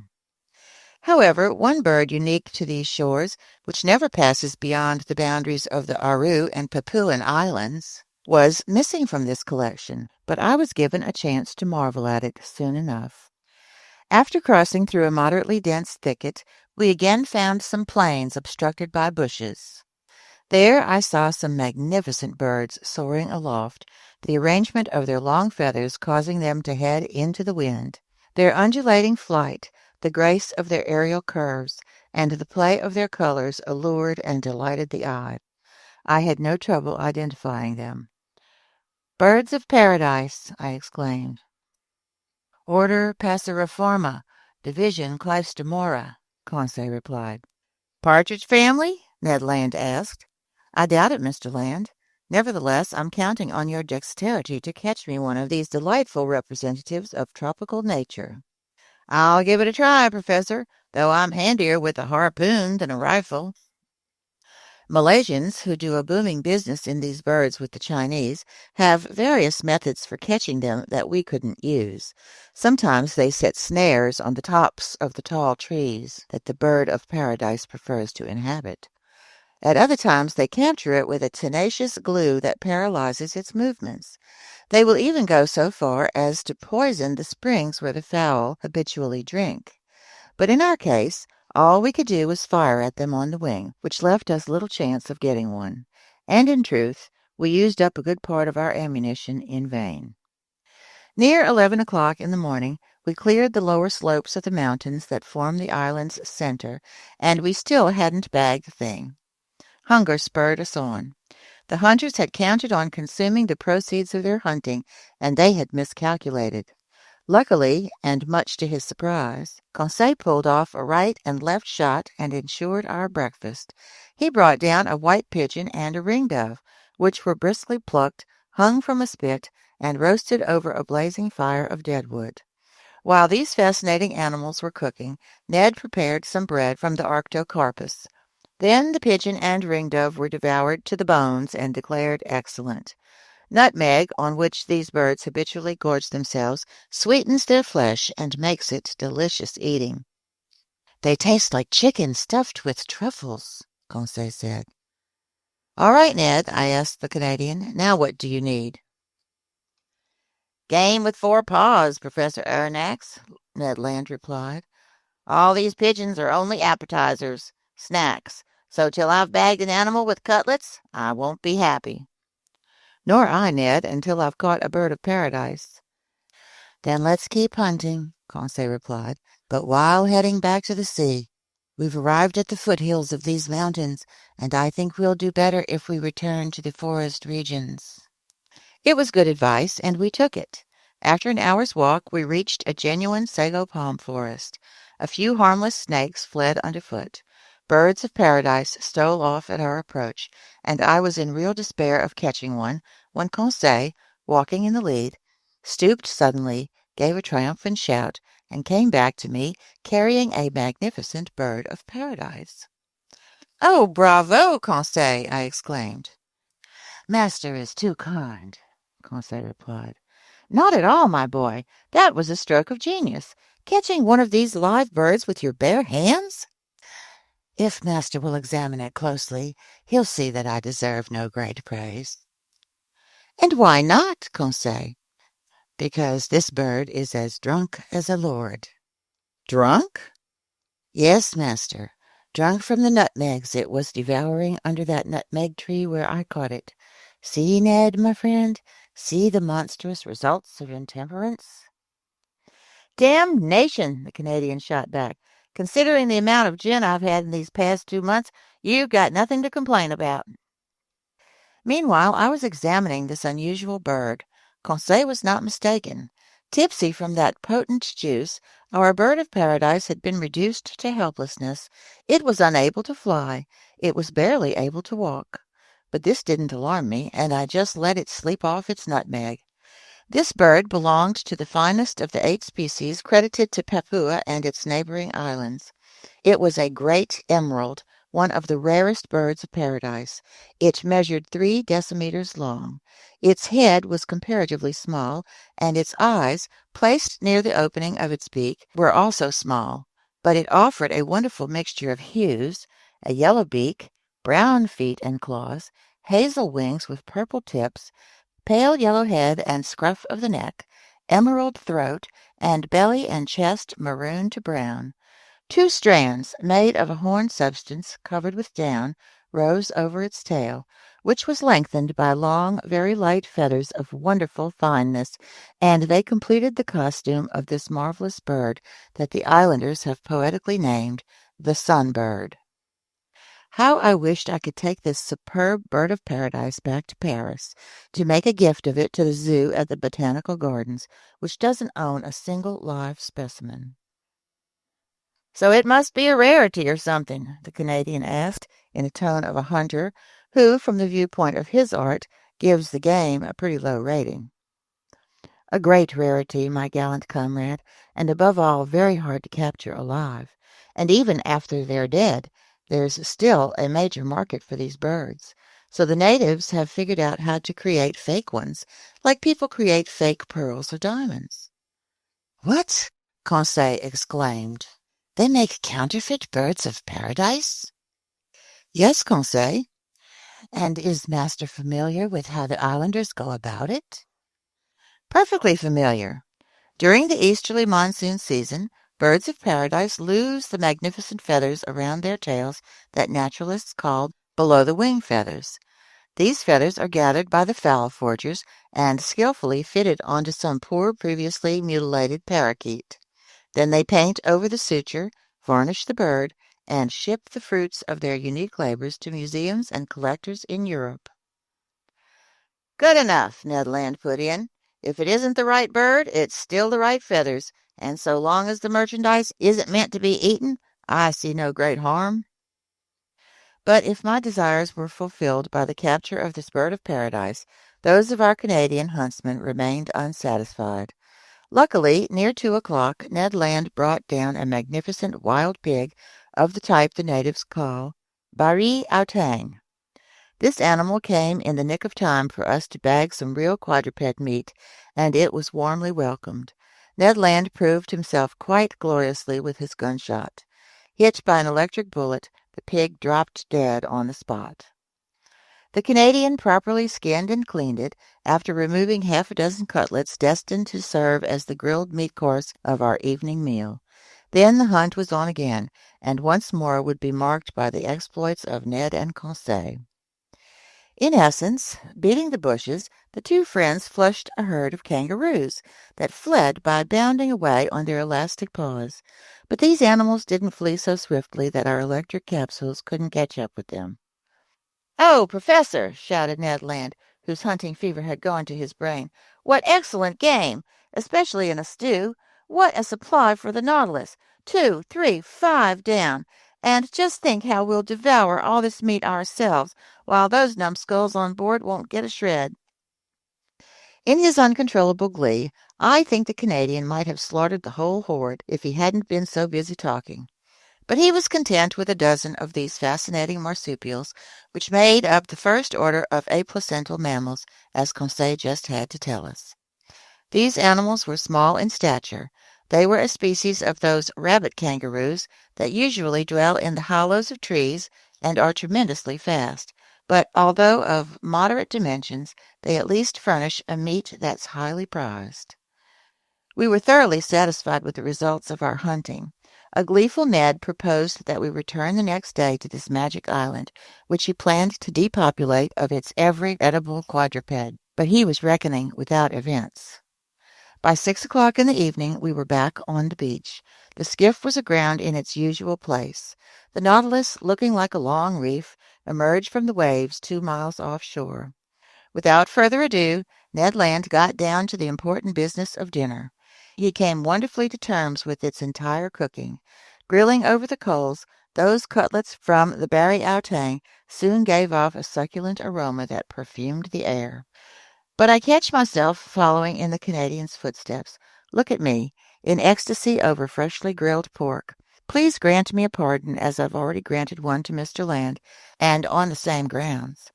In short, dinner was excellent. 2 ringdoves rounded out this extraordinary menu. Sago pasta, bread from the artocarpus, mangoes, half a dozen pineapples, and the fermented liquor from certain coconuts heightened our glee. I suspect that my 2 fine companions weren't quite as clear-headed as one could wish. "What if we don't return to the Nautilus this evening?" Conseil said. "What if we never return to it?" Ned Land added. Just then a stone whizzed toward us, landed at our feet, and cut short the harpooner's proposition. Chapter 22. The Lightning Bolts of Captain Nemo. Without standing up, we stared in the direction of the forest, my hand stopping halfway to my mouth, Ned Land's completing its assignment. "Stones don't fall from the sky," Conseil said, "or else they deserve to be called meteorites." A second well-polished stone removed a tasty ringdove leg from Conseil's hand, giving still greater relevance to his observation. We all 3 stood up, rifles to our shoulders, ready to answer any attack. "Apes, maybe?" Ned Land exclaimed. "Nearly," Conseil replied. "Savages." "Head for the skiff," I said, moving toward the sea. Indeed, it was essential to beat a retreat because some 20 natives, armed with bows and slings, appeared barely 100 paces off on the outskirts of a thicket that masked the horizon to our right. The skiff was aground 10 fathoms away from us. The savages approached without running, but they favored us with a show of the greatest hostility. It was raining stones and arrows. Ned Land was unwilling to leave his provisions behind, and despite the impending danger, he clutched his pig on one side, his kangaroos on the other, and scampered off with respectable speed. In 2 minutes we were on the strand, loading provisions and weapons into the skiff, pushing it to sea, and positioning its 2 oars were the work of an instant. We hadn't gone 2 cable lengths when 100 savages, howling and gesticulating, entered the water up to their waists. I looked to see if their appearance might draw some of the Nautilus's men onto the platform, but no, lying well out, that enormous machine still seemed completely deserted. 20 minutes later, we boarded ship. The hatches were open. After mooring the skiff, we re-entered the Nautilus's interior. I went below to the lounge, from which some cords were wafting. Captain Nemo was there, leaning over the organ, deep in a musical trance. "Captain," I said to him. He didn't hear me. "Captain," I went on, touching him with my hand. He trembled, and turning around, "Ah, it's you, Professor," he said to me. "Well, did you have a happy hunt? Was your herb gathering a success?" "Yes, Captain," I replied, "but unfortunately we've brought back a horde of bipeds whose proximity worries me." "What sort of bipeds?" "Savages." "Savages," Captain Nemo replied in an ironic tone. "You set foot on one of the shores of this globe, Professor, and you're surprised to find savages there? Where aren't there savages? And besides, are they any worse than men elsewhere, these people you call savages?" "But, Captain—" "Speaking for myself, sir, I've encountered them everywhere." "Well, then," I replied, "if you don't want to welcome them aboard the Nautilus, you'd better take some precautions." "Easy, Professor. No cause for alarm." "But there are a large number of these natives." "What's your count?" "At least 100." "Professor Aronnax," replied Captain Nemo, whose fingers took their places again on the organ keys, "if every islander in Papua were to gather on that beach, the Nautilus would still have nothing to fear from their attacks." The captain's fingers then ran over the instrument's keyboard, and I noticed that he touched only its black keys, which gave his melodies a basically Scottish color. Soon he had forgotten my presence and was lost in a reverie that I no longer tried to dispel. I climbed onto the platform. Night had already fallen, because in this low latitude the sun sets quickly without any twilight. I could see Guibaroa Island only dimly, but numerous fires had been kindled on the beach, attesting that the natives had no thoughts of leaving it. For several hours I was left to myself, sometimes musing on the islanders, but no longer fearing them because the captain's unflappable confidence had won me over, and sometimes forgetting them to marvel at the splendors of this tropical night. My memories took wing toward France, in the wake of those zodiacal stars due to twinkle over it in a few hours. The moon shone in the midst of the constellations at their zenith. I then remembered that this loyal, good-natured satellite would return to this same place the day after tomorrow to raise the tide and tear the Nautilus from its coral bed. Near midnight, seeing that all was quiet over the darkened waters as well as under the waterside trees, I repaired to my cabin and fell into a peaceful sleep. The night passed without mishap. No doubt the Papuans had been frightened off by the mere sight of this monster aground in the bay, because our hatches stayed open, offering easy access to the Nautilus's interior. At 6 o'clock in the morning, January 8th, I climbed onto the platform. The morning shadows were lifting. The island was soon on view through the dissolving mists, first its beaches, then its summits. The islanders were still there, in greater numbers than on the day before, perhaps 500 or 600 of them. Taking advantage of the low tide, some of them had moved forward over the heads of coral to within 2 cable lengths of the Nautilus. I could easily distinguish them. They obviously were true Papuans, men of fine stock, athletic in build, forehead high and broad, nose large but not flat, teeth white. Their woolly, red-tinted hair was in sharp contrast to their bodies, which were black and glistening like those of Nubians. Beneath their pierced, distended earlobes there dangled strings of beads made from bone. Generally, these savages were naked. I noted some women among them, dressed from hip to knee in grass skirts held up by belts made of vegetation. Some of the chieftains adorned their necks with crescents and with necklaces made from beads of red and white glass. Armed with bows, arrows, and shields, nearly all of them carried from their shoulders a sort of net, which held those polished stones their slings hurl with such dexterity. One of these chieftains came fairly close to the Nautilus, examining it with care. He must have been a Mado of high rank, because he paraded in a mat of banana leaves that had ragged edges and was accented with bright colors.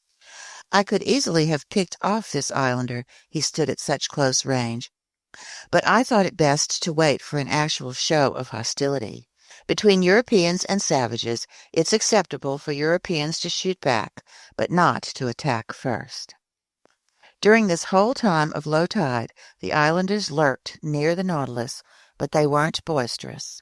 I often heard them repeat the word "Asai," and from their gestures I understood they were inviting me to go ashore, an invitation I felt obliged to decline. So the skiff didn't leave shipside that day, much to the displeasure of Mr. Land, who couldn't complete his provisions. The adroit Canadian spent his time preparing the meat and flour products he had brought from Guiboria Island. As for the savages, they went back to shore near 11 o'clock in the morning, when the heads of coral began to disappear under the waves of the rising tide. But I saw their numbers swell considerably on the beach. It was likely that they had come from neighboring islands or from the mainland of Papua proper. However, I didn't see one local dugout canoe.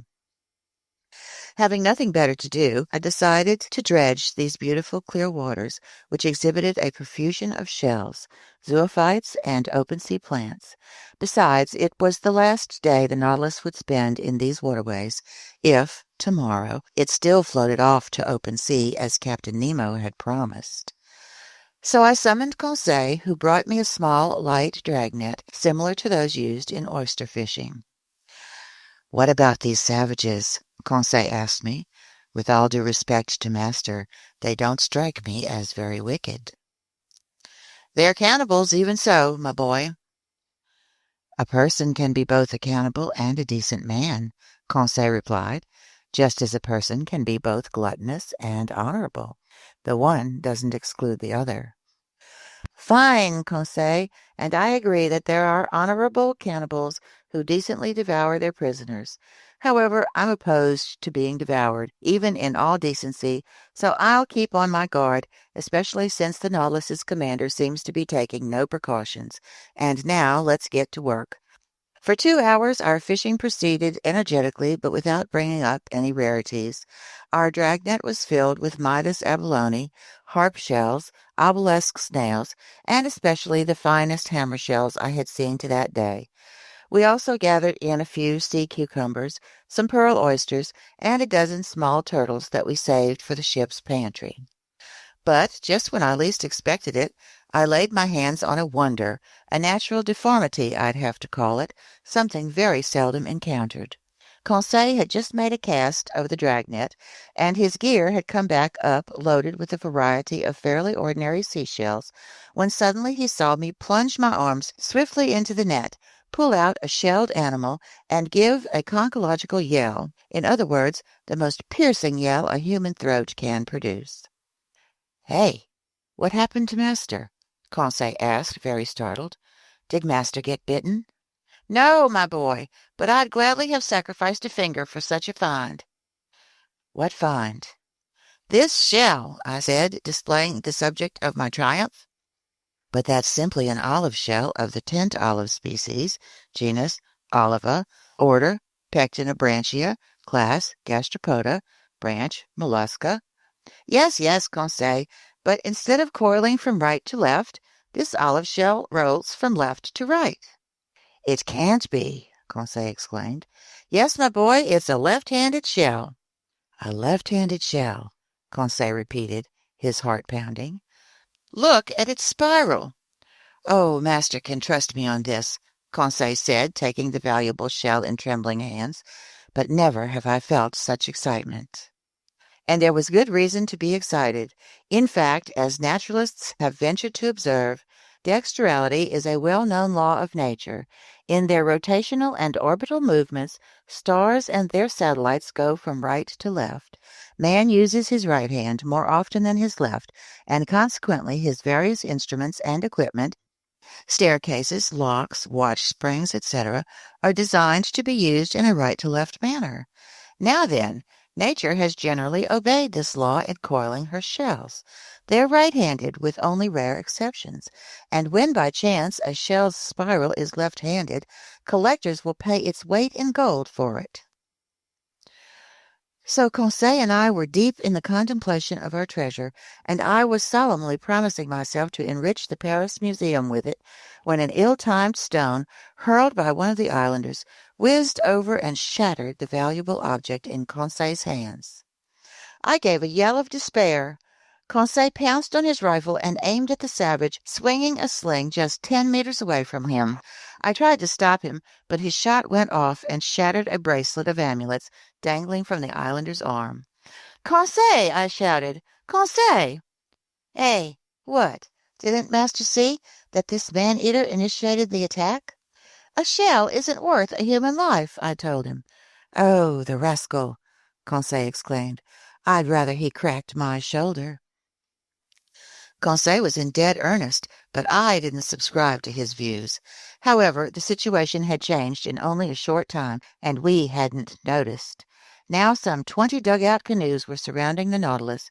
Hollowed from tree trunks, these dugouts were long, narrow, and well designed for speed, keeping their balance by means of 2 bamboo poles that floated on the surface of the water. They were maneuvered by skillful, half-naked paddlers, and I viewed their advance with definite alarm. It was obvious these Papuans had already entered into relations with Europeans and knew their ships. But this long iron cylinder lying in the bay, with no masts or funnels, what were they to make of it? Nothing good, because at first they kept it at a respectful distance.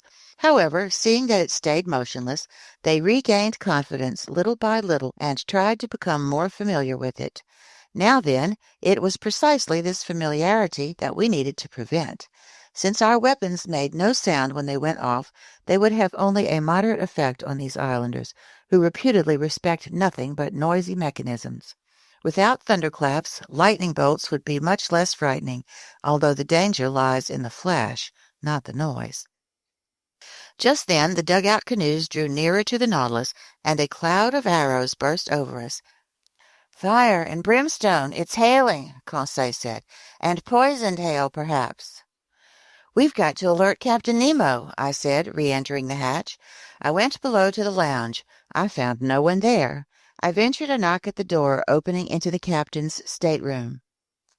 The word "Enter" answered me. I did so and found Captain Nemo busy with calculations in which there was no shortage of X and other algebraic signs. "Am I disturbing you?" I said out of politeness. "Correct, Professor Aronnax," the captain answered me, "but I imagine you have pressing reasons for looking me up." "Very pressing. Native dugout canoes are surrounding us, and in a few minutes we're sure to be assaulted by several hundred savages." "Ah," Captain Nemo put in serenely, "they've come in their dugouts." "Yes, sir." "Well, sir, closing the hatches should do the trick." "Precisely, and that's what I came to tell you." "Nothing easier," Captain Nemo said, and he pressed an electric button, transmitting an order to the crew's quarters. "There, sir, all under control," he told me after a few moments. "The skiff is in place and the hatches are closed. I don't imagine you're worried that these gentlemen will stave in walls that shells from your frigate couldn't breach?" "No, Captain, but one danger still remains." "What's that, sir?" "Tomorrow, at about this time, we'll need to reopen the hatches to renew the Nautilus's air." "No argument, sir, since our craft breathes in the manner favored by cetaceans." "But if these Papuans are occupying the platform at that moment, I don't see how you can prevent them from entering." "Then, sir, you assume they'll board the ship?" "I'm certain of it." "Well, sir, let them come aboard. I see no reason to prevent them. Deep down, they're just poor devils, these Papuans, and I don't want my visit to Guibaroa Island to cost the life of a single one of these unfortunate people." On this note, I was about to withdraw, but Captain Nemo detained me and invited me to take a seat next to him. He questioned me with interest on our excursions ashore and on our hunting, but seemed not to understand the Canadian's passionate craving for red meat. Then our conversation skimmed various subjects, and without being more forthcoming, Captain Nemo proved more affable. Among other things, we came to talk of the Nautilus's circumstances, aground in the same strait where Captain Dumont d'Urville had nearly miscarried. Then, pertinent to this, He was one of your great seamen, the captain told me, one of your shrewdest navigators, that d'Urville. He was the Frenchman's Captain Cook, a man wise but unlucky, braving the ice banks of the South Pole, the coral of Oceania, the cannibals of the Pacific, only to perish wretchedly in a train wreck. If that energetic man was able to think about his life in its last seconds, imagine what his final thoughts must have been. As he spoke, Captain Nemo seemed deeply moved. An emotion, I felt, was to his credit. Then, chart in hand, we returned to the deeds of the French navigator, his voyages to circumnavigate the globe, his double attempt at the South Pole, which led to his discovery of the Adélie coast and the Louis Philippe Peninsula, finally his hydrographic surveys of the chief islands in Oceania. What your d'Urville did on the surface of the sea, Captain Nemo told me, I've done in the ocean's interior, but more easily, more completely than he. Constantly tossed about by hurricanes, the Zealous and the new astrolabe couldn't compare with the Nautilus, a quiet workroom truly at rest in the midst of the waters. Even so, Captain, I said, there is one major similarity between Dumont d'Urville's sloops of war and the Nautilus. What's that, sir?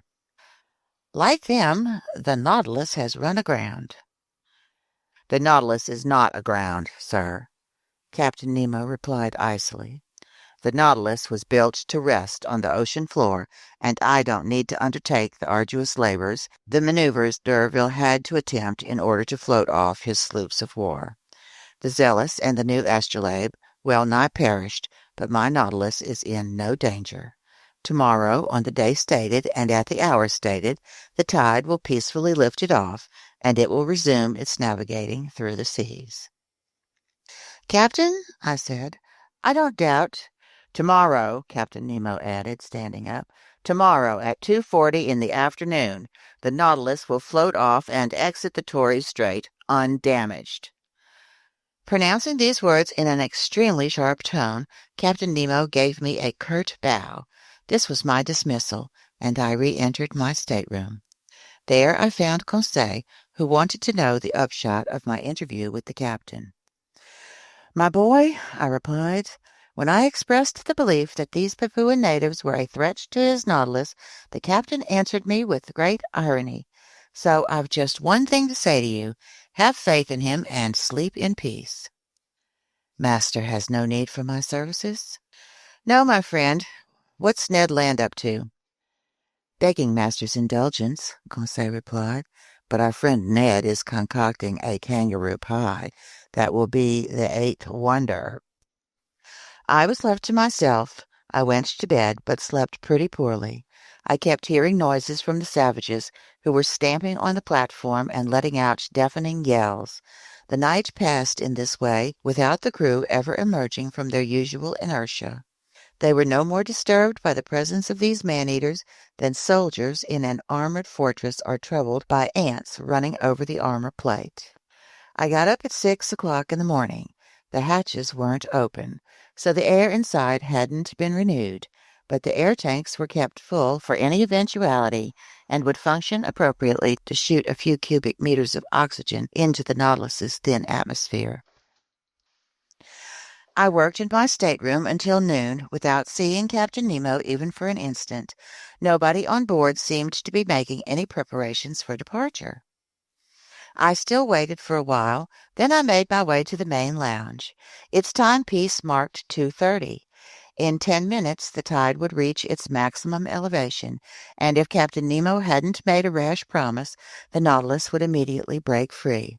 If not, many months might pass before we could leave its coral bed. But some preliminary vibrations could soon be felt over the boat's hull. I heard its plating grind against the limestone roughness of that coral base. At 2:35, Captain Nemo appeared in the lounge. "We're about to depart," he said. "Ah," I put in. "I've given orders to open the hatches." "What about the Papuans?" "What about them?" Captain Nemo replied with a light shrug of his shoulders. "Won't they come inside the Nautilus?" "How will they manage that?" "By jumping down the hatches you're about to open?" Professor Aronnax, Captain Nemo replied serenely. The Nautilus's hatches aren't to be entered in that fashion, even when they're open. I gaped at the captain. You don't understand, he said to me. Not in the least. Well, come along and you'll see. I headed to the central companionway. There, very puzzled, Ned Land and Conseil watched the crewmen opening the hatches, while a frightful clamor and furious shouts resounded outside. The hatch lids fell back onto the outer plating. 20 horrible faces appeared. But when the first islander laid hands on the companionway railing, he was flung backward by some invisible power. Lord knows what. He ran off, howling in terror and wildly prancing around. 10 of his companions followed him. All 10 met the same fate. Conseil was in ecstasy. Carried away by his violent instincts, Ned Land leaped up the companionway. But as soon as his hands seized the railing, he was thrown backward in his turn. "Damnation!" he exclaimed. "I've been struck by a lightning bolt." These words explained everything to me. It wasn't just a railing that led to the platform.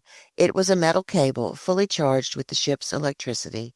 Anyone who touched it got the fearsome shock, and such a shock would have been fatal if Captain Nemo had thrown the full current from his equipment into this conducting cable.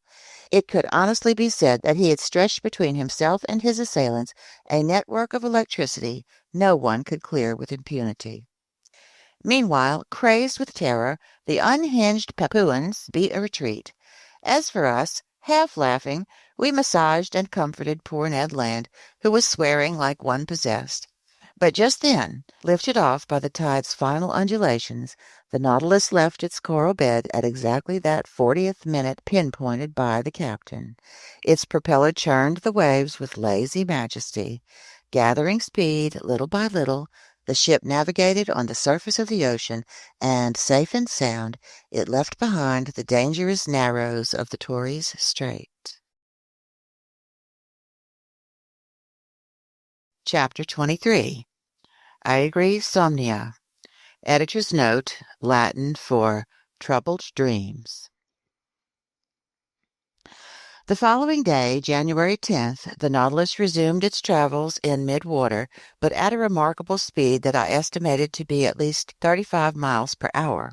The propeller was going so fast I could neither follow nor count its revolutions. I thought about how this marvelous electric force not only gave motion, heat, and light to the Nautilus, but even protected it against outside attack, transforming it into a sacred ark no profane hand could touch without being blasted. My wonderment was boundless, and it went from the submersible itself to the engineer who had created it. We were traveling due west, and on January 11 we doubled Cape Wessel, located in longitude 135 degrees and latitude 10 degrees north, the western tip of the Gulf of Carpentaria. Reefs were still numerous, but more widely scattered, and were fixed on the chart with the greatest accuracy. The Nautilus easily avoided the money breakers to the port and the Victoria Reefs to starboard, positioned at longitude 130 degrees on the 10th parallel, which we went along rigorously. On January 13th, arriving in the Timor Sea, Captain Nemo raised the island of that name at longitude 122 degrees. This island, whose surface area measures 1,625 square leagues, is governed by Rajas. These aristocrats deem themselves the sons of crocodiles, in other words, descendants with the most exalted origins to which a human being can lay claim. Accordingly, their scaly ancestors infest the island's rivers and are the subjects of special veneration. They are sheltered, nurtured, flattered, pampered, and offered a ritual diet of nubile maidens. And woe to the foreigner who lifts a finger against these sacred saurians. But the Nautilus wanted nothing to do with these nasty animals. Timor Island was visible for barely an instant at noon while the chief officer determined his position. I also caught only a glimpse of little Roti Island, part of this same group, whose women have a well-established reputation for beauty in the Malaysian marketplace.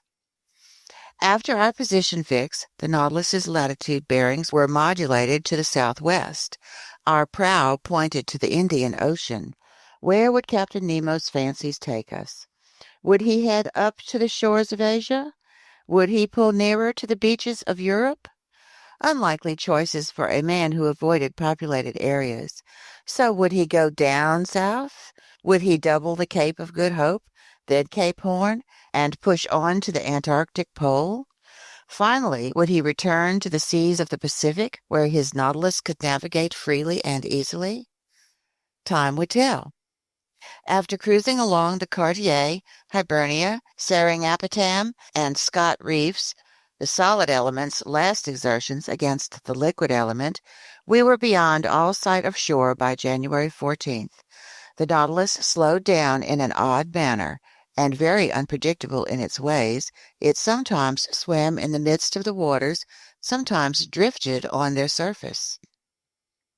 During this phase of our voyage, Captain Nemo conducted interesting experiments on the different temperatures in various strata of the sea. Under ordinary conditions, such readings are obtained using some pretty complicated instruments whose findings are dubious to say the least, whether they're thermometric sounding lines whose glass often shatters under the water's pressure, or those devices based on the varying resistance of metals to electric currents. The results so obtained can't be adequately double-checked.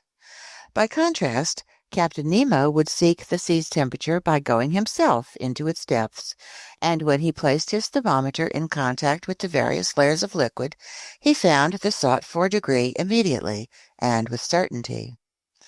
And so, by loading up its ballast tanks, or by sinking obliquely with its slanting fins, the Nautilus successively reached depths of 3,000, 4,000, 5,000, 7,000, 9,000, and 10,000 meters, and the ultimate conclusion from these experiments was that, in all latitudes, the sea had a permanent temperature of 4.5 degrees centigrade at a depth of 1,000 meters. I watched these experiments with the most intense fascination. Captain Nemo brought a real passion to them. I often wondered why he took these observations. Were they for the benefit of his fellow man? It was unlikely, because sooner or later his work would perish with him in some unknown sea, unless he intended the results of his experiments for me. But that meant this strange voyage of mine would come to an end, and no such end was in sight. Be that as it may, Captain Nemo also introduced me to the different data he had obtained on the relative densities of the water in our globe's chief seas. From this news I derived some personal enlightenment, having nothing to do with science. It happened the morning of January 15th. The captain, with whom I was strolling on the platform, asked me if I knew how salt water differs in density from sea to sea. I said no, adding that there was a lack of rigorous scientific observations on this subject. "I've taken such observations," he told me, "and I can vouch for their reliability." "Fine," I replied, "but the Nautilus lives in a separate world, and the secrets of its scientists don't make their way ashore." "You're right, Professor," he told me after a few moments of silence. "This is a separate world. It's as alien to the Earth as the planets accompanying our globe around the sun, and we'll never become familiar with the work of scientists on Saturn or Jupiter. But since fate has linked our two lives, I can reveal the results of my observations to you." "I'm all attention, Captain." "You're aware, Professor, that salt water is denser than fresh water, but this density isn't uniform.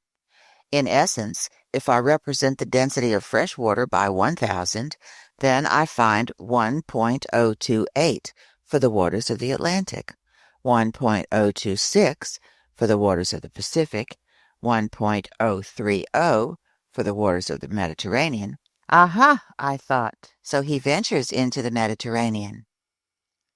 1.018 for the waters of the Ionian Sea, and 1.029 for the waters of the Adriatic.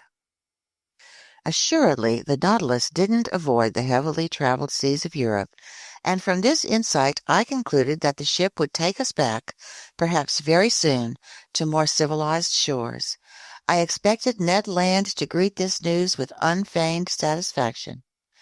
For several days our work hours were spent in all sorts of experiments on the degree of salinity in waters of different depths, or on their electric properties, coloration, and transparency, and in every instance Captain Nemo displayed an ingenuity equaled only by his graciousness toward me.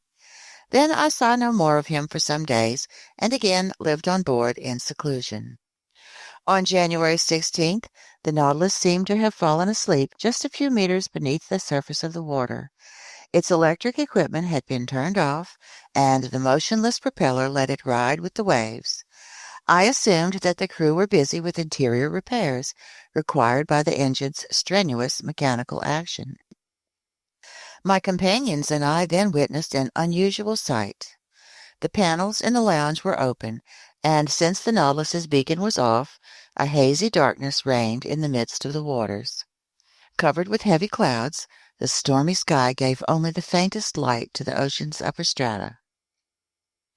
I was observing the state of the sea under these conditions, and even the largest fish were nothing more than ill-defined shadows, when the Nautilus was suddenly transferred into broad daylight. At first I thought the beacon had gone back on and was casting its electric light into the liquid mass. I was mistaken, and after a hasty examination I discovered my error.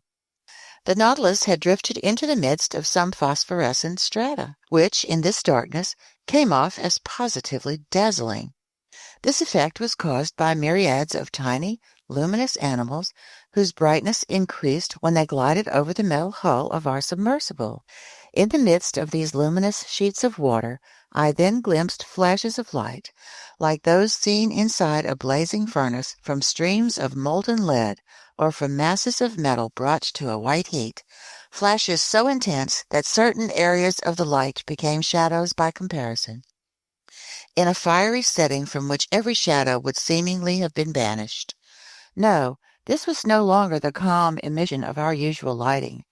This light throbbed with unprecedented vigor and activity. You sensed that it was alive. In essence, it was a cluster of countless open-sea infusoria, of noctiluca, an eighth of an inch wide, actual globules of transparent jelly equipped with a thread-like tentacle, up to 25,000 of which have been counted in 30 cubic centimeters of water. And the power of their light was increased by those glimmers unique to medusas, starfish, common jellyfish, angel-wing clams, and other phosphorescent zoophytes, which were saturated with grease from organic matter decomposed by the sea, and perhaps with mucus secreted by fish. For several hours the Nautilus drifted in this brilliant tide, and our wonderment grew when we saw huge marine animals cavorting in it, like the fire-dwelling salamanders of myth. In the midst of these flames that didn't burn, I could see swift, elegant porpoises, the tireless pranksters of the seas, and sailfish 3 meters long, those shrewd heralds of hurricanes whose fearsome broadswords sometimes banged against the lounge window. Then smaller fish appeared, miscellaneous triggerfish, leatherjacks, unicorn fish, and 100 others that left stripes on this luminous atmosphere in their course. Some magic lay behind this dazzling sight. Perhaps some atmospheric condition had intensified this phenomenon. Perhaps a storm had been unleashed on the surface of the waves. But only a few meters down, the Nautilus felt no tempest's fury, and the ship rocked peacefully in the midst of the calm waters. And so it went, some new wonder constantly delighting us. Conseil observed and classified his zoophytes, articulates, mollusks, and fish. The days passed quickly, and I no longer kept track of them. Ned, as usual, kept looking for changes of pace from our standard fare. Like actual snails, we were at home in our shell, and I can vouch that it's easy to turn into a full-fledged snail. So this way of living began to seem simple and natural to us, and we no longer envisioned a different lifestyle on the surface of the planet Earth, when something happened to remind us of our strange circumstances. On January 18th, the Nautilus lay in longitude 105 degrees and latitude 15 degrees south. The weather was threatening, the sea rough and billowy. The wind was blowing a strong gust from the east. The barometer, which had been falling for some days, forecast an approaching struggle of the elements. I had climbed onto the platform just as the chief officer was taking his reading of hour angles. Out of habit, I waited for him to pronounce his daily phrase. But that day it was replaced by a different phrase, just as incomprehensible. Almost at once I saw Captain Nemo appear, lift his spyglass, and inspect the horizon. For some minutes the captain stood motionless, rooted to the spot contained within the field of his lens. Then he lowered his spyglass and exchanged about 10 words with his chief officer. The latter seemed to be in the grip of an excitement he tried in vain to control. More in command of himself, Captain Nemo remained cool. Furthermore, he seemed to be raising certain objections that his chief officer kept answering with flat assurances. At least, that's what I gathered from their differences in tone and gesture. As for me, I stared industriously in the direction under observation, but without spotting a thing. Sky and water merged into a perfectly clear horizon line. Meanwhile, Captain Nemo strolled from one end of the platform to the other, not glancing at me, perhaps not even seeing me. His step was firm, but less regular than usual. Sometimes he would stop, cross his arms over his chest, and observe the sea. What could he be looking for over that immense expanse? By then, the Nautilus lay hundreds of miles from the nearest coast. The chief officer kept lifting his spyglass and stubbornly examining the horizon, walking up and down, stamping his foot, in his nervous agitation a sharp contrast to his superior. But this mystery would inevitably be cleared up, and soon, because Captain Nemo gave orders to increase speed. At once the engine stepped up its drive power, setting the propeller in swifter rotation. Just then the chief officer drew the captain's attention anew. The latter interrupted his strolling and aimed his spyglass at the point indicated. He observed it a good while. As for me, deeply puzzled, I went below to the lounge and brought back an excellent long-range telescope I habitually used. Leaning my elbows on the beacon housing, which jutted from the stern of the platform, I got set to scour the whole stretch of sky and sea. But no sooner had I peered into the eyepiece than the instrument was snatched from my hands. I spun around. Captain Nemo was standing before me, but I almost didn't recognize him. His facial features were transfigured. Gleaming with dark fire, his eyes had shrunk beneath his frowning brow. His teeth were half bared. His rigid body, clenched fists, and head drawn down between his shoulders all attested to a fierce hate breathing from every pore. He didn't move. My spyglass fell from his hand and rolled at his feet. Had I accidentally caused these symptoms of anger? Did this incomprehensible individual think I had detected some secret forbidden to guests on the Nautilus? No, I wasn't the subject of his hate, because he wasn't even looking at me. His eyes stayed stubbornly focused on that inscrutable point of the horizon. Finally, Captain Nemo regained his self-control. His facial appearance, so profoundly changed, now resumed its usual calm. He addressed a few words to his chief officer in their strange language, then he turned to me. "Professor Aronnax," he told me in a tone of some urgency, "I ask that you now honor one of the binding agreements between us." "Which one, Captain?" "You and your companions must be placed in confinement until I see fit to set you free." "You're in command," I answered, gaping at him. "But may I address a question to you?" "You may not, sir." After that, I stopped objecting and started obeying, since resistance was useless. I went below to the cabin occupied by Ned Land and Conseil, and I informed them of the captain's decision. I'll let the reader decide how this news was received by the Canadian. In any case, there was no time for explanations. 4 crewmen were waiting at the door, and they led us to the cell where we had spent our first night aboard the Nautilus. Ned Land tried to lodge a complaint, but the only answer he got was a door shut in his face. "Will master tell me what this means?" Conseil asked me. I told my companions what had happened. They were as astonished as I was, but no wiser. Then I sank into deep speculation, and Captain Nemo's strange facial seizure kept haunting me. I was incapable of connecting two ideas in logical order, and I had strayed into the most absurd hypotheses when I was snapped out of my mental struggles by these words from Ned Land. "Well, look here. Lunch is served." Indeed, a table had been laid. Apparently, Captain Nemo had given this order at the same time he commanded the Nautilus to pick up speed. "Will Master allow me to make him a recommendation?" Conseil asked me. "Yes, my boy," I replied. "Well, Master needs to eat his lunch. It's prudent, because we have no idea what the future holds." "You're right, Conseil." "Unfortunately," Ned Land said, "they've only given us the standard menu." "Ned, my friend," Conseil answered, "what would you say if they'd given us no lunch at all?" This dose of sanity cut the harpooner's complaints clean off. We sat down at the table.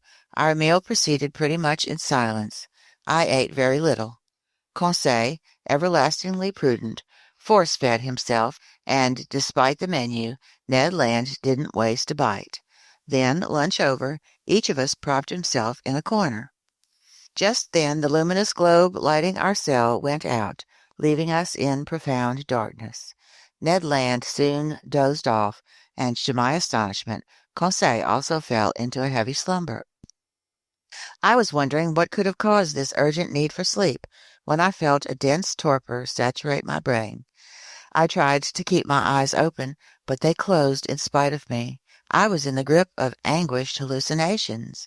Obviously, some sleep-inducing substance had been laced into the food we'd just eaten. So imprisonment wasn't enough to conceal Captain Nemo's plans for us. Sleep was needed as well. Then I heard the hatches close. The sea's undulations, which had been creating a gentle rocking motion, now ceased. Had the Nautilus left the surface of the ocean? Was it re-entering the motionless strata deep in the sea? I tried to fight off this drowsiness. It was impossible. My breathing grew weaker. I felt a mortal chill freeze my dull, nearly paralyzed limbs. Like little domes of lead, my lids fell over my eyes. I couldn't raise them. A morbid sleep, full of hallucinations, seized my whole being. Then the visions disappeared and left me in utter oblivion. Chapter 24. The Coral Realm. The next day I woke up with my head unusually clear. Much to my surprise, I was in my stateroom.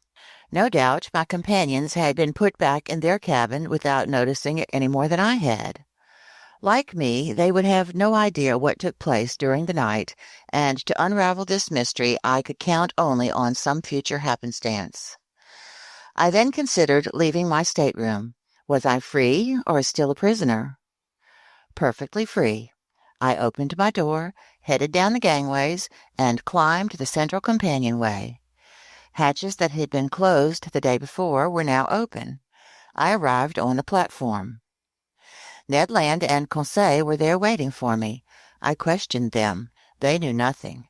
Lost in a heavy sleep of which they had no memory, they were quite startled to be back in their cabin. As for the Nautilus, it seemed as tranquil and mysterious as ever. It was cruising on the surface of the waves at a moderate speed.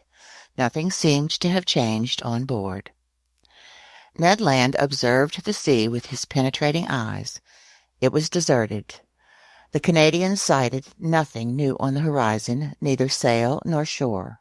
A breeze was blowing noisily from the west, and, disheveled by the wind, long billows made the submersible roll very noticeably. After renewing its air, the Nautilus stayed at an average depth of 15 meters, enabling it to return quickly to the surface of the waves. And, contrary to custom, it executed such a maneuver several times during that day of January 19. The chief officer would then climb onto the platform, and his usual phrase would ring through the ship's interior. As for Captain Nemo, he didn't appear. Of the other men on board, I saw only my emotionless steward, who served me with his usual mute efficiency. Near 2 o'clock, I was busy organizing my notes in the lounge when the captain opened the door and appeared. I bowed to him. He gave me an almost imperceptible bow in return, without saying a word to me. I resumed my work, hoping he might give me some explanation of the previous afternoon's events. He did nothing of the sort. I stared at him. His face looked exhausted. His reddened eyes hadn't been refreshed by sleep. His facial features expressed profound sadness, real chagrin. He walked up and down, sat and stood, picked up a book at random, discarded it immediately, consulted his instruments without taking his customary notes, and seemed unable to rest easy for an instant. Finally, he came over to me and said, "Are you a physician, Professor Aronnax?" This inquiry was so unexpected that I stared at him a good while without replying. "Are you a physician?" he repeated. "Several of your scientific colleagues took their degrees in medicine, such as Gautrelet, Moncoin-Tandon, and others." "That's right," I said. "I am a doctor. I used to be on call at the hospitals. I was in practice for several years before joining the museum." "Excellent, sir." My reply obviously pleased Captain Nemo, but not knowing what he was driving at, I waited for further questions, ready to reply as circumstances dictated. "Professor Aronnax," the captain said to me, "would you consent to give your medical attentions to one of my men?" "Someone is sick?" "Yes." "I'm ready to go with you." "Come." I admit that my heart was pounding. Lord knows why, but I saw a definite connection between this sick crewman and yesterday's happenings, and the mystery of those events concerned me at least as much as the man's sickness. Captain Nemo led me to the Nautilus's stern and invited me into a cabin located next to the sailors' quarters. On a bed there lay a man some 40 years old, with strongly molded features, the very image of an Anglo-Saxon. I bent over him. Not only was he sick, he was wounded.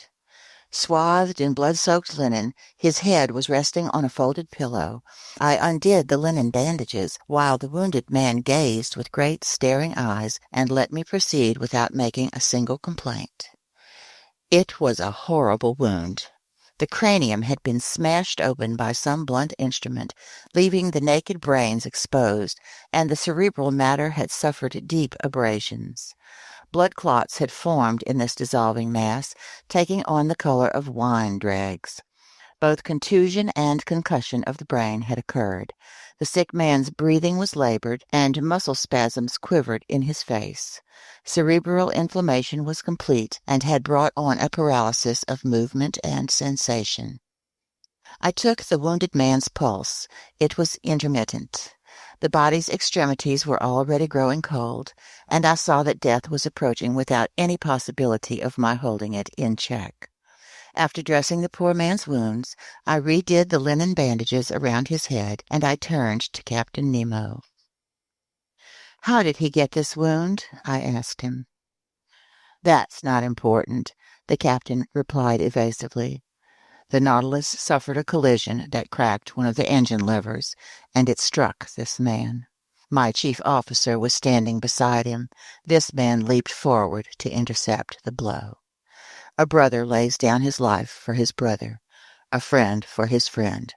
What could be simpler? That's the law for everyone on board the Nautilus." "But what's your diagnosis of his condition?" I hesitated to speak my mind. "You may talk freely," the captain told me. "This man doesn't understand French."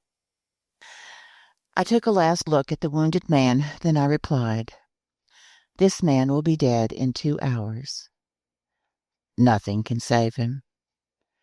"Nothing." Captain Nemo clenched his fists, and tears slid from his eyes, which I had thought incapable of weeping. For a few moments more I observed the dying man, whose life was ebbing little by little. He grew still more pale under the electric light that bathed his deathbed. I looked at his intelligent head, furrowed with premature wrinkles that misfortune, perhaps misery, had etched long before.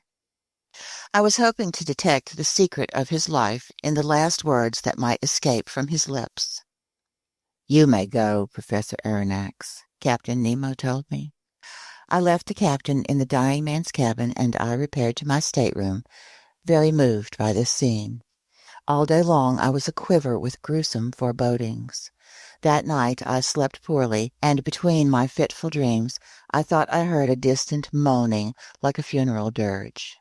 Was it a prayer for the dead, murmured in that language I couldn't understand? The next morning I climbed on deck. Captain Nemo was already there. As soon as he saw me, he came over. "Professor," he said to me, "would it be convenient for you to make an underwater excursion today?" "With my companions?" I asked. "If they're agreeable." "We're yours to command, Captain." "Then kindly put on your diving suits." As for the dead or dying man, he hadn't come into the picture. I rejoined Ned Land and Conseil. I informed them of the captain's proposition. Conseil was eager to accept, and this time the Canadian proved perfectly amenable to going with us. It was 8 o'clock in the morning. By 8:30 we were suited up for this new stroll and equipped with our two devices for lighting and breathing.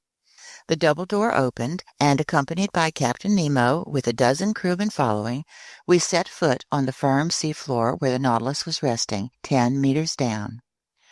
A gentle slope gravitated to an uneven bottom whose depth was about 15 fathoms. This bottom was completely different from the one I had visited during my first excursions under the waters of the Pacific Ocean. Here I saw no fine-grained sand, no underwater prairies, not one open-sea forest. I immediately recognized the wondrous region in which Captain Nemo did the honors that day. It was the coral realm. In the zoophyte branch, class Alcyonaria, one finds the order Gorgonaria, which contains 3 groups: sea fans, Isidian polyps, and coral polyps. It's in this last that precious coral belongs, an unusual substance that, at different times, has been classified in the mineral, vegetable, and animal kingdoms. Medicine to the ancients, jewelry to the moderns, it wasn't decisively placed in the animal kingdom until 1694 by Peyssonel of Marseilles. A coral is a unit of tiny animals assembled over a polypary that's brittle and stony in nature. These polyps have a unique generating mechanism that reproduces them via the budding process, and they have an individual existence while also participating in a communal life. Hence, they embody a sort of natural socialism. I was familiar with the latest research on this bizarre zoophyte, which turns to stone while taking on a tree form, as some naturalists have very aptly observed, and nothing could have been more fascinating to me than to visit one of these petrified forests that nature has planted on the bottom of the sea. We turned on our Ruhmkorff devices and went along a coral shoal in the process of forming, which, given time, will someday close off this whole part of the Indian Ocean. Our path was bordered by hopelessly tangled bushes, formed from snarls of shrubs all covered with little star-shaped, white-streaked flowers. Only, contrary to plants on shore, these tree forms become attached to rocks on the seafloor by heading from top to bottom. Our lights produced 1,000 delightful effects while playing over these brightly colored boughs. I fancied I saw these cylindrical membrane-filled tubes trembling beneath the water's undulations. I was tempted to gather their fresh petals, which were adorned with delicate tentacles, some newly in bloom, others barely opened, while nimble fish with fluttering fins brushed past them like flocks of birds. But if my hands came near the moving flowers of these sensitive, lively creatures, an alarm would instantly sound throughout the colony. The white petals retracted in their red sheaths, the flowers vanished before my eyes, and the bush changed into a chunk of stony nipples. Sheer chance had placed me in the presence of the most valuable specimens of this zoophyte. This coral was the equal of those fished up from the Mediterranean off the Barbary coast or the shores of France and Italy. With its bright colors, it lived up to those poetic names of blood flower and blood foam that the industry confers on its finest exhibits. Coral sells for as much as 500 francs per kilogram, and in this locality the liquid strata hid enough to make the fortunes of a whole host of coral fishermen. This valuable substance often merges with other polyparies, forming compact, hopelessly tangled units known as macchiota, and I noted some wonderful pink samples of this coral. But as the bushes shrank, the tree forms magnified. Actual petrified thickets and long alcoves from some fantastic school of architecture kept opening up before our steps. Captain Nemo entered beneath a dark gallery whose gentle slope took us to a depth of 100 meters. The light from our glass coils produced magical effects at times, lingering on the wrinkled roughness of some natural arch, or some overhang suspended like a chandelier, which our lamps flecked with fiery sparks. Amid these shrubs of precious coral, I observed other polyps no less unusual. Melita coral, rainbow coral with jointed outgrowths, then a few tufts of genus Corallina, some green and others red, actually a type of seaweed encrusted with limestone salts, which, after long disputes, naturalists have finally placed in the vegetable kingdom. But, as one intellectual has remarked, here, perhaps, is the actual point where life rises humbly out of slumbering stone, but without breaking away from its crude starting point. Finally, after 2 hours of walking, we reached a depth of about 300 meters, in other words, the lowermost limit at which coral can begin to form. But here it was no longer some isolated bush or a modest grove of low timber. It was an immense forest, huge mineral vegetation, enormous petrified trees linked by garlands of elegant hydras from the genus Plumellaria, those tropical creepers of the sea, all decked out in shades and gleams. We passed freely under their lofty boughs, lost up in the shadows of the waves, while at our feet organ pipe coral, stony coral, star coral, fungus coral, and sea anemone from the genus Caryophylla formed a carpet of flowers, all strewn with dazzling gems. What an indescribable sight! Oh, if only we could share our feelings! Why were we imprisoned behind these masks of metal and glass? Why were we forbidden to talk with each other? At least let us lead the lives of the fish that populate this liquid element, or better yet, the lives of amphibians, which can spend long hours either at sea or on shore, traveling through their double domain as their whims dictate. Meanwhile, Captain Nemo had called a halt. My companions and I stopped walking, and turning around, I saw the crewmen form a semicircle around their leader. Looking with greater care, I observed that 4 of them were carrying on their shoulders an object that was oblong in shape. At this locality we stood in the center of a huge clearing, surrounded by the tall tree forms of this underwater forest. Our lamps cast a sort of brilliant twilight over the area, making inordinately long shadows on the seafloor. Past the boundaries of the clearing, the darkness deepened again, relieved only by little sparks given off by the sharp crests of coral. Ned Land and Conseil stood next to me. We stared, and it dawned on me that I was about to witness a strange scene. Observing the seafloor, I saw that it swelled at certain points from low bulges that were encrusted with limestone deposits and arrayed with a symmetry that betrayed the hand of man. In the middle of the clearing, on a pedestal of roughly piled rocks, there stood a cross of coral, extending long arms you would have thought were made of petrified blood. At a signal from Captain Nemo, one of his men stepped forward and, a few feet from this cross, detached a mattock from his belt and began to dig a hole. I finally understood. This clearing was a cemetery, this hole a grave, that oblong object the body of the man who must have died during the night. Captain Nemo and his men had come to bury their companion in this communal resting place on the inaccessible ocean floor. No! My mind was reeling as never before. Never had ideas of such impact raced through my brain. I didn't want to see what my eyes saw.